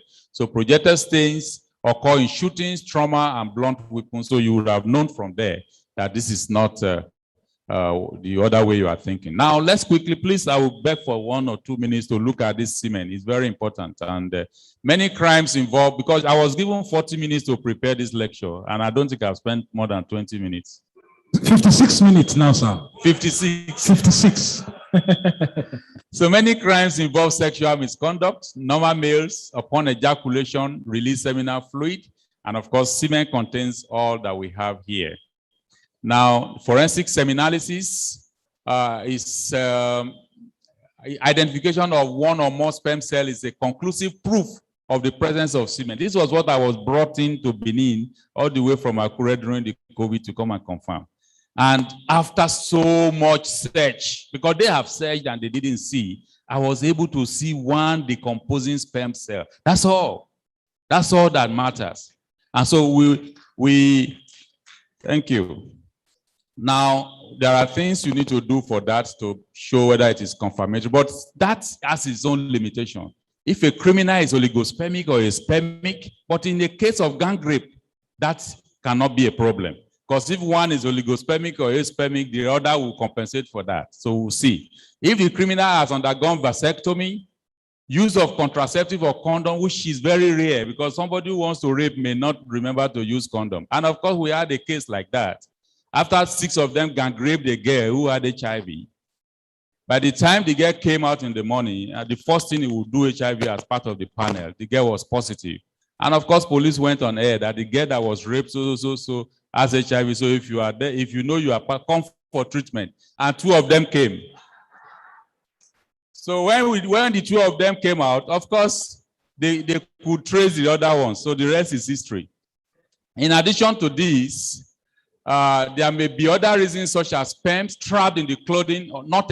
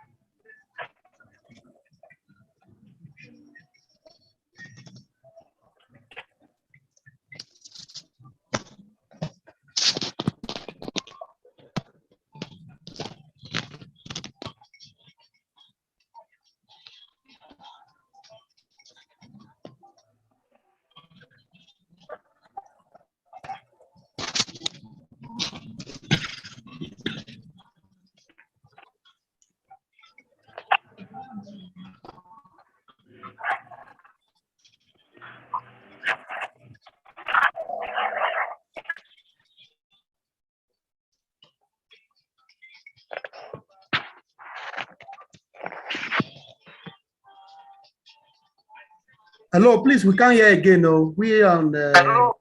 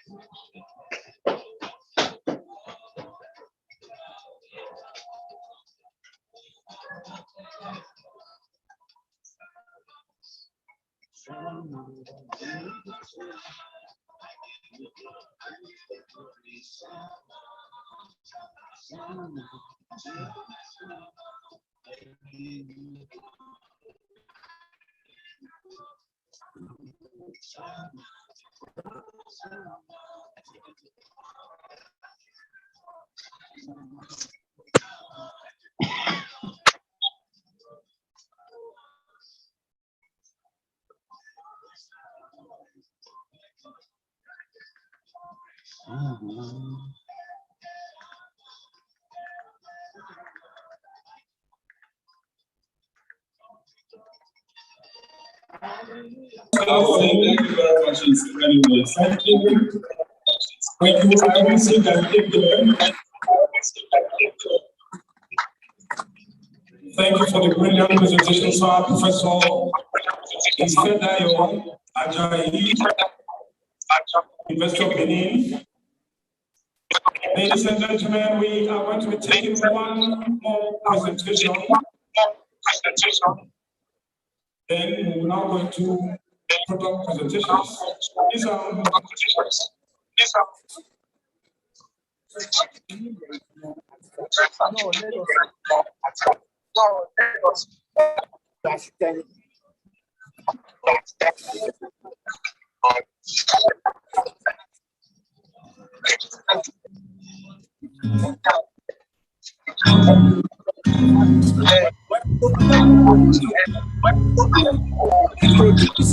presentation ways.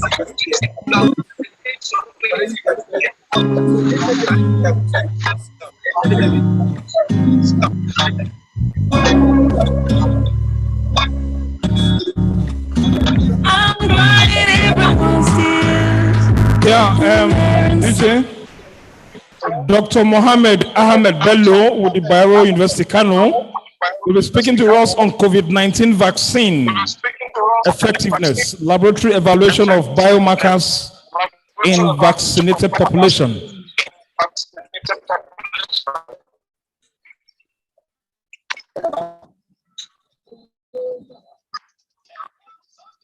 Is a round of applause for him. A round of applause, Dr. Mohammed Ahmed Bello from the Bayero University Kano.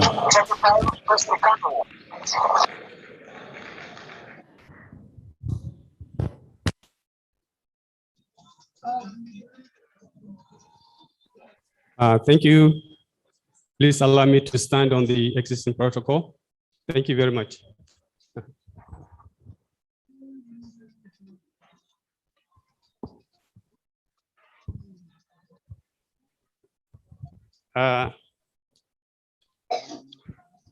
The topic of presentation is going to be a COVID-19 vaccine effectiveness and looking at the laboratory evaluation of biomarkers in vaccinated population. Actually, before going into the, sorry.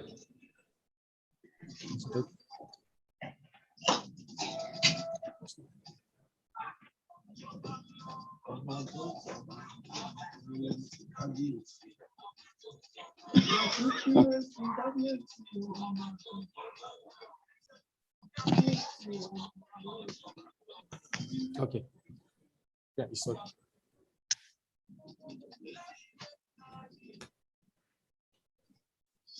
Oh. So what is the other one that he used? Yes, from the start. Yeah. Okay. Yes. Now let us take it back a little bit to the history of coronavirus, actually, which is very much a point of discussion nowadays, and it's not really a hidden knowledge to everybody. But looking at the coronavirus in the past 2 decades, the world has come across so many infections with regard to this coronavirus. First, SARS-CoV-1 or SARS-CoV, then MERS, and SARS-CoV-2. Is it okay?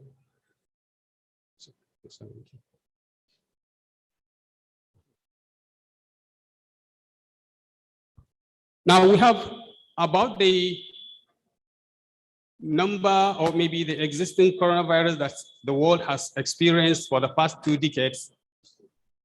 The genome generally seems to be positive, single-stranded RNA of about 25 to 32 kilobytes. Similarity between these were found to be a little bit more closer or more higher, so to say. The similarity between SARS-CoV, that of the bad SARS-like, is about 89.1%, with that of the SARS-CoV, which is normally referred to as SARS-CoV-1, has as much as similarity between 79%, while that of the MERS-CoV is about 52%. Now, let's go back into a little bit history about the MERS-CoV-2, the MERS and the SARS-CoV. The SARS-CoV actually was really experienced in 2002, which within a short period of time, the science was able to neutralize the effect of it towards the end of 2003. While in the case of the MERS-CoV, it was actually seen in 2012. The world has experienced the endemic issue of this MERS-CoV in 2012, more especially seen in Saudi Arabia in 2012. And up to date, actually, the MERS-CoV-2 still is found to be in existence with about, I have a problem. Maybe next, just move to the next.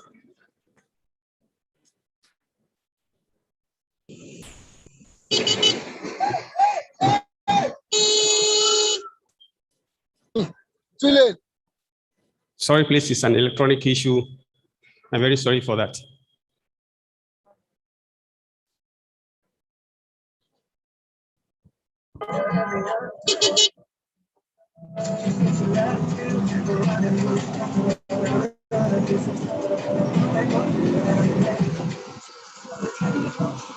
Now, with regard to the SARS-CoV, as we said earlier, the cases were reported to be about 8,096 cases and a death roll of about 774 in 27 countries. While in the case of the MERS-CoV, it was same as we reported.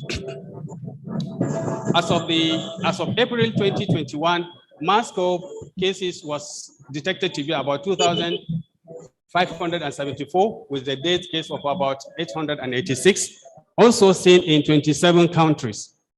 Vaccine with regard to the MERS actually was not effective to date, unlike in the case of the SARS-CoV, which was actually seen to start in 2002 and ended up in 2003. Next slide, please. I think it should be faster. Now, coming back to SARS-CoV-2, it emerged in 2019. Earliest outbreak was reported in 1st November 2019, which was shortly reported to cause an unexplained pneumonia in Wuhan in December 2019. It was declared actually as a public health emergency on 30th January 2020, and also as a pandemic on 11th of March 2020. Next slide, please. Now, of course, with regard to this SARS-CoV, we experienced a lot of burden and an insurgency. With regard to the ALS outbreak, as we mentioned earlier, in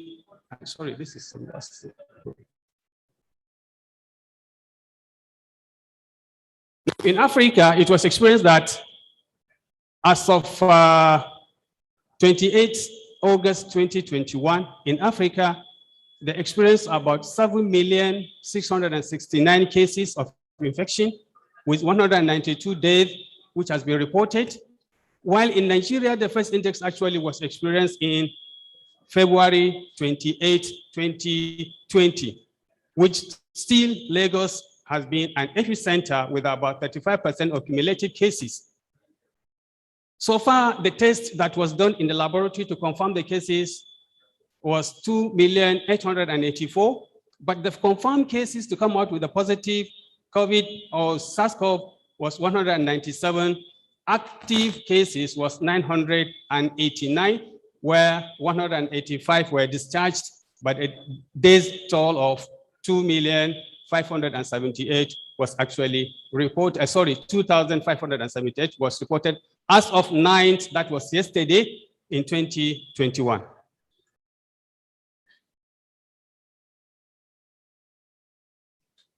Now, for us to look into the vaccine, actually, we have to go back into the structural component of this virus. Basically, it has a gene that encodes for 4 basic proteins, including 1 accessory proteins. Basically, we have the spike, we have the envelope, we have the membrane, and we have the nucleocapsid, which each one has its own contribution towards the internalization, attachment of this organism to the surface of the cells, and also the replication, and also the virulent effects of this virus to cause disease. Now, this is the structural of coronavirus from the particle presentation. B, C, and D are the genomics similarity, as we mentioned earlier, between the SARS, MERS, and also the SARS-CoV-2. Their similarity extent. Now, this, now, when this particle as a SARS-CoV get into the cells, more especially through the nasal or through whatever route, it gets internalized. This internalization actually causes the process of replication. And this replication gives the possibility for the microorganism to, the microorganism to increase in number so that efficacy will now be seen in the body system. Now, after the internalization, the replication and increase in number will now set in the body system to produce some immune system. Now, this immune system is what we are going to be targeting to examine our vaccine effectiveness in every individual that has been vaccinated. Now, when it gets internalized, as we said, replication will definitely take place, and this causes a progression. Its clinical evolution is actually characterized by 3 main phases, which one is actually the spread between people through the close contact, because as that is why one of the measures of protection or prevention of this COVID-19 is actually the distancing between one another, and also the frequent wash of our hands, and also all other sort of protection, so that at least we'll keep away from this microbe because of its deadly activities, more especially the current variant that is being experienced nowadays. Its clinical features actually may show from the mild to no symptoms at all, or it may be to go to the extent of smell or taste lost, and also the acute respiratory distress syndrome, or maybe it can even go to the extent of a multi-organ failure, because it was found out that these receptors that allow the internalization of this organism is actually found to be on the surface of some other important organs, especially the kidney, the heart, and the liver. It has an incubation period of about 2 to 14 days, with a median of about 5 days, and maybe 14 to 19% of those that are presented with the COVID-19 are actually hospitalized, while 3 to 5% were admitted in ICU units for intensive care services. Now, this is a schematic representation of the progression of the internalization, also the replication, and also the disease causing by this particle. Now, after the internalization, what next is actually the immune system, as we said earlier. The body will now experience the presence of this xenobiotic substance or particle. Now, the next thing is the body will now try to organize and see how it can protect or defend itself against this organism. The issue is that normally when virus gets internalized into the body system, it increases the possibility of producing more of interferons under normal circumstances. But very unfortunate with regard to the SARS-CoV, it's not like that. The SARS-CoV prevents the interferons, but increases the rate of pro-inflammatory and cytokines or chemokines production, which the inflammation will now set to be whereby the inflammatory, pro-inflammatory cytokines, more especially the interleukin-6 and interleukin-10, are there in storm, so that they cause a serious problem to the epithelial tissue at the lungs. Now, at the D part, at the C part, we can see the effects that it causes with regard to the lymphotic cells, which actually serves as a protective cellular body in our system to attack when there is any presence of a virus within our system. Now, the D part of our scheme is actually trying to show us about the antibodies that the body system is actually being producing as a result of the antigen presenting cells that do well in the presentation of this microorganism, so that the immune system will now be generated. Now, since the body has contracted this microorganism, and the progression of the disease COVID-19 has started, and because of the reasonable number of people that are losing either economically, or maybe the society is losing economically or whatever, we have to look at ways through which we can be able to eradicate, if not maybe to completely stop the process of this, just like what it was done in SARS-CoV in 2003. Now, this is a milestone so far, a historical background on when does this vaccine started from 2009 to 2021. This is the milestone that we can, sorry. This is the milestone, sorry. This is the milestone from 2009, December 1st to January 2021. Now, this is where we are now. The vaccine has now been produced, but what are the platform? These are the platform of the vaccine that we have now ready in circulation in our societies. We have the attenuated type of a vaccine, and we also have the inactivated vaccine. All these have its own advantage and disadvantage in one way or the other. Like in the case of the live attenuated, actually in most of the cases, does not need adjuvant to cause because of the loss in the immunogenicity of the microorganism, because it has been processed. So the processing sometimes loses the antigenicity to cause the production of an antibody within our system. But when you add an adjuvant, it now revitalizes the immunogenicity of the microorganism, so the body will now be ready to produce more of the antigen. While in the case of the inactivated, it reduces the safety concern when you compare it with attenuated, because there is every possibility for the attenuated to revitalize itself, to come back into life, because it is a live organism that has been attenuated by the process, maybe formaldehyde use or some other process.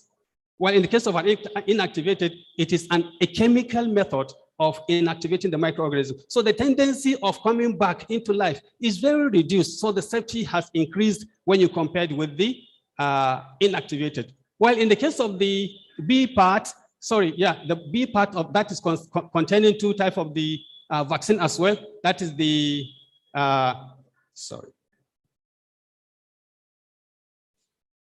the protein subunit, or maybe the virus-like particles. When you look at the protein subunit, it's just some part of the organism, the spike, one of the genomic codes which can now be converted into the protein and produce the effect in the body as if it is an infection from the organism. Now the spike, or as serving as one of the subunits, can be used to produce the vaccine, or maybe the virus-like particle which look similar to the SARS-CoV, but actually it's not the SARS-CoV in another form, so that it can elicit or stimulate the production of the immune system in our body system. While the last two class are the viral vector and also the mRNA or maybe the DNA vaccine.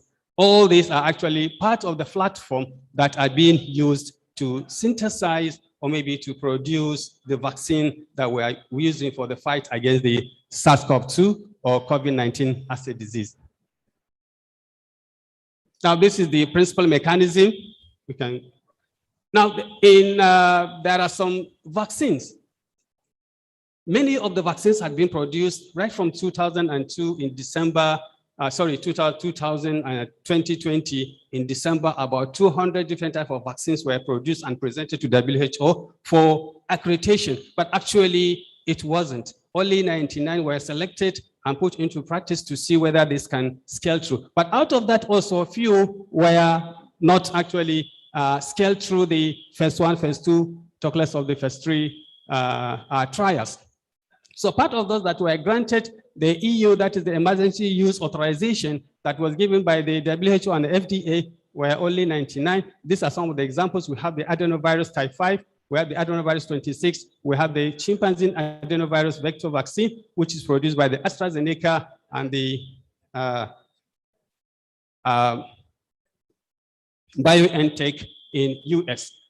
Others are inactivated virus, which was produced by the Sinovac, while the protein subunit-based vaccine were produced by Novavax, and the mRNA vaccine produced by the Moderna in Cambridge, USA, are also given the EUA authorization.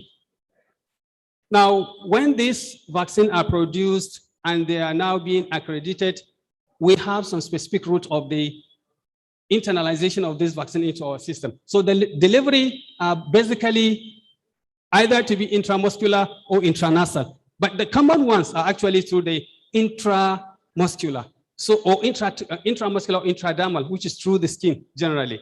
But for the intranasal, is really yet to be maybe authorized to start usage. But in some countries that they are the male producers of this vaccine have started using it. So when we use intramuscular, definitely what we need now to see or to find the effectiveness of this vaccine is actually through the serum. Now, these are some of the ways through which general vaccine are being assessed.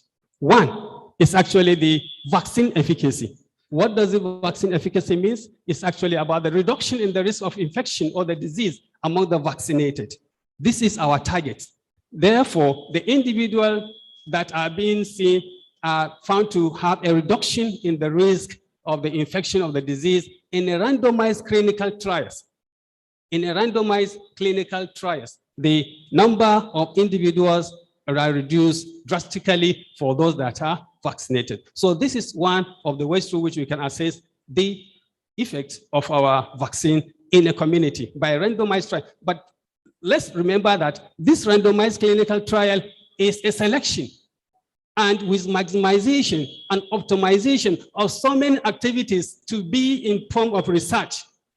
It's just like a research. We select some people and also we optimize all the conditions so that we can find what we want. But what happened is that, The next, apart from the efficacy, is the vaccine impact. The vaccine impact actually comes after the efficacy and the effectiveness that we're going to see later. But in the case of the vaccine impact, it's generally looking at the reduction in the incidence of the infection or the disease in general in a given population where some members are vaccinated or indirect or in an unvaccinated, and also in the health system that is functioning, and also the capacity and also the economical indicators. That is, after the vaccine has been given, there must be something to be seen. One is that for those that are directly vaccinated and for those that are not directly vaccinated, all of them were safe. All of them are safe. Whether you are vaccinated or you are not vaccinated, you are safe. Because the number of those that have been vaccinated were able to protect those that are not vaccinated, refers to as the herd immunity. Now, the next one is the vaccine effectiveness. This is the last class of the assessment of our vaccine. It reduces the infection or the disease among the vaccinated individuals in real world from the observational studies. How do we know this? It's actually through the laboratory assessment. Now, these vaccinated individuals, we are saying when we look at it, compare it with the vaccine efficacy and vaccine effectiveness, we found out they are like similar. But in the first one, that is the efficacy, is just in a randomized control condition for some selected people. But in the case of the effectiveness, it is in the real world, whereby, let's say we have the vaccine, AstraZeneca, the mRNA. The mRNA cannot be conveyed under hardship condition. That is, we always transport our vaccine, the mRNA or the DNA is always at -20 or -80 degrees Celsius, which is not going to be compatible with normal life in the real world. It's not going to be possible, more especially if this vaccine will be transported to where? To Africa. The cold chain definitely will break one way or the other. So this is the real world. If this vaccine is given, does it really have a similarity between the vaccine given under control trial or maybe under the real world condition? So this is where the issue is, the vaccine effectiveness. That is where we are testing the vaccine in a real world, where everything is not going normal. Because in our control efficacy, is everything is normal, everything is controlled. Now, why the vaccine effectiveness studies in evaluating the COVID-19? Why are we doing the vaccine effectiveness? One is to address the gaps in the evidence of the vaccine efficacy from the clinical trials. The evidence that was presented in the clinical trial, is it true? Can we fill the gap? That is about the outcomes of the interest pertaining the diseases, the severity, death, symptomatic or asymptomatic infection, and also the transmission. Does the vaccine really have an effect? Or the subpopulation at risk, like the very old individuals, like a person living with HIV, like a pregnant woman, like a very small child that has an immature immune system. All these people will react to the vaccine in a different way. So we have to get that assessment using the laboratory point for the effectiveness of our vaccine. So this is all under the addressing the gaps. Because when we are giving vaccine now, there are some selected people that are getting injected with this vaccine. It's not everybody. But in the real world, it's not going to be the same thing. Everybody will come for the infection, for the vaccination. And also the duration of the protection from the vaccine. We said the vaccine is likely, because this vaccine is new. Nobody knows how it works. Nobody knows how it lasts, how long it lasts. Does it last for 1 year? Does it last for 3 months? Does it last for 20 years? Nobody knows. But we are now on research to find out how effective and how the duration at which this vaccine can now protect an individual from another effect by this organism. Or maybe whether new variant or antigen drift of the virus will affect the virus vaccine effectiveness. Because, of course, when you expose an individual, now we are faced with new variant. There's a vaccine produced in 2020. Can it have an effect on the current strain? Nobody knows. So the vaccine evaluation effectiveness will now tell us whether it is working or not working. The second aim of the VE is actually to evaluate the real world performance of the vaccine, which we've already made explanation earlier, and also provide an input into the model that estimate impact of vaccines on health and economic indicators. Yes, because when we look at the effects, if the vaccine is really working, then definitely, economically, it is going to boost. Because number of people that are hospitalized, number of people that are dead will drastically be low. So the people that will go out for economical boosting will definitely increase. And also provide the post-authorization confirmation, because we said there is an emergency use authorization in the first, second A or second B clinical trials. After the final trial and in the process of effectiveness, we are now going to give a permanent authorization for an individual, for the company to produce more of the vaccine for the consumption of the community. Doctor, please help us to summarize. A minute. Now, these are some of the common evaluation outcomes: the COVID days, severe COVID cases, symptomatic, infection transmission, laboratory confirmed versus, and others. Now, the criteria for the VE is actually, as we can see it, because for every community to set up a laboratory for this vaccine evaluation is actually very critical. We have to have all these criteria, public health rationale. Why are we going to do it? Why? What is the reason behind it? And also we have to have an experienced epidemiology team so that we can know what questions we are going to ask, so that we ascertain the information we are getting from the individual. And also we have to have a dedicated staff. Otherwise, if we employ any other staff, he can decide to run away, and maybe in the process of asking questions, he may leave so many issues, so many questions unanswered because he's not ready, he's not dedicated. So dedication is very important. And also identify the site of the enrollment, availability of reliable diagnostic tests in the area, like the PCR, like the BCL3, and so many other factors to be considered. This is the continuation of it. Assessment of the vaccine history.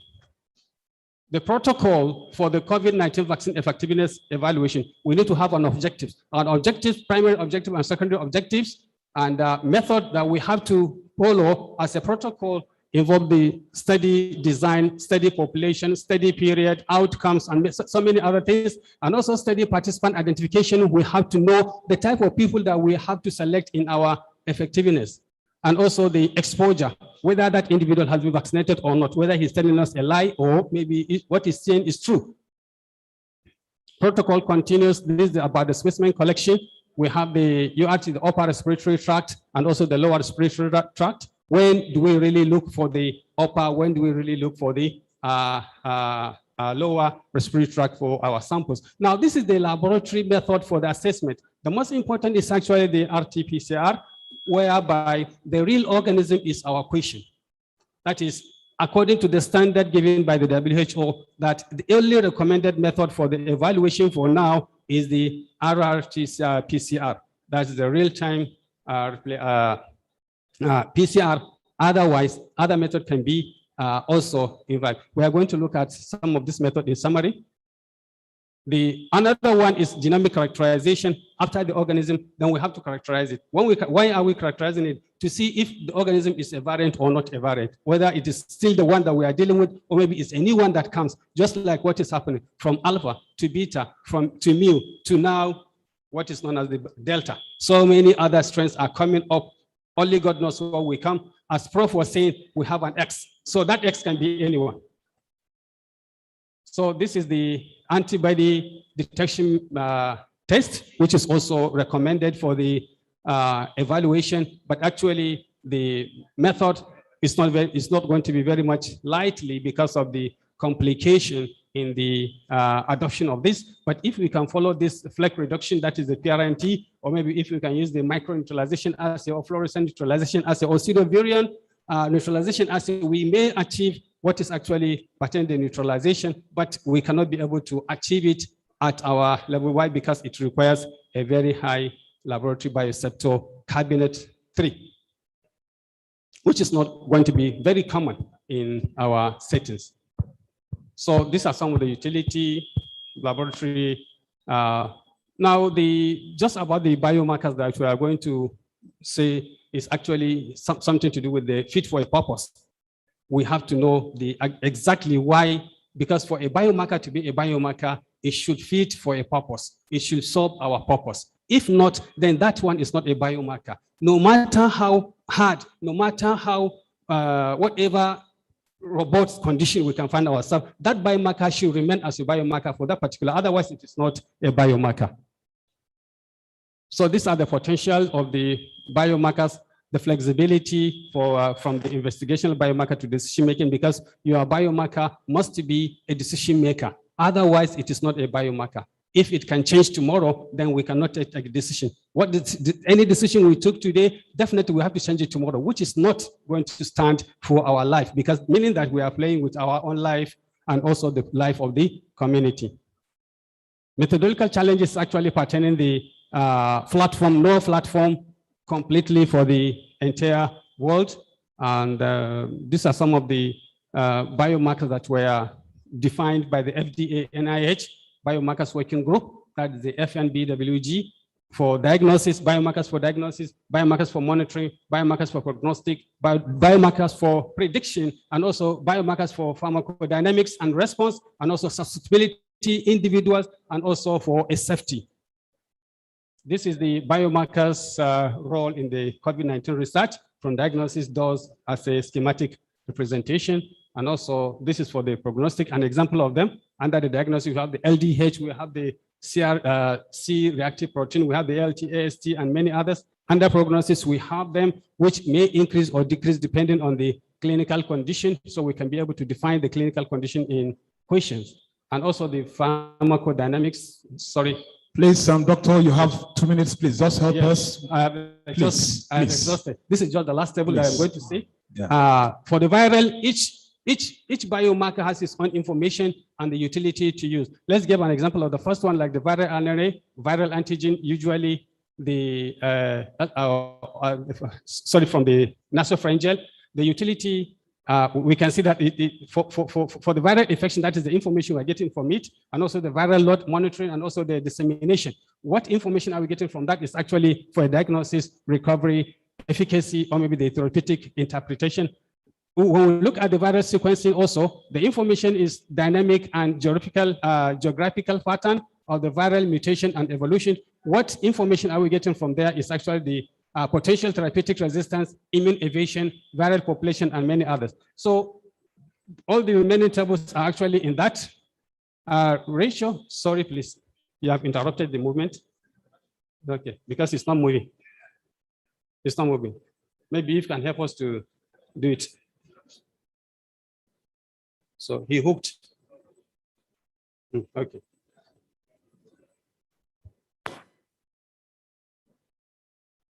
IT.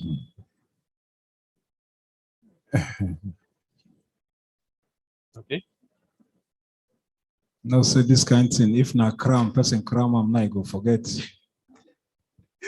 Can I go? Okay. Okay. Now, but I think maybe we can just go over this.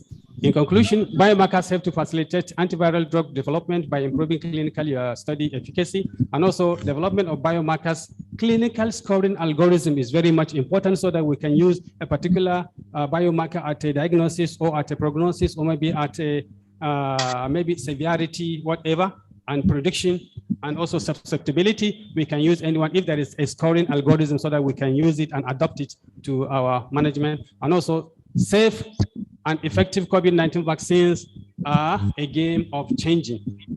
Of course, it's a changing tool in the fight against the pandemic. That is the biomarkers. So for the foreseeable future, we must keep wearing masks, cleaning our hands, ensuring good ventilation indoors, physically distancing and avoiding crowds. With a fast-moving pandemic, no one is safe until all are safe. No one is safe until everyone is safe.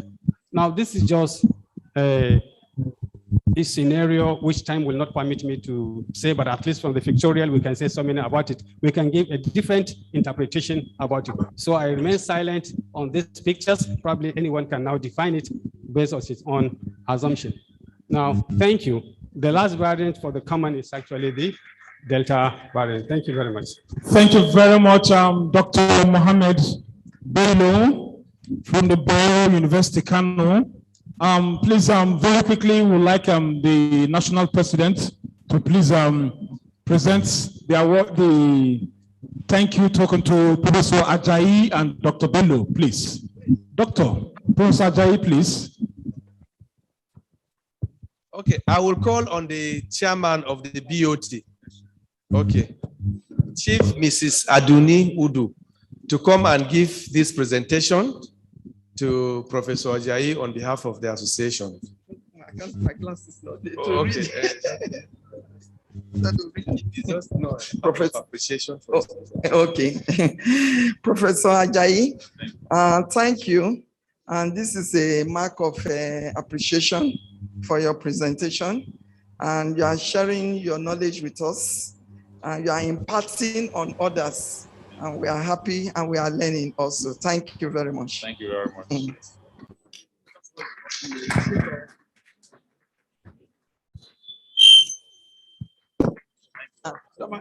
Take us picture. Okay.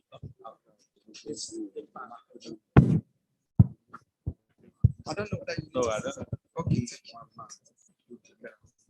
You can do and snap. Okay, okay.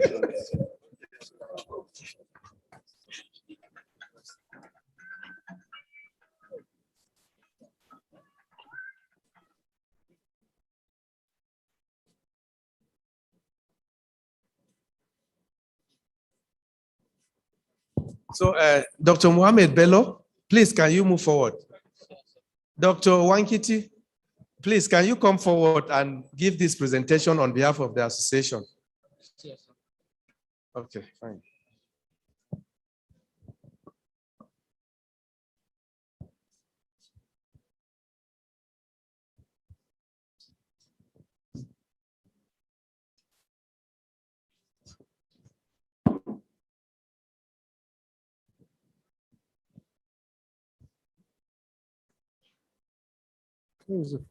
Okay. Dr. Mohammed Ahmed Bello, Department of Medical Laboratory Science, Bayero University, Kano. This award is given to you for a wonderful presentation during the 57th Annual Scientific Conference on this day, the 10th of September, 2021. Congratulations, sir.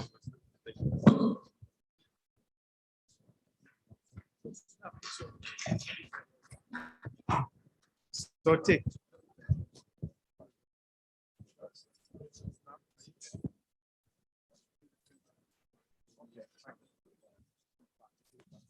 Okay. So this is. So what do we do? Don't worry.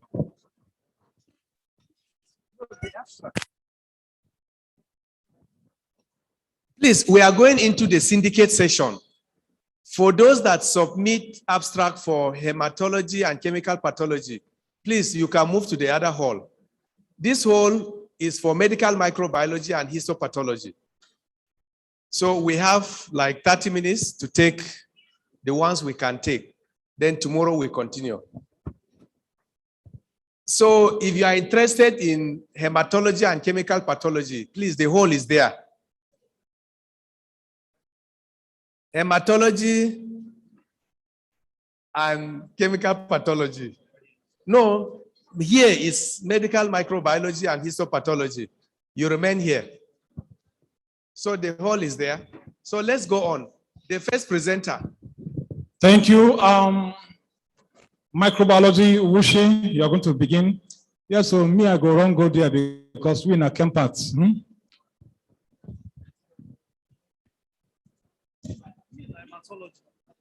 Where do I get what to control the slide? Okay. Good evening, ladies and gentlemen, scientists. I'm here to make a presentation on the research paper titled Effect of pH on the Incidence of Listeria species in Silage of Dairy Farms at Plateau State. Among the authors, Dr. Nwankiti is here. Introduction.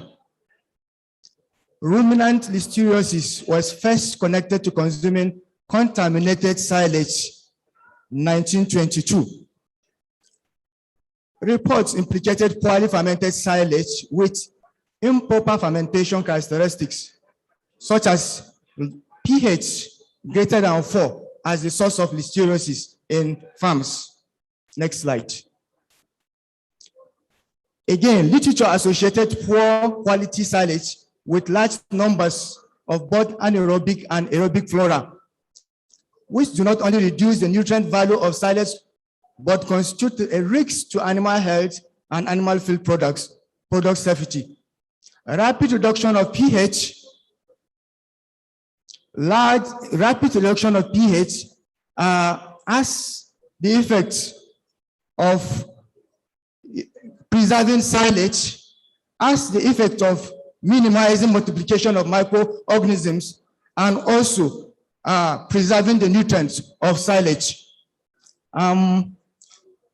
When silage is not properly fermented, what happens is the number of microorganisms, both anaerobe and aerobe, multiply.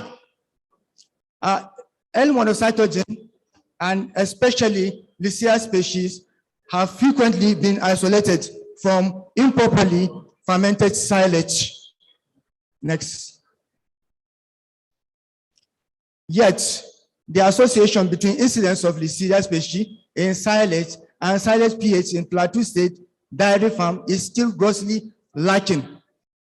Facts such as 20% to 30% mortality reported, silage feeding and subsequent asymptomatic shedding of Listeria monocytogen in products are serious threats to the dairy product industry. Next slide. The aim of this research is to assess the effect of pH on the incidence of Listeria species in silage at 2 dairy farms in Plateau State. Objectives: to determine pH and fermentation characteristics of silage in the respective dairy farms. Also, to determine the incidence of L-monocytogens and other Listeria species of silage at the respective dairy farms, and to assess the correlationship between the incidence of Listeria species and silage pH. Next, methodology. The standard method have been used to determine the quality of silage, which actually is the fermentation characteristics, and it has to do with physical observation of color, odor, and the texture of the silage. Then pH was also determined using a standard pH meter. Then the US FDA method for isolation and screening of Listeria was also used to isolate and screen the Listeria species. Results. Next slide. Next slide. Based on morphologic, phenotypic characteristic, the first part of the picture A is the evidence of esculin production, which is usually signified by black coloration on the media. Then the B slide is a picture of transpositive short rods produced by Listeria, while the C slide is beta hemolysis, which, like Listeria species and Listeria monocytogen, is characterized by. Next slide. We have further biochemical characteristics. This is Voges-Pokawa test and conversion of nitrate to nitrate, which Listeria species is identified with. Next slide. This is the first table, which shows characteristics, fermentation characteristics, and they are categorized into color, odor, silage, texture, and pH. Now, in the farms, the first farm A is given a cut number LS, while B is IS. Looking at the silage color, you will see that about 54% do not have good color. Okay, 54% in LS farm, the color is okay. 46% is not okay. Then the normal silage, we have 58% being normal, and then 42% that is abnormal. Then the consistency, how that is determined is when you fetch a sample of silage in your hand, you clot it and you release. It's supposed to remain without scattering. That is a good silage, but when it breaks, it means it's bad. Now, under that, we have family indestructible 26% for LS silage, while normal, okay, spoiled is 74%. Now, the pH in LS, we have about 94% that the pH range is from 4.0 to 7.0, while in IS, we have the pH 100% have a range from 4.0 to 7.0 or greater than 7.0. Then the percentage of silage odor that is good is 98. The one that is bad is 2%. Normal silage in terms of color is 98, and the one that is bad is 2%. In the same way, the consistency, which has to do with the family destructible or not, the one that is good is 98%, while the one that is poor is 2%. Next slide. The incidence of Listeria species in silage at the dairy farms is as follows. We have multiple phenotypic, morphologic and phenotypic biochemical characteristics. This actually have to do with the first pictures we saw. Esculin hydrolysis produces black coloration of the media, short gram-positive rods.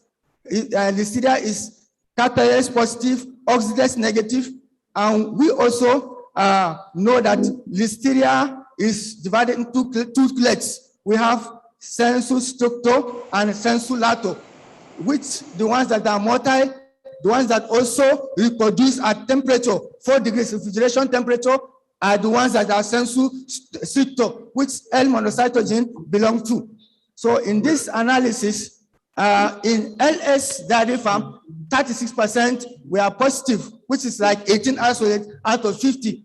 When 26% from isolate B, from farm B, has 13 isolates out of 50. When we did MR test, VP test, and conversion of nitrate to nitrite for LS, all the 18 didn't have any that is positive for those tests. While for IS, only 1, 13 out of the 50 were positive. Based on the conclusion, along with fermentation tests, it was concluded that L monocytogen formed about 6%, which is 1/18 of all the positive isolates in the first farm, while 0% was found in the B farm.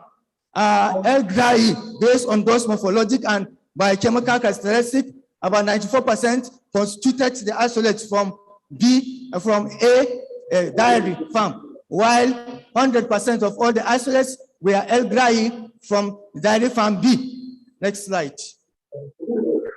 The correlation between the incidence of Listeria at the dairy farms, incidence of Listeria and pH range.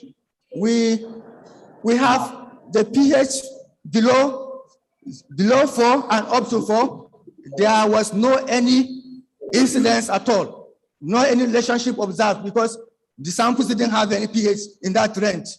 While from 4 to 4.99, 17 out of the 50 isolates were found within this pH range, constituting about 34% in the first dairy farm, LS, while in the second dairy farm, none. 96%, which is about 48 of the isolates of the samples, silage samples in the farm we are having pH within that range of 4.00 to 4.9.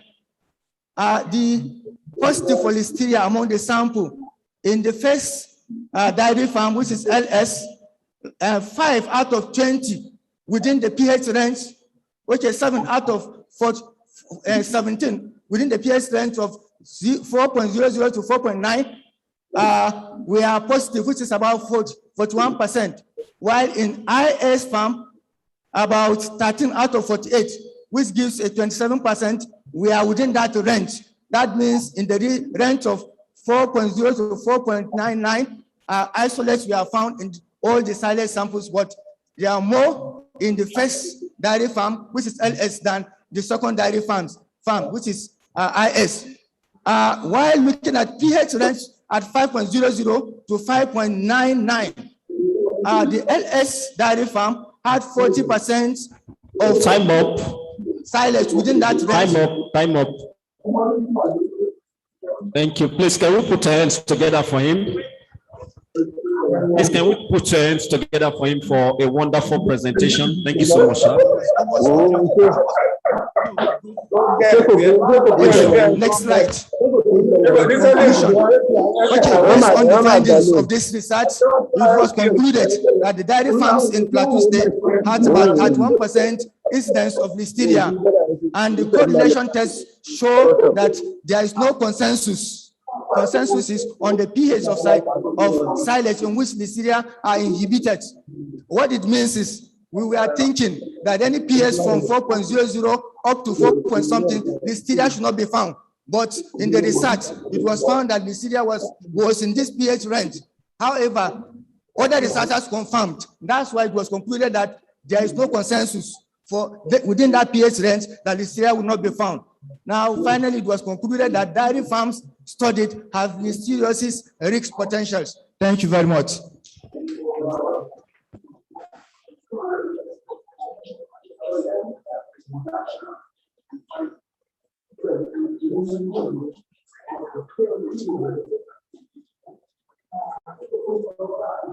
The next section will take over from here.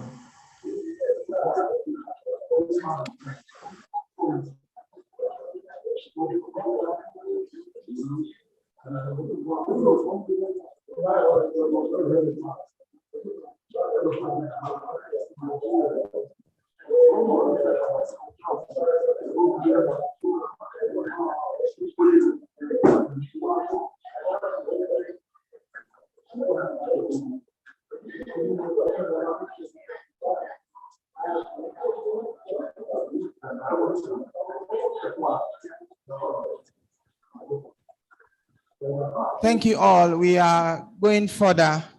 The second presenter is going to present on steps in the validation of automated malaria parasite diagnostic machines based on first principle, a prerequisite for acceptable results and treatment monitoring.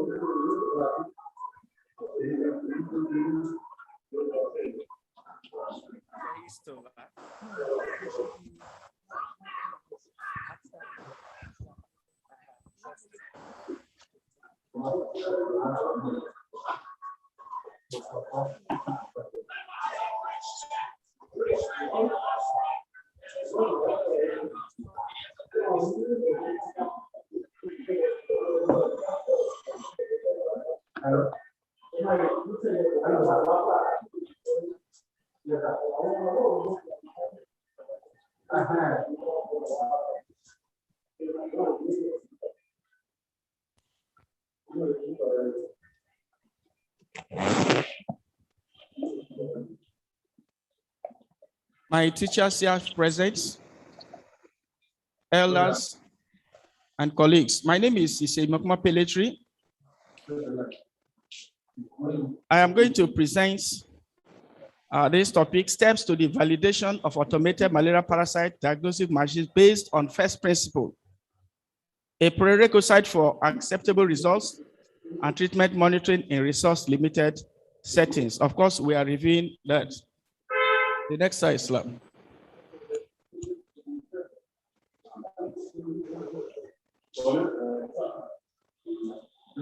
Go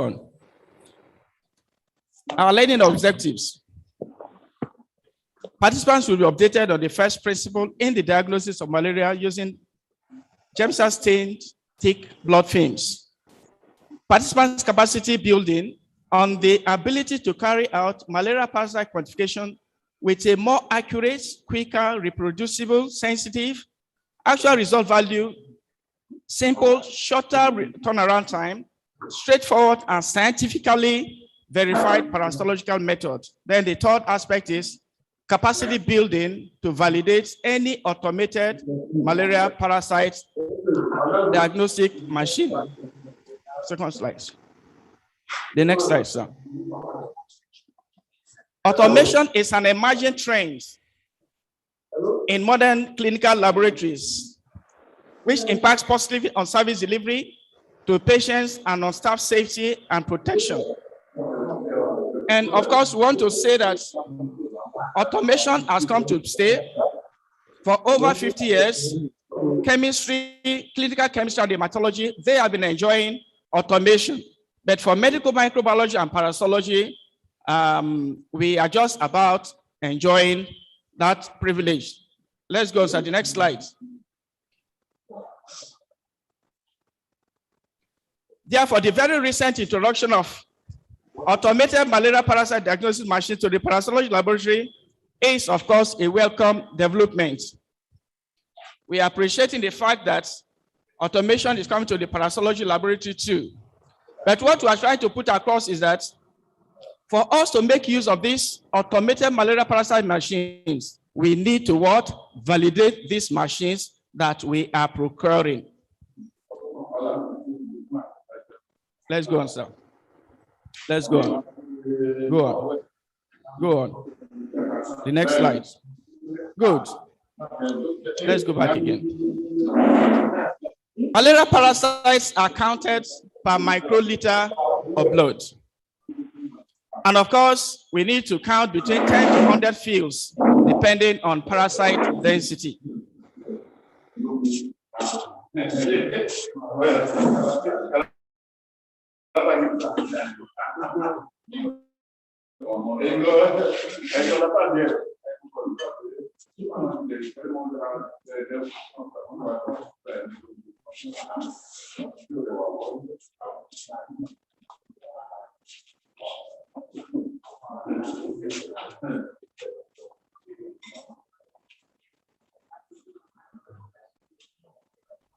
Hello, sir.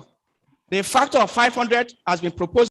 The outcome is 0.002 microliters, meaning that when you focus a microscope, the volume of blood you are seeing there is what?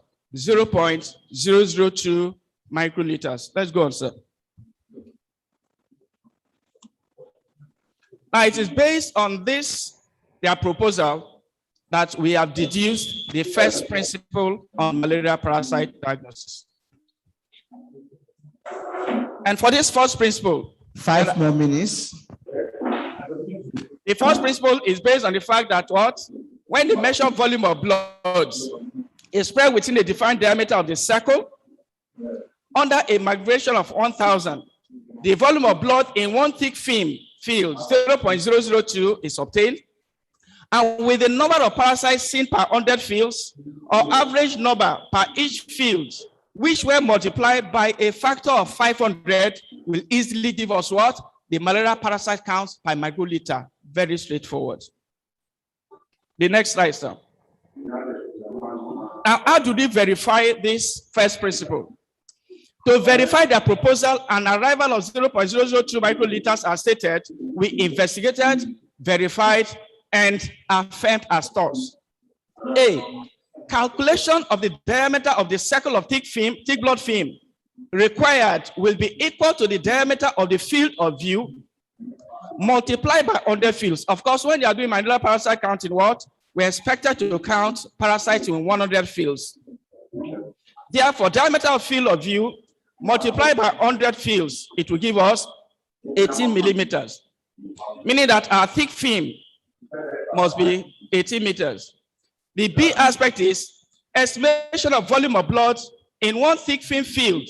The volume of blood in one thick film field of a well-prepared film will be equal to the diameter of the circle of the thick blood film divided by the volume of the blood used, which will be further divided by the magnification, which is 1,000. The next slide. Now we have diameter of the circle of the thick film is 80 millimeters. The volume of blood used is 8 microliters. And of course, the magnification is 1,000. And the formula there is diameter of the circle of thick blood film is divided by the volume of blood used and further divided by what? The magnification, which is 1,000. And we have used diameter of 18. The volume of blood used is what? 8 microliters. And the magnification of 1,000, it will give us what? 0.002 microliters. Malaria parasite concentration are measured as per microliter of blood. Therefore, to convert 0.002 microliters to 1 microliter, you divide that 1 microliter by what? By 0.002, and it will give us a factor of 500. Therefore, the number of parasites per 100 thick films or average number per thick film, when multiplied by 500, it will easily give us what? 1 microliter of blood. We do not need WBC counts to get a malaria parasite. One more minute, please. Therefore, Greenwood and Armstrong, they found out that this method is more accurate than counting parasites per microliter of blood. The next slide, sir. The next slide. Now, what do? We have 3 slides there. The last slide there is our control. Thick film control. What do? You measure a circle of diameter of 18 and now use automatic pipettes of 8 microliters. You use it to prepare the thick film. And of course, when it's well prepared, you know that, meaning that we must use automated pipettes to dispense our 8 microliters. The next slide, sir. Let's go on. Now, counting of malaria parasites with germ cell stained thick film. The designation is usually what? The plus system. And our plus system is what? 1, 2, 3, and 4 plus system. And of course, when it's 1 plus, WHO standard is that it is between 1 to 10 parasites per 100 fields. In 2 pluses, it is 11 to what? 100 parasites per thick film. When it is 3 pluses, you are having between 1 to 10 parasites in each field. For 4 pluses, greater than what? 10 parasites in every field. Now let's go down. Look at this. So for 1 plus, we have 1 to 10, we have seen. And so what we are now having is conclusion, sir. My teacher. What we are now having is for 1 plus, when you have the lower limits, 1 over 100, upper limits is 10 over 100, you have that value 0.01 to 0.1. When you multiply by 500, for 1 plus, you have parasite count of what? Between 5 to 50 parasites per microliter of blood. For 2 pluses, you have between 50 to 500 parasites per microliter of blood. And of course, the appendix 1, which is in your hand, has that, all that. So can we go on? Let's go on. Let's go on. Okay, now, our current reporting format now should be, when you say thick and thin films, you will tell us what the result is. Like this, patient 1, patient 2, patient 3, all of them are having 3 pluses. But if you look at the parasite count, for patient 1 is 4,500, patient 2 is 2,000, and patient 1 is 1,000. Meaning that when you are giving out your malaria parasite results, don't just stop as what?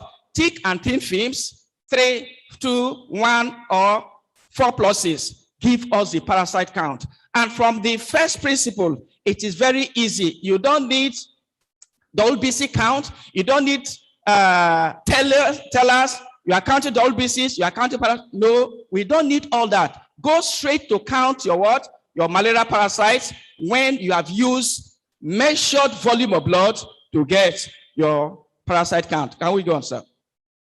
Let's go on. Let's go on. Let's go on. Let's go on, sir. Sir, please, conclusion, sir. All right, sir.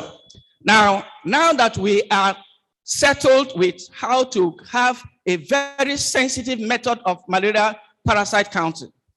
With your, let's go to second to the last slide. Let's go on. Let's go on. Can we go on, sir? Go on, let's go. Go on. Okay, stop there. Now that we are settled that we can easily do a malaria parasite count without stress, all you now need to do is when you have your new malaria parasite count, automated malaria parasite machine,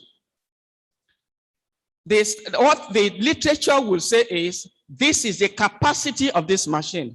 As a laboratory manager, all you now need to do is what? To go from the known to the unknown. We don't know what the machine is saying, but we have our own standard that we have already done a sound malaria parasite count. You use what you have and now query this. Look at this slide. This slide was given to us some years ago in one of our AGMs. When I was preparing a slide for one other purpose, I came across this slide. And what they are saying is that this machine, the lower limit of detection is 20 parasites per microliter, and that microscopy is 300 parasites per microliter. I didn't bother about the suppliers. I got across to what? The source of the information. I told them they've given us wrong information. We had a video conference, and of course they accepted that what they said was wrong. So we need to have the first-hand information on how to do malaria parasite quantification without stress, following just the first principle which we have given unto us. Finally, the next slide. Thank you, sir. So I'm through. Let's go back a bit. Go. In order to actualize our desire for accurate diagnosis of malaria parasite infection and treatment monitoring in resource-limited settings, we recommend the following: usage of automatic pipette to deliver the required volume of blood, 8 microliters of blood, spread within the 18 millimeter which we have measured, and of course, regular training and retraining, and of course, we will get to where we are going. Thank you very much. Put your hands together for him. Thank you, sir. You also taught me during my internship days in National Hospital. Thank you, sir. Please, DJ, we will need you here. We will have a presentation from Spain, so we need you here. But next presentation, we're going to have a scholarly work from histopathology. Please sit down, cross your leg, and enjoy another one. Take my number.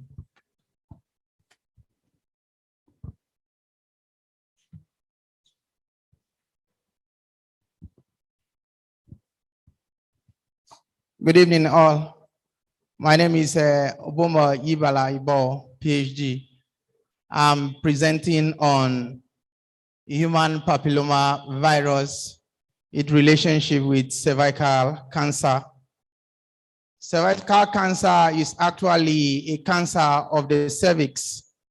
And if you look into the histology of the cervix, you discover that the cervix is a squamous columnar type of epithelium that exists there, where we have both the endocervix and the ectocervix. And cancers that affect that regions are basically squamous cancer and adenocarcinoma, or at times a combination of both. Please, can you highlight my headline? This work is basically concerned about the type of human papilloma virus that is prevalent in Bayelsa State.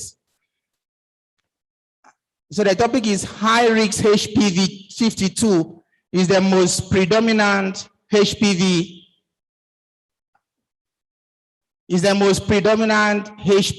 in Bayelsa State. This work was carried out using molecular techniques, and samples that were collected were both samples from the cervix and samples from paraffin-embedded tissues. At the end of the day, genomic DNA was extracted from these very samples, And then conventional PCR was run on this very sample. Using conventional primers, we were able to detect that the HPV virus, the percentage of HPV in Bayelsa State was as high as 52%, and that the high risk factor was 24%. But the major area of concern in this very material is that while we are mostly concerned with human papillomavirus 16 and 18, human papillomavirus 52 has taken over. And this virus, human papilloma 52, is actually a cancer-causing subtype. And then in a situation where medication is basically centered between 16 and 18, that is the most common high-risk factors, and HPV 52 is neglected, we will stand out targeting the right point instead of focusing the right area we are supposed to go. In this very work, the first thing we do, we use with what we call conventional primers. This very conventional primer was able to detect human papillomavirus on these very samples that the DNA was extracted. And after that, we do what we call multiplex PCR. In that multiplex PCR, about 17 genes were mixed in a single reaction. And that multiplex PCR was used to type the human papillomavirus. And at the end of the day, out of the 24% high risk prevalence that was detected in Bayelsa State, human papillomavirus 52, if you scroll down, you will see the agarogel picture that we have there. This way, read this the science. The agarogel picture we have there showing that human papillomavirus 52 was the most common type we have here. At the end of this very presentation, my concern here is that there is need for vaccine production in this country, because if actually HPV 16 and 18 is the most predominant type in other regions of the world, and yet in Niger Delta, Bayelsa State in particular is HPV 52. And so even if a government organization decided to go out for HPV screening and decide to bring in Gardasil and Sevarix, you will discover that they are not hitting the target that is supposed to be attacked. And so this very work is a clarion call that actually, when we are talking about vaccine production in this part of the globe, it's not just COVID-19 vaccination that is so that we are alarming that should be. A whole lot of women are actually suffering from cervical cancer, and they are even looking for the medication. So how do we get this very medication across them? Yes, it is true that women that have not yet had sexual contact, especially between the ages of 0 to 9, are those that are required to take this very vaccination, and it will be effective. Then, secondly, the need for thorough human papillomavirus screening in our population is needed. Pap smear screening is equally needed. In conclusion, formalin-fixed, paraffin-embedded tissues are viable samples for research. 2, samples collected and stored in a pH of 6.8 can be used for the diagnosis of HPV, cervical samples or vaginal sample, even oral sample, depending on where your interest is. So in conclusion is that human papillomavirus HPV 52 is the most common in Bayelsa State. Thank you. Oh, that's scholarly, sir. Thank you, sir.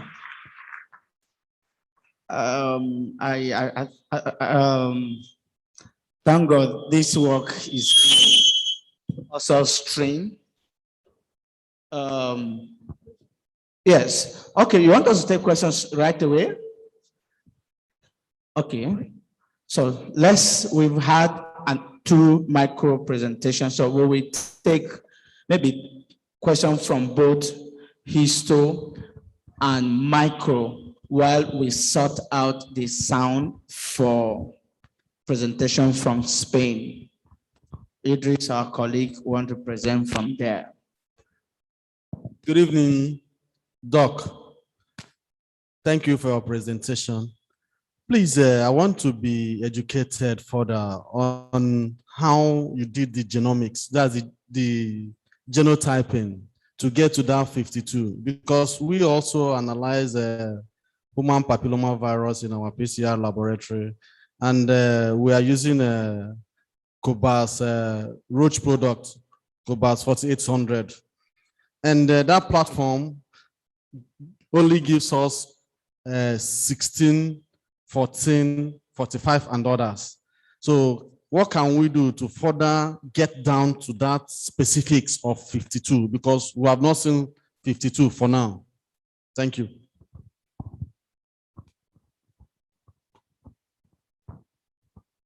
Thank you so much, sir. Actually, you know what primers were synthesized in Inkaba laboratory, and they were imported into this very country.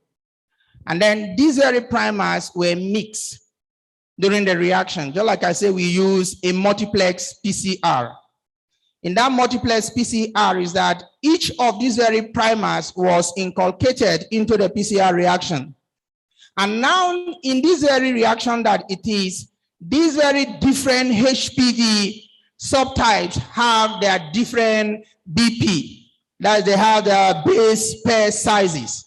And so at the agarose, with the aid of a molecular ladder, at a particular base size pair, you know that it is this very HPV that is reacting. Because as these very primers were being synthesized, their base pairs were equally released. So we now use the base pair to know that, okay, at so-so level, it is HPV 52, it is 45, it is 16, it is 38, it is this. Because actually, in the 17 HPV primers we mix in the reaction, we inculcated both the low risk and the high risk. 11 was there, 6 was there, 31, 33, 45, and the rest of them were in there. So we use base pair size with the aid of a molecular ladder to know that this is the HPV type. Thank you so much. I think also the work also further explained that our concept of low risk is not absolute.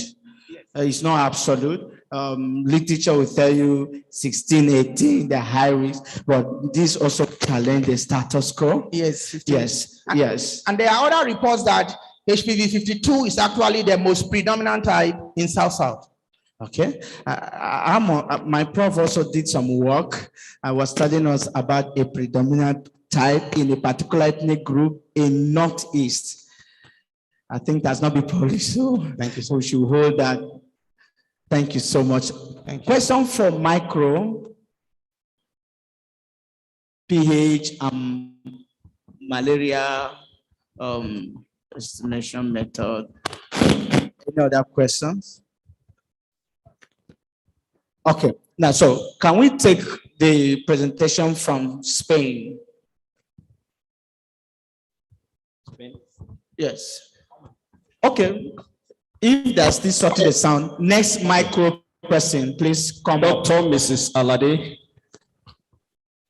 Can you hear me? Speaking on the section of OXA and OXA A and B resistant genes in Escherichia coli and Klebsiella pneumonia isolate from Niger Delta University. Please, can we put our hands together for her as she comes up?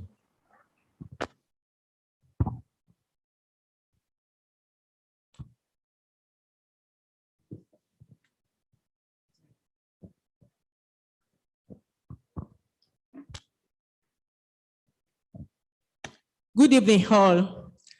I'm Tulokwe Alade Olukemi from Niger Delta University. Yes, I'll be talking on the dissection of OQSA in Escherichia coli, OQSB in Klebsiella pneumoniae among the clinical isolates isolated from Niger Delta University, Okolobere. We are all familiar that antimicrobial resistance is one of those public health threats nowadays. And to all our antibiotics, we'll be looking at the spread of the resistance. And that's why we need to know the genes that were specific for this resistance. This afternoon, I'll be talking on aminoglycoside resistance. Basically, we have some genes that were implicated, OQSA and OQSB. I want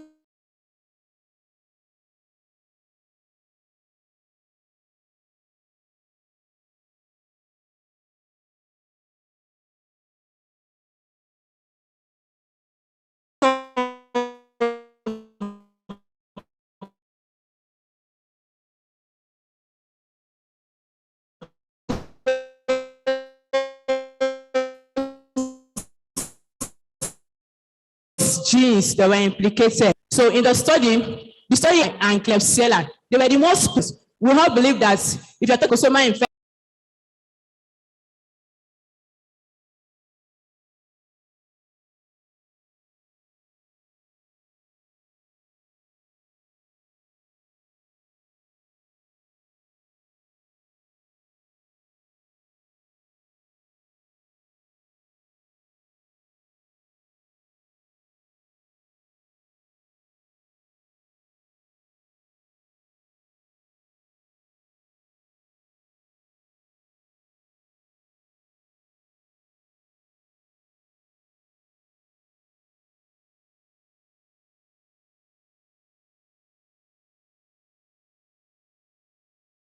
to decode the message that being transcribed.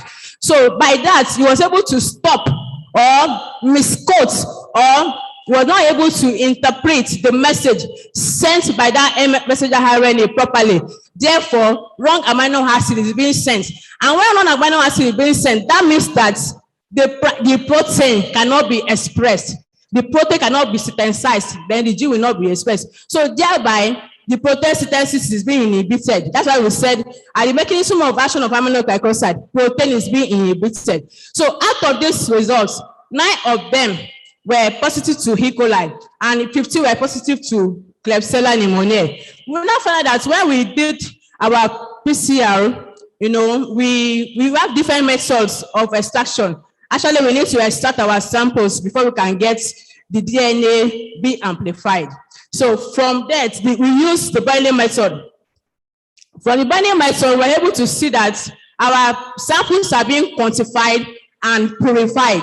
Then from there, we're able to see that after the amplification, the gel electrophoresis signified that out of the 9 that were sensitive, that were positive to E. coli, 8 of them above OQSA, while out of 15 they were positive to Klebsiella, 13 of them above OQSB. Actually, we can get OQSA also in Klebsiella, but OQSA is more predominant in E. coli, while OQSB is more predominant in Klebsiella pneumoniae.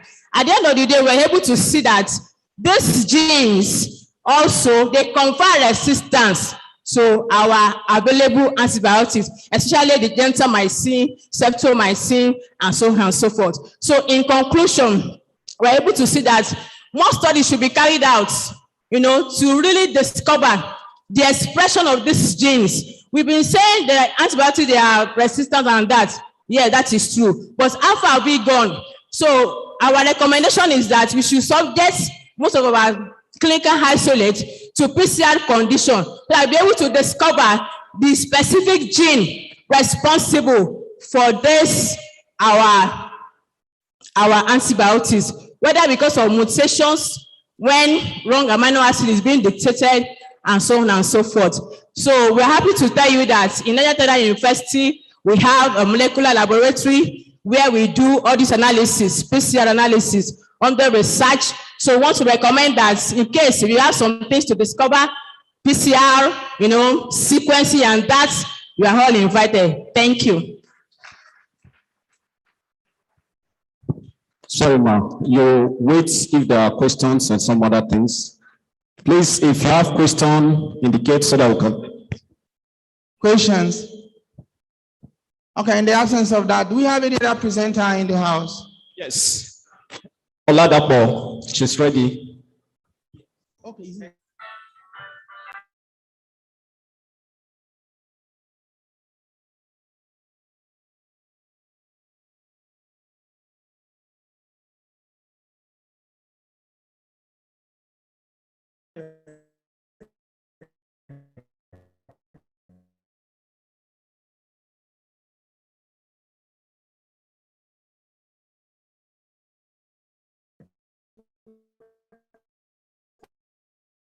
Oladapo is ready. Okay, question. Line, so I will answer that question. As per the semi-automated method to conclude acceptability of the latter.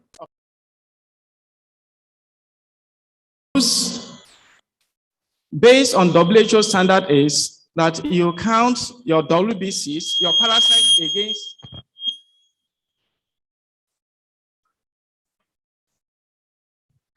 that malaria parasites are counted based on the WBCs. And that you count 200 WBCs against the number of parasites, that if it is less than 99, you count WBCs up to 500 and have your number of parasites. That you multiply by a factor of 8,000, which WHO said that it is an arbitrary number. And when something is arbitrary, it is based on assumption. But we are saying that in 1991, Greenwood and Armstrong, they compared these two methods and found out that this first principle, though they didn't use first principle, we use first principle. We use that title first principle just for packaging. That this method is more accurate than the previous methods. This method, we make use of the diameter of the field of view, a measured volume, and of course that has given us what the volume of blood we get per microliter of blood. So that at the end of the day, when you put the two methods together, you will see that this first principle method, which is as old as 30 years ago, is more accurate than the arbitrary method used by WHO. Thank you.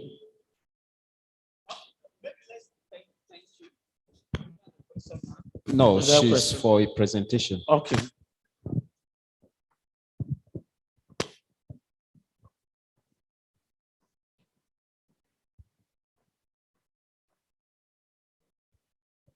Good evening to everyone. Good evening, all my elders here.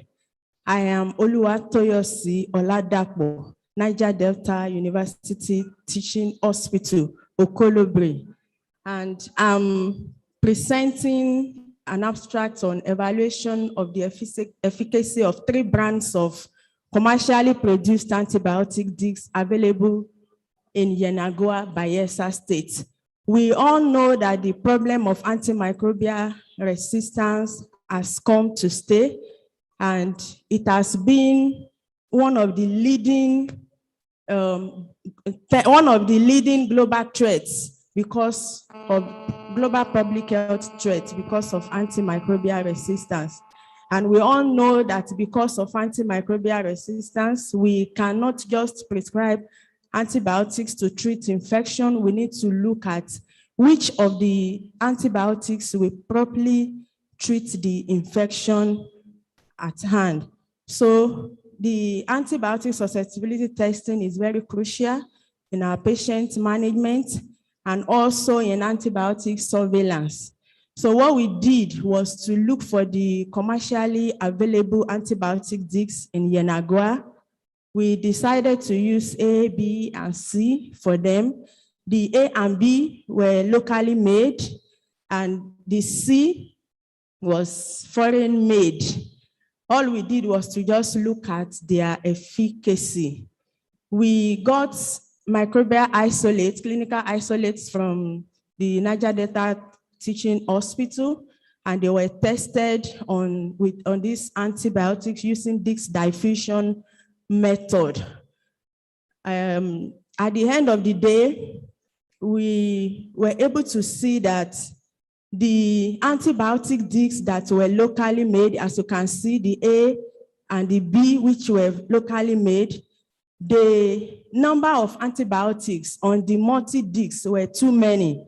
They had 10 antibiotic discs, which is against the CLSI standard. It's supposed to be 8 on a disc. And if you look at the size of each disc, it was between 9 mm and 10 mm, which is also bigger than what the CLSI recommends, which is 6 mm. So, and if you look at it again, the edges of these discs, they were so rough that it's difficult to get a very perfect diameter to measure. But the foreign one, if you look at it, it has only 8 antibiotic discs on it, and they were just 6 mm. So it was very easy to measure the zone of inhibition. But at the end of the day, we noticed that all of them, the 3 of them, had similar susceptibility profile. Where the organism was sensitive, all were sensitive. Where it was resistant, they were all resistant. But the difference was in the zone diameter of inhibition.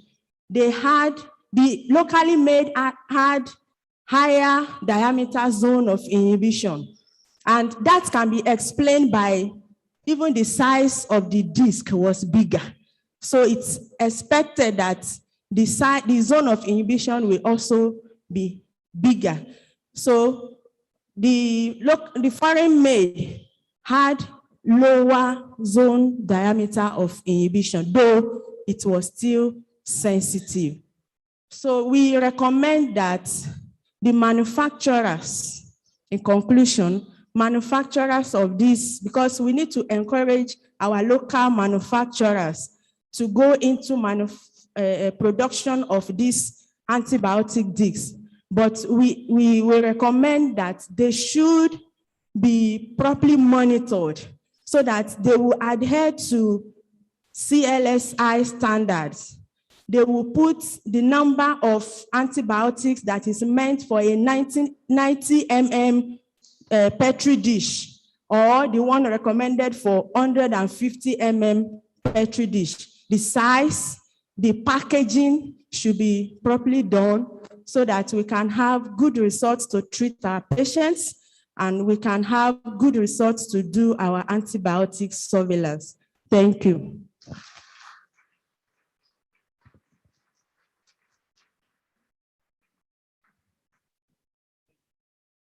Thank you. So if you have a question, please indicate by. Let me first of all congratulate our lady for her presentation. So you are congratulated. But having said that, I want to, Robert, let us have a look at the work we did. You find that there is a lack of cohesion, a lack of control. When you are comparing things, you make sure that they are of the same level. You are talking about the diameter of the disc. Of course, we saw that it's a motor disc used. Don't you think that it can influence the area of inhibition in the result you got? And then I was expecting that the diameters of the discs used would have been the same. That's number one. Then secondly, the concentration of the drugs you used also were not mentioned because we don't know whether they are the same concentration or not. Thank you. Thank you, sir. It's part of the work that is being done. They were locally produced. We didn't produce them. It's been produced for laboratories to use. And we expect that it should be of the same, the discs are supposed to be of the same diameter size. They are not supposed to be of different sizes, as I have mentioned. So this particular locally made antibiotic disc, this is the size of the disc, the way they produce it. So it's part of what we are looking at. It's actually difficult to compare them because of the differences. So they should adhere to the same size, the standard size by the CLSI so that it will be easier to be compared. Thank you, sir.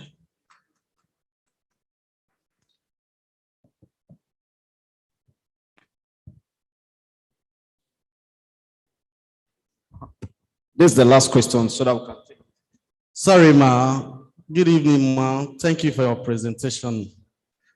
I would have appreciated your work more if you have dwelled on statistical information like graph, charts, histogram to illustrate all these enumerated differences so that for a layman, it might be easily understood.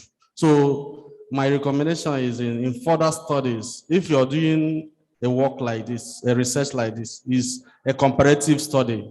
So you include statistical analysis like charts so that it can be more comprehensive. Thank you very much. Thank you, sir. All right, please, can we put our hands together for her for that wonderful presentation? Thank you so much, ma. So we're taking the next presenter. Oh, sir, please go.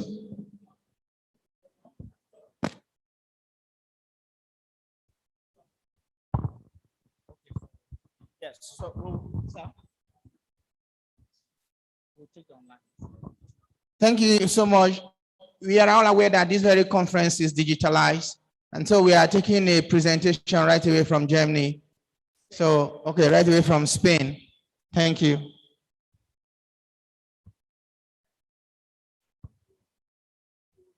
Sound, we'll be looking for the DJ to give us one of the cable. It's nowhere to be found.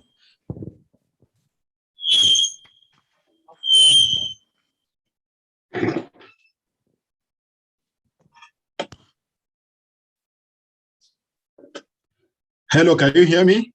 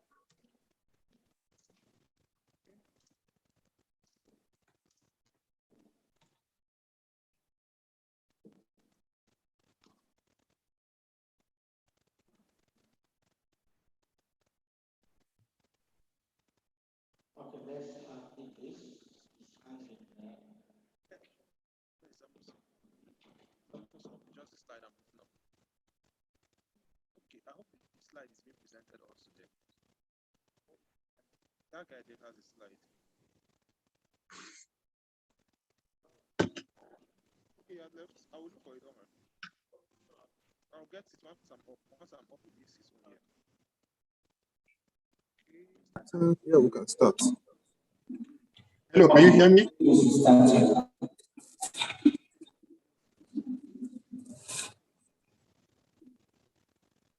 Hello, can you hear me? Yeah, I can hear you. All right, thank you very much for this wonderful opportunity to present one of our ongoing study. It's a global study. We try to see what's happening all over the world, Europe, Africa, Asia, and Australia. Thank you for the opportunity once again. I represent the group there, ably supervised by Professor. Can you hear me? Next slide, please. Yes, the volume. We are looking for DJ to give us the volume.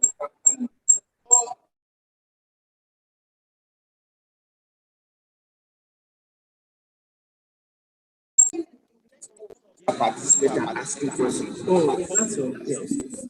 No, but this one, who is the presenter? From Spain is there. The man is from Spain. This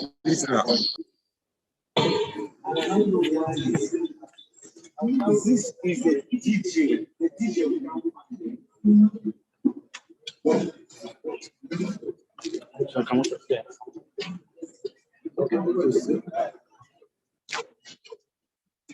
It's already on. Hello, can you hear me? Yes.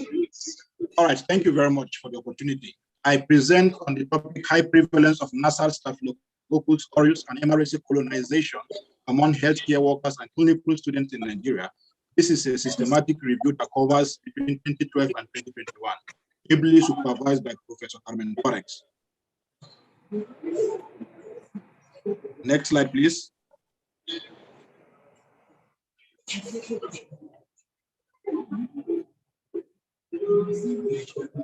These are the list of my abbreviations used in this presentation. I don't need to go through them. They are very straightforward. Next slide.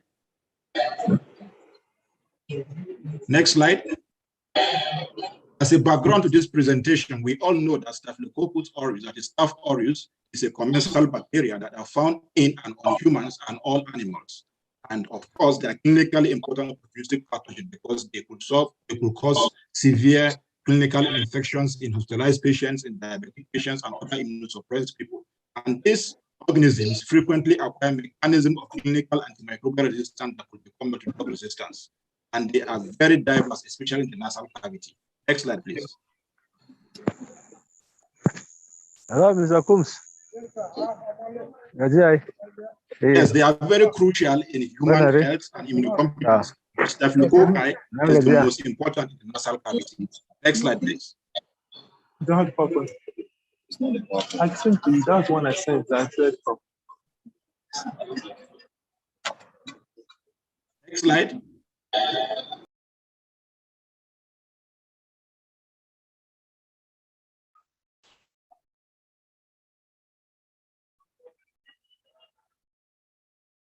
This Staphylococcus aureus serve as a good model to study AMR of nosocomial infection, especially those that are known to be MEC-A, MEC-B, or MEC-C mediated MRSA. And again, they help to explore the molecular ecology of this bacteria, of which we could use this bacteria to know population structure or genetic lineages, and also the virulence genes acquired by this pathogen, such as the LeuKF, SPV, TST, and ETA. Next slide.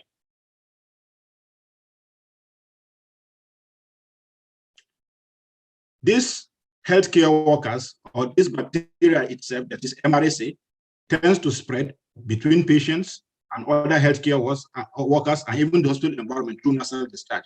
And it is very important to screen so that we could find a way to eradicate this MRSA nasal colonization as an effective method to reduce nosocomial MRSA infection in our healthcare facilities. Next slide.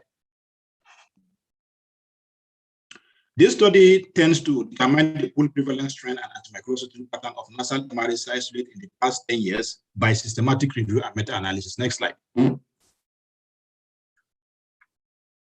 course, we all know that the widely utilized protocol to execute systematic review on cross-sectional study is the one that is being done based on the Ravman 5 Cochrane protocol. And what we did was that we tried to cite and pool all studies that have been conducted and published in Nigeria between 30th June 2020 to 30th June 2021 through PubMed, Scopus, Google Scholar, Agile, and Web of Science. For published articles on nasal MRSA and then Staph aureus among healthcare workers, medical workers, and clinical students. We use specific keywords such as the MRSA, nasal staphylococci carriage, nasal MRSA colonization, and all states in Nigeria. Next. And out of all our site, 86 relevant articles were examined using the Pritzker criteria, and the random effect analysis of proportion were used to determine the full prevalence of nasal MRSA from all subjects from eligible studies. Next slide. This is our main finding. This is the schematic way of which we use in filtering all the articles that were eligible for inclusion in the study. At the end of the day, only 15 studies were eligible for the analysis. Next slide. This table 1 tries to it shows the characteristics and then the antimicrobial resistance, the virulence of S. aureus in medical, healthcare workers, and clinical students of the studies that were eligible for the investigation for this study. This is just a schematic tabular presentation of the studies. The know, the references, the state, the particular region, the sizes, the method of detection, and so on and so forth. And at the end of the day, next slide. Next. Out of the 15 eligible studies, 13 were on MRSA, whereas the same 13 of which varying number of pupils, persons were enrolled were on SRUs. And the pool SRUs and MRSA coverage among the healthcare workers and clinical students was as high as 48.4%, with a range of 12.9 to 64%, and then 14.8% for MRSA with a range of 2.2 to 37.8%. Next slide.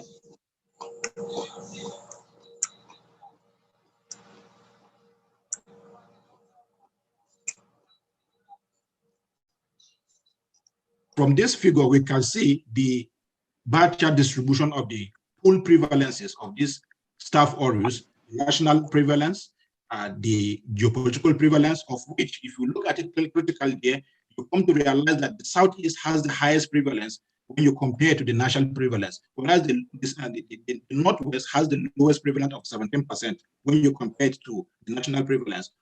After statistical analysis, we came to realize that there was a significant difference between the prevalences, the pool prevalences of these SRUs among the geopolitical zones. Next slide, please. This figure shows the distribution of MRSA colonization in the geopolitical region, of which Southeast had the highest pool prevalence of MRSA nasal colonization of 30.4%, of which the South-South has the least of 5.3%. However, there was no data in the North Central region of the country. And similarly, there was a significant difference between the prevalences of this MRSA across the political zones. Next slide, please.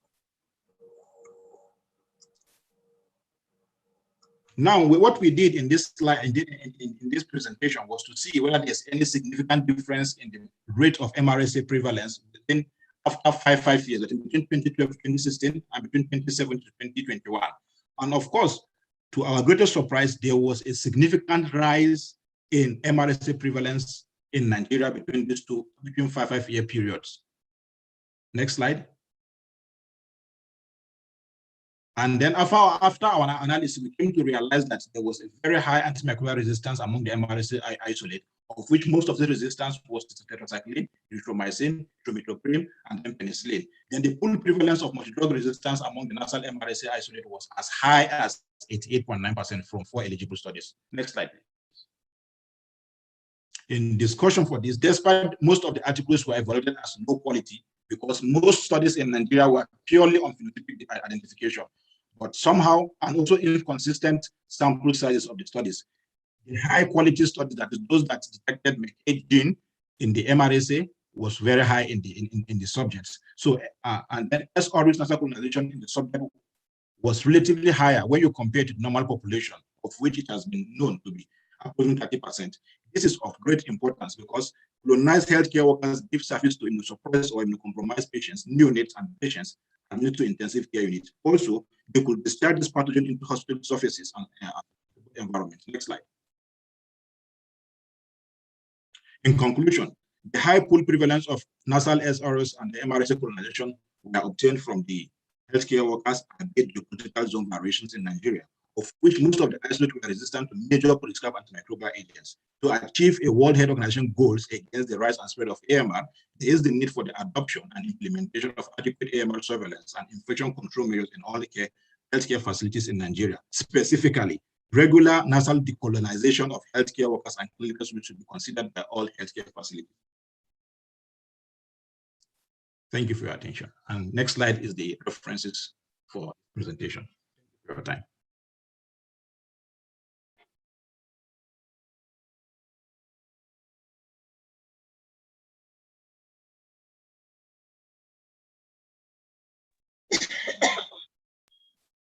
Thank you so much.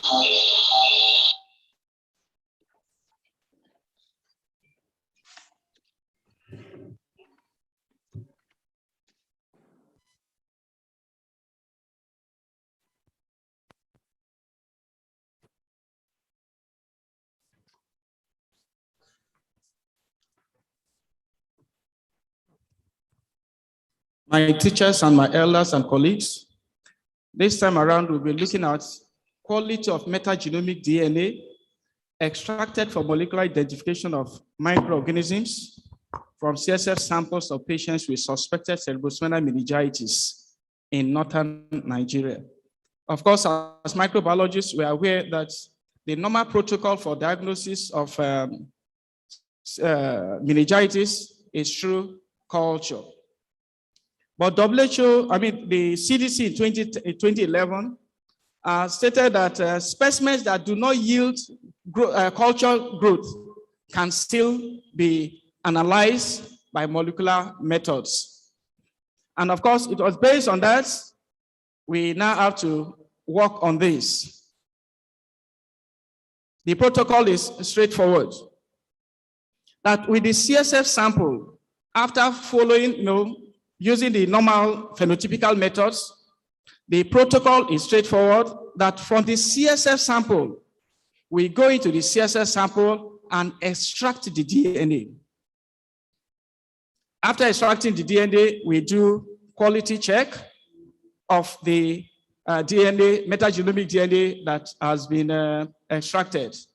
So following an increase in the practice of certain antimicrobial therapy prior to clinical sample collection, the ability to confirm pathogenic microorganisms or bacterial meningitis has decreased by approximately 30%. Culture results may be false negative when fastidious or culture-resistant bacteria are involved, or when patients would have been given antimicrobial drugs before sample collection. Therefore, molecular diagnosis using PCR can be performed directly on the samples. Directly on the samples extracted after metagenomic extraction, which does not require live organisms for a positive result. The specific objective of this study, this presented afterwards, to perform metagenomic DNA extraction directly from CSF samples using appropriate spin column method and to determine the quality of the metagenomic DNA elutes. The methods. We worked on 210 samples from the FCT and some states in northern Nigeria during the 2012, 2017, and 2018 outbreak seasons. Of course, the metagenomic DNA was extracted from approximately 200 microliter of CSF samples. And of course, we extracted it using Keagene AMP DNA mini kit, which was specific for bacterial DNA extraction. So can we go down, sir? Hello, sir. Let's go down. Yes. You're left with less than 5 minutes. Yes. Now, with the DNA that has been extracted through the spin column method, we now have to evaluate the quality of the CSF samples using fluorimetric method, spectrophotometric method, and agar-rose gel electrophoresis methods. The results of the 210 CSF samples analyzed microbiologically, gram reaction was positive in 94 cases, but culture was only 17. Meanwhile, the metagenomic DNA extraction, 180 samples had DNA concentrations that were greater than and equal to 0.005 nanogram per microliters. For this, 55 represented 30.6% of this DNA had purity, DNA purity of greater than 1.7, and the other values we have. Let's go to the other side, sir. Conclusion. Go around to conclusion. Conclude. As we conclude, we found out that, yes, though the culture results just gave us 7.1%, but for the metagenomic DNA, that we are able to get results that we could go further to the next level. So the essence of metagenomic DNA extraction is multipurpose. A multiplex PCR can be performed on the extracted DNA, the metagenomic DNA to interrogate the presence of microbial pathogens of interest using specific primers and probes whenever applicable. Quality metagenomic DNA from CSF samples will ensure successful qPCR results for rapid and accurate detection of bacterial pathogens in meningitis. This, of course, will eliminate the challenges associated with traditional culture methods. So what we are now saying is this: we should not stop at culturing alone. Now that we have PCR labs everywhere, we can proceed, meaning that when you culture, and the syndrome is that yielded no growth without syndrome, or abysmal low yield of growth, we should not stop there. We should proceed further to ensure that what we extract the DNA, quality check it, and we can go further for multiplex PCR. Thank you so much. Thank you very much. What an excellent presentation. Can you please give him a hand of applause? Thank you so much. Actually, we all have the book of abstracts. If you want to contact any of those presenters or any of those publications in the book of abstract, their emails are there. And then if you are one of the presenters and you intend to publish the work, you can actually contact us through the very email you send your abstract, so that you send in the full work to enable us to publish the work. Thank you so much. God bless you.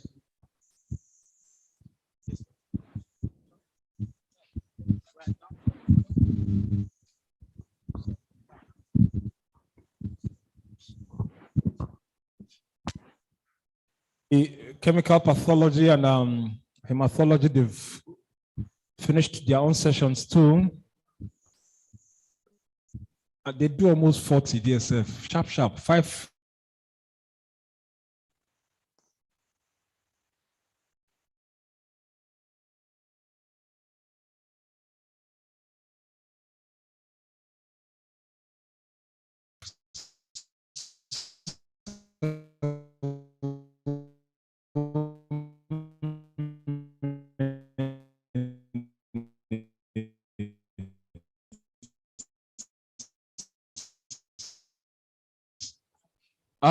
Again tomorrow now, because I say 40. Current Juhesu chairman, that's His Royal Majesty King Josiah Sawari Biobelemoyi.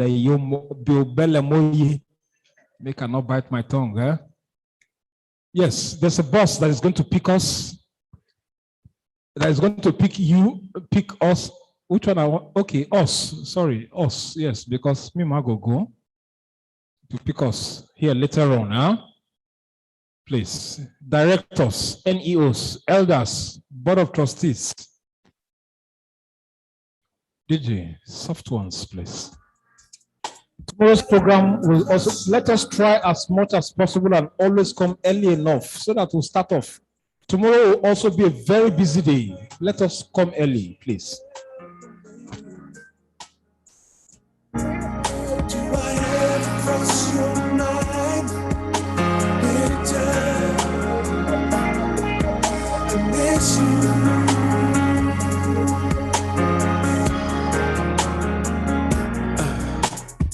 Still have your picture in the frame. Hear your footsteps down the hall. I swear I hear your voice driving me insane. How I wish that you would call the same. Do I ever cross your mind anytime? Do you ever wake up reaching out for me? Do I ever cross your mind anytime? I miss you.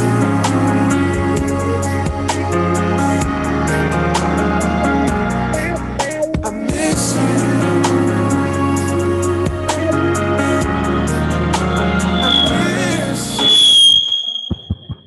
Hello, good evening.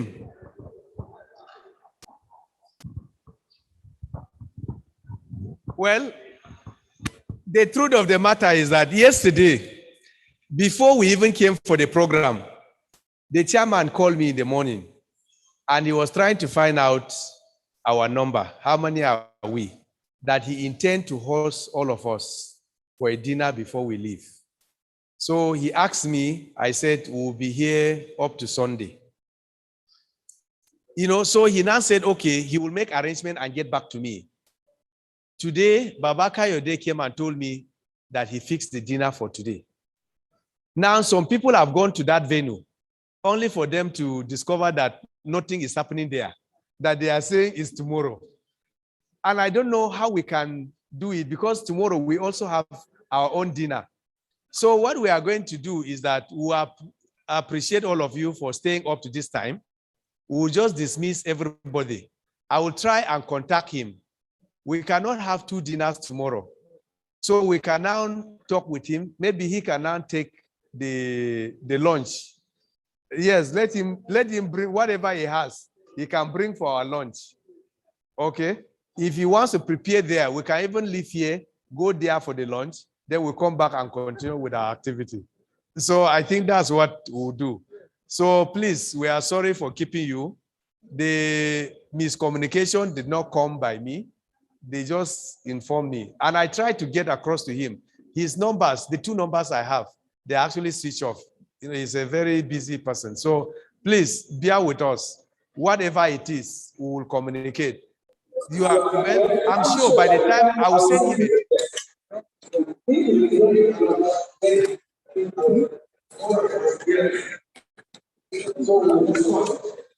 Tomorrow, we are going to start exactly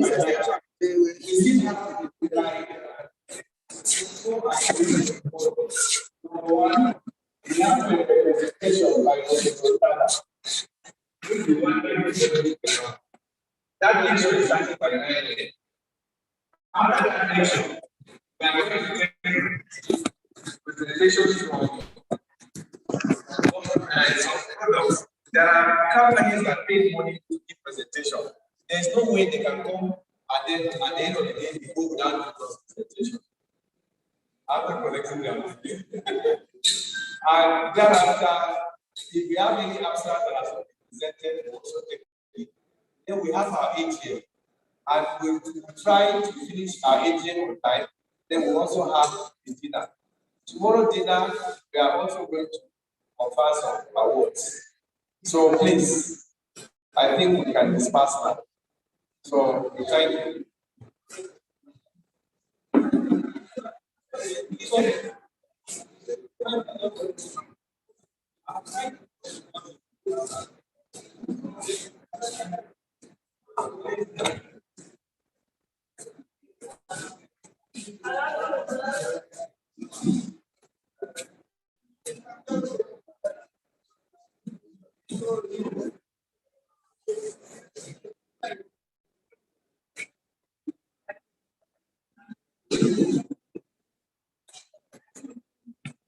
Your phone.